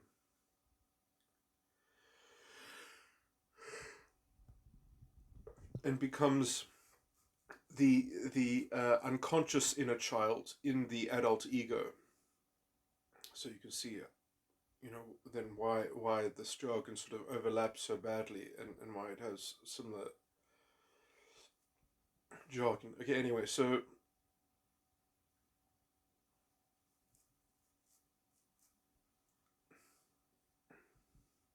and this is the death occurs because the false prophet has promised the vanity to the image. So the death, I think, in some sense, is also the beast. So the death precipitates the perception because it has an objective, it has a goal, it has it has essentially a predictive machine that sort of grounds its image of its of sort of gratification in some sense. And so the beast is sort of is acquiring the passion for the vanity.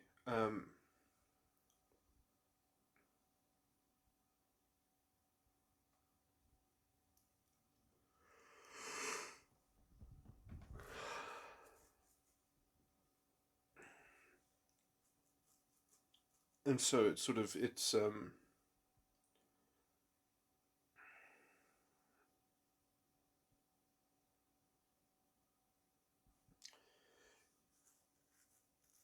so the death of that dimension is sort of the shadow of the lust cast on that sorry, it's a shadow of the vanity cast upon that dimension.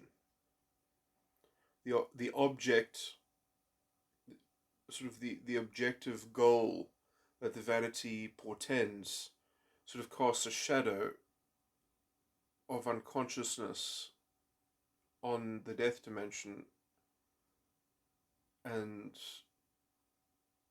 the death then obliges in a kind of in a sort of in a matter of fact beastly sort of just recognition of that as being sort of objectively true in some sense.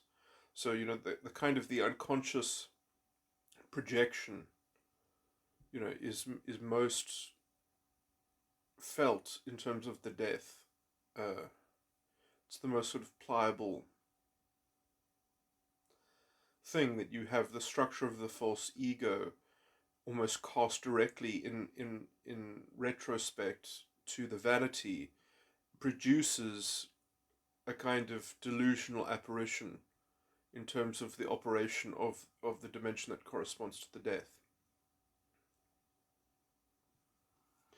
But I would say that this is being propped up by the judgment arm of the false prophets,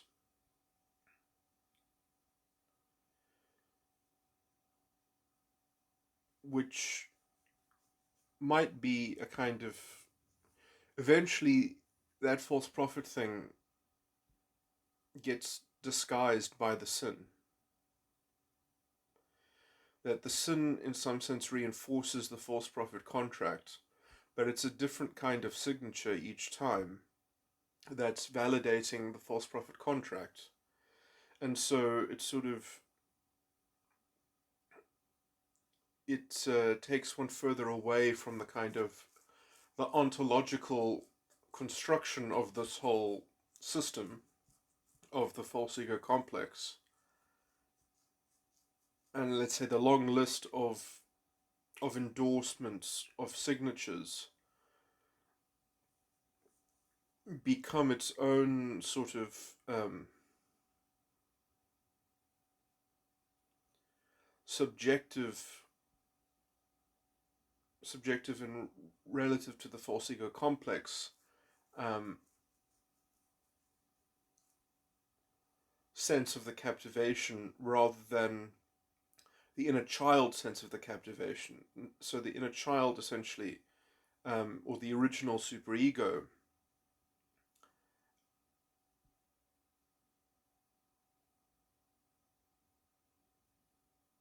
is sort of left in that kind of atrophied state.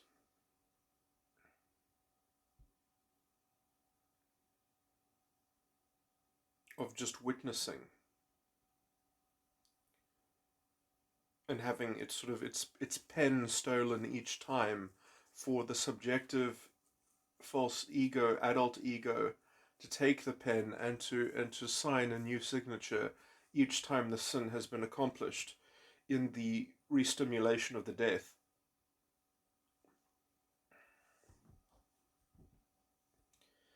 and that procedure has kind of sapped the vitality of the original superego or the inner child ego into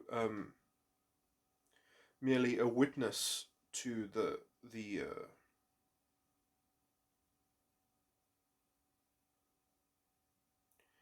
in fact, it's witnessed so many sort of endorsements and validation of the false prophet contract, which is the inner child's trial.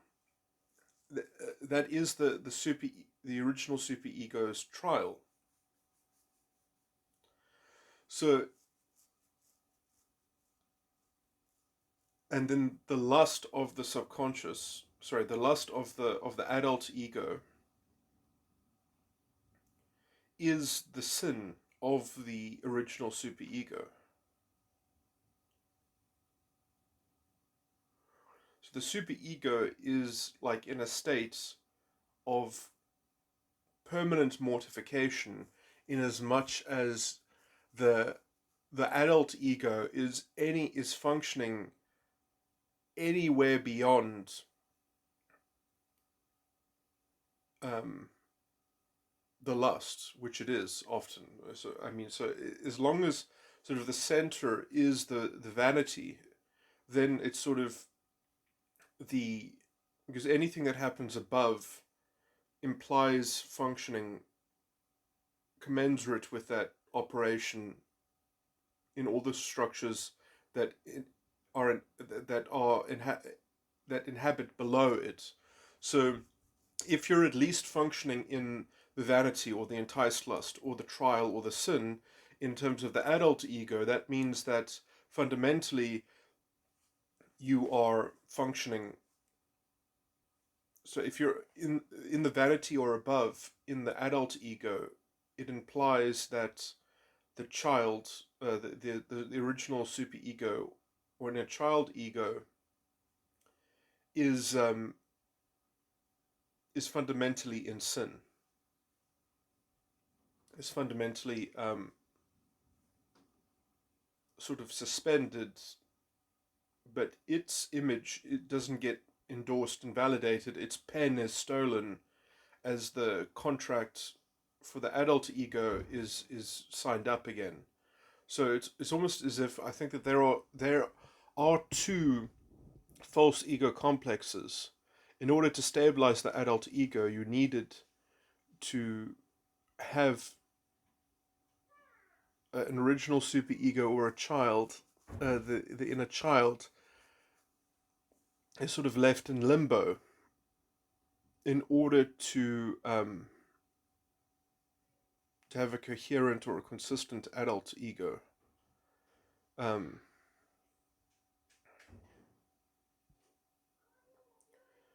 and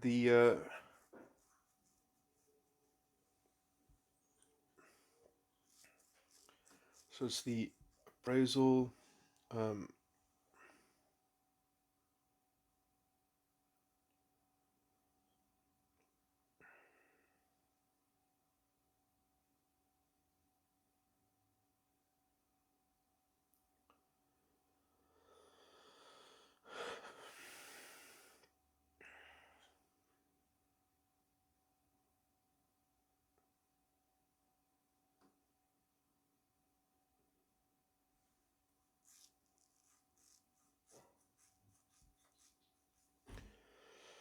wait, am I even?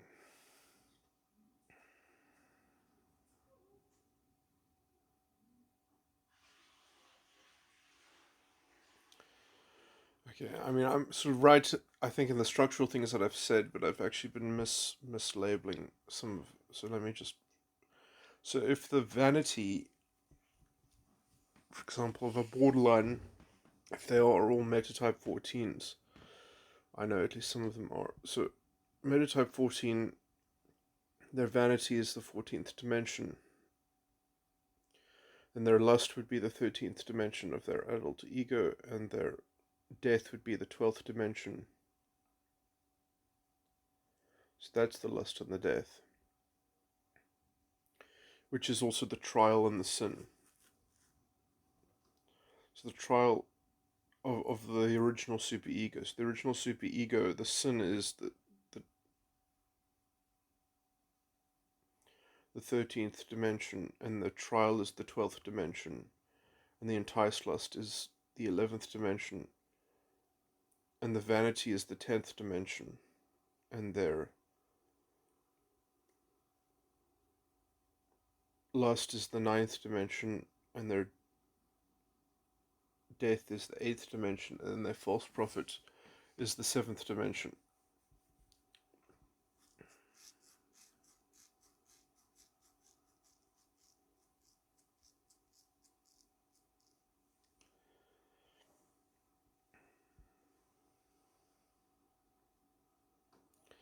And I think that what is actually happening in the child's development for at least some period of time is they are being inducted into the false prophet to sort of to generate a to generate an inner child, or a kind of an image of a superego into such a configuration so as it's capable of precipitating an adult ego. And there is a jump in a kind of seat of consciousness, because essentially the image of the one is needed as a kind of as a primordial pool for the development of the adult ego, because it's only in the sort of the tethering of these two cities that one of them can hope to sort of prosper, um, or at least be stable, by essentially having another city to plunder. Um,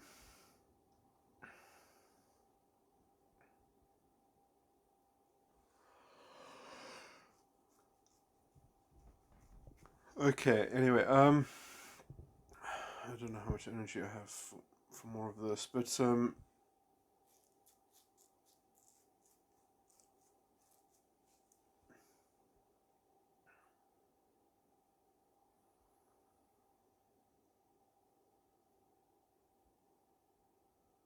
now you see, now that is a metatype overlay that I have essentially just always sat with for a long time, and I've always just sort of believed it, because it just seemed to, I've always been able to almost like metaphorically, metaphysically intuit those patterns into the behavior that I was seeing. It's just always, it seemed too detailed and too accurate for it not to have that sort of pattern. But I mean, it's so elaborate, and that maybe, it's sort of, and it's so sort of abstract that maybe it's sort of, it's too easy to sort of to have a kind of confirmation bias sort of about it.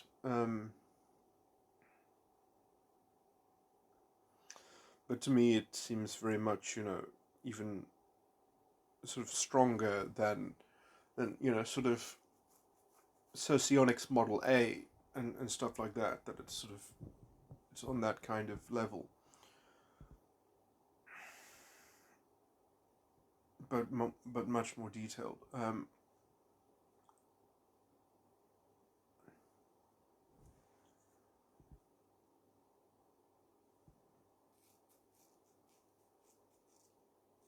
Okay. Um,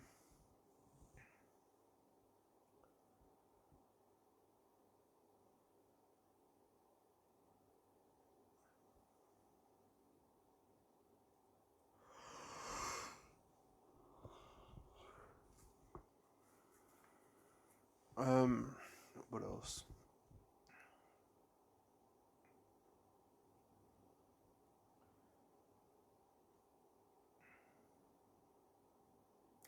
And then what's stronger is that I've got the metagram circuitry for the adult ego, which is very, very precise, therefore.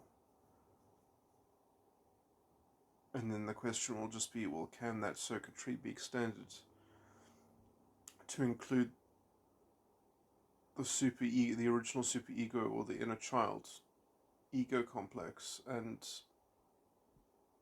in some sense, it might not even make sense, because it might be something like, well, that is actually what is making the maybe the proper metatype overlay is that, well, the inner child or the superego's adult ego complex is being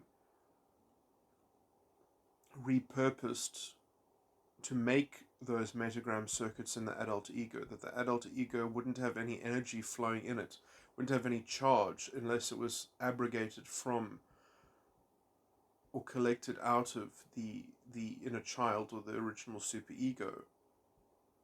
The twisting of the inner child is the substance of energy coursing through the adult ego. That's all originally being charged from the death or the image. That is becomes essentially the fabric of what is the superego to the adult ego, which in some sense is like the environmental consciousness that is being projected in order to fortify the structure of the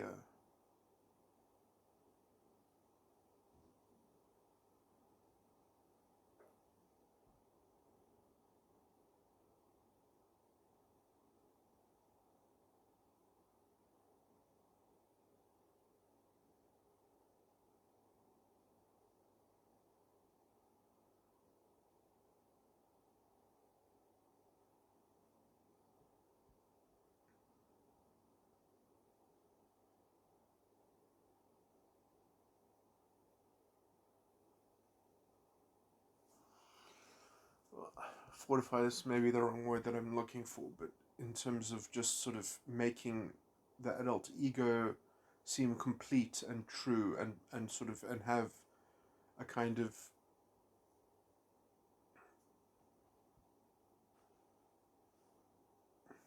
a fortified game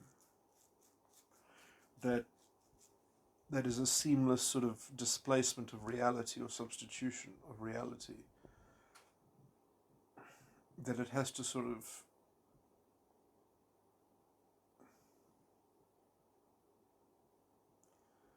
and in some sense whatever the superego therefore represents, if the superego or the original inner child can be modeled as an independent signature of a false ego, then you understand why people can be very psychologically unhinged by certain people, because they represent their consumed inner child that has been repurposed and dismembered in order to facilitate the prerequisite environmental unconsciousness or projection that is required to sort of have a healthy functioning of their adult ego.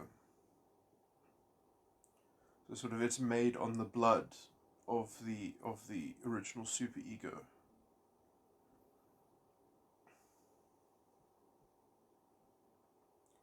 That its death and its lust is made up of the trial and the sin of the original superego, which is sort of not even, which is kept in that limbo of that trial and sin, and it never sort of goes to the inner child's in some sense the inner child is stuck in that suspended state because its image has never been endorsed. What would endorse it? It's like the adult ego doesn't have the resource to lend any kind of credibility to the inner child, because it's only constructed from the energy that the inner child provides as the edifice or the platform of it, and so the authenticity of the inner child and the originality of the inner child is the so it's kind of like the hidden master in some sense, or the hidden, sort of that, it's interesting how minors are called in their title, they're called masters. Before you're a mister, you're a master. And this is, I think, true in the psychological ontology of the development of the psyche, or at least the ordinary development, as it were, the common maturation. Um,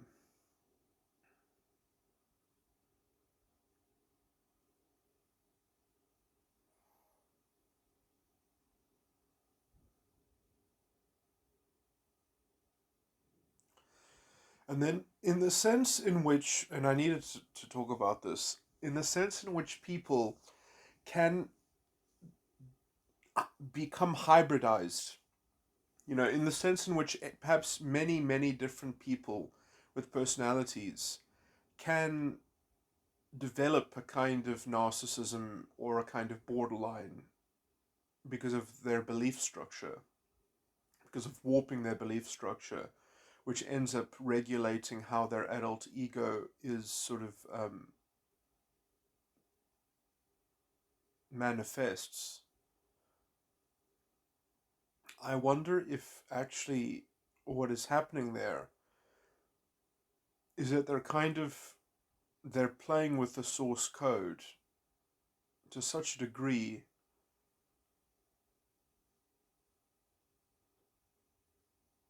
that they no longer have an individual adult ego, and they kind of get contorted into a kind of hybridized thing. And it's because essentially it might have to do with the superego, or the original inner child, is actually what has been abused in some sense, or contorted.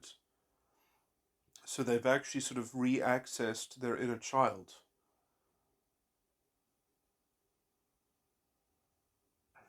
And this is distorting the adult ego, or destabilized it in a kind of way to feed the inner child.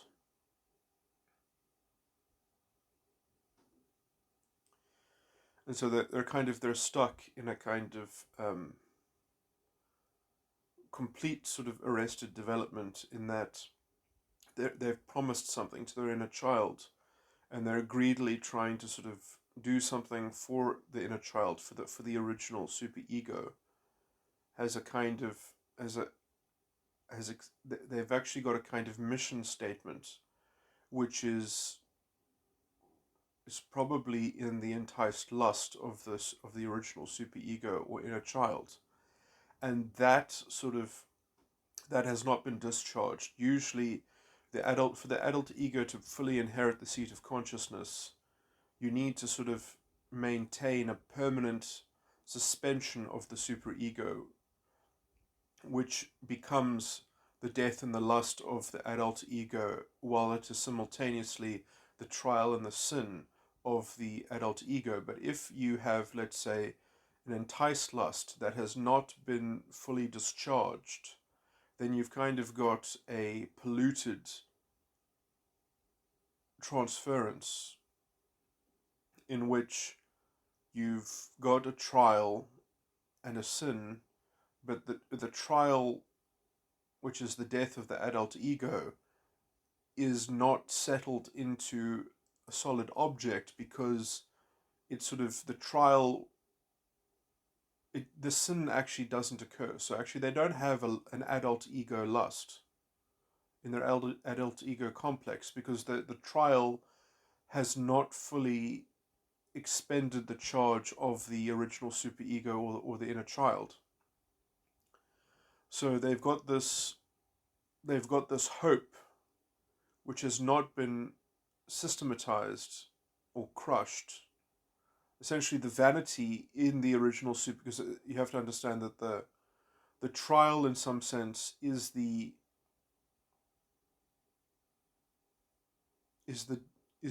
disabusing the enticed lust of its sense of that you can produce something that's greater than the sum of its parts. In some sense, it's a way to cheat the vanity, and the trial is the vanity sort of taking revenge using greater principles or more principles that gang up against the sort of the magical thinking in some sense. And the sin is finally the the the, the, the relenting of the magical thinking, and the idea that, well, it's just so chaotic and the magical thinking has been destroyed, so let me just try again, let me escape the sense that I didn't even get what I wanted and I ended up just being a slave to the whole structure. In some sense, the sin is not being accomplished in the original inner child because the magical thinking has found a way to fortify itself, so that they're still engaged in the trial. And as they are still engaged in the trial, they never accomplish anything, so they never regard their they don't have a sin, which means they don't because they don't have a sin, they're just completely blind, they're completely insane and delusional in some sense, and they don't have a lust in terms of their adult ego. So in some sense, their whole adult ego is completely undefined, it's unstructured.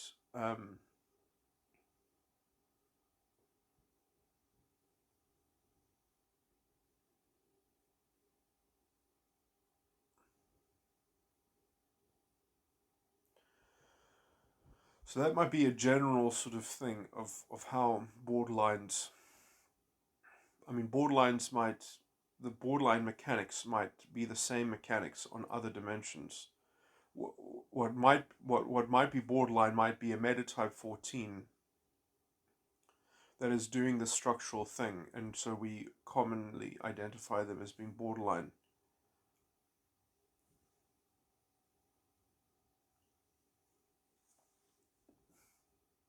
It might also be a few types. It might be like a metatype 7 or something like that. It might that has this structural problem. And it might be as well that some people develop engramic a basic engram that is the seed of the false ego complex, which just lends itself to having an unresolved um,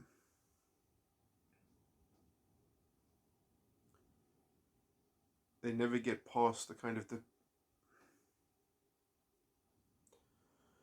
they never develop a stable inner child that completes itself in sin to be a stable inculcation ground for the adult ego. They're sort of they're doomed because the developmental stage in some sense never expends itself. They never complete the early developmental stage in some sense. And that might be structural because of just the content on the engram. Not like that the development was crazy, but in some sense that the blueprint was crazy and it was never going to be completed.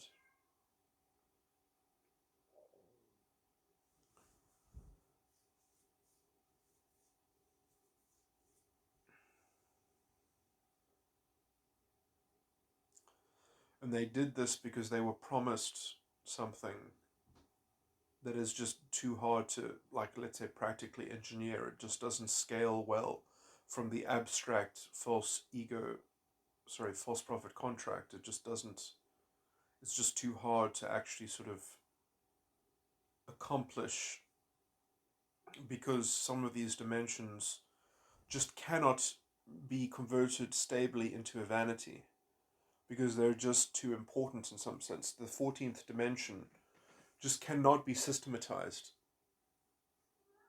cannot be substituted for, it cannot be contorted in that sense without sort of creating this very obtuse aberration which manifests as an incomplete false ego complex that's arrested in its development.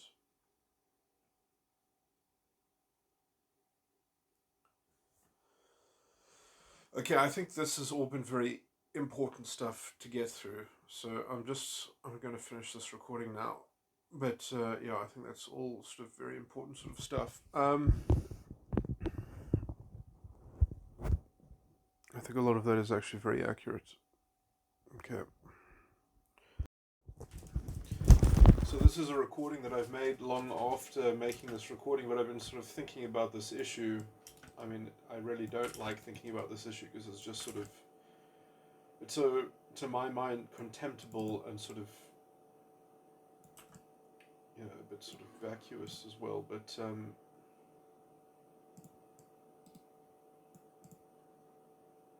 so I guess what I don't like is talking about myself in this context, because essentially there's not much to talk about, and the only thing that I have to talk about is this general complaint that the only thing that sort of characterizes my being is the identity of me working on this work, and there's nothing else essentially.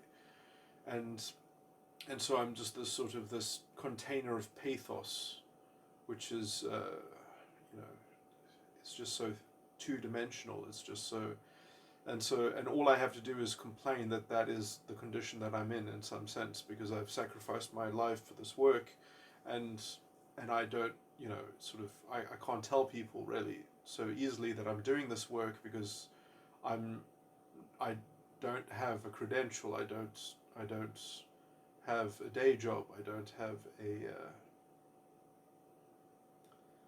I don't have sort of any other identifiable thing about me which I can sort of communicate without. I mean, there are other things that I do but I don't talk about them because it would just, well, I mean, that could even get me committed, I guess, to some kind of insane asylum, perhaps.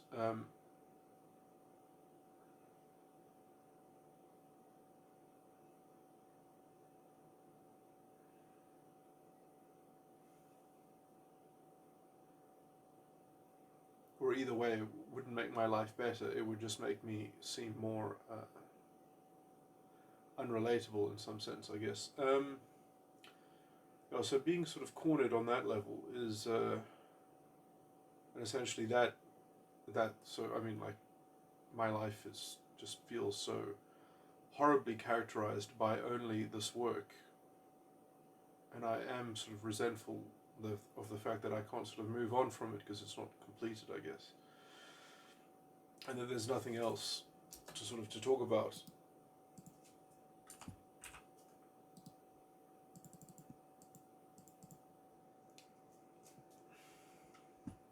And so it's that situation that is frustrating, but you know, it's not frustrating in a way in which I can't tolerate it, so it's not that big a deal.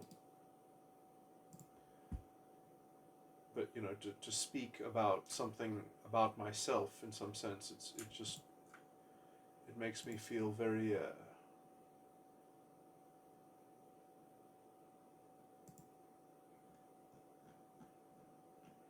alienated and isolated in some sense. That, you know, even other people that have obviously worse experiences than I do,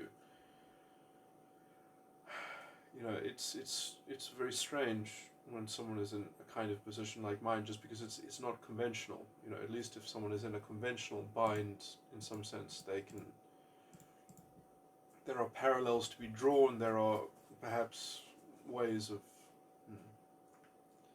I guess no. A lot of people are isolated and alienated by peculiar circumstances in different ways.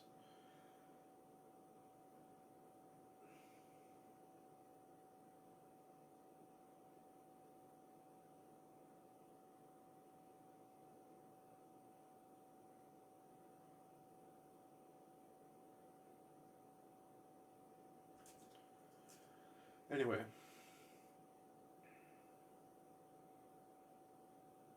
I guess I just don't like that sort of consideration is a major theme that characterizes my thoughts beyond my work, is a sort of just this kind of this void of resentment um, for the fact that I haven't cultivated anything outside of my work, I guess, in some sense. and how I'm wishing to sort of excuse that by a kind of trading on a sort of pathos, which anyway, the whole thing is unsettling to me, even talking about it, because that is exactly what makes it distasteful to me. It's just not being more interesting or more engaging or more, in some sense, having no other avenue of value to offer to people, in some sense.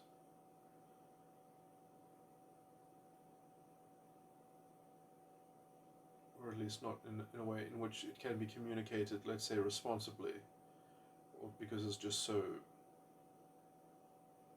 I don't even want to talk about those other issues. I guess it's just so confusing and unconventional. Anyway,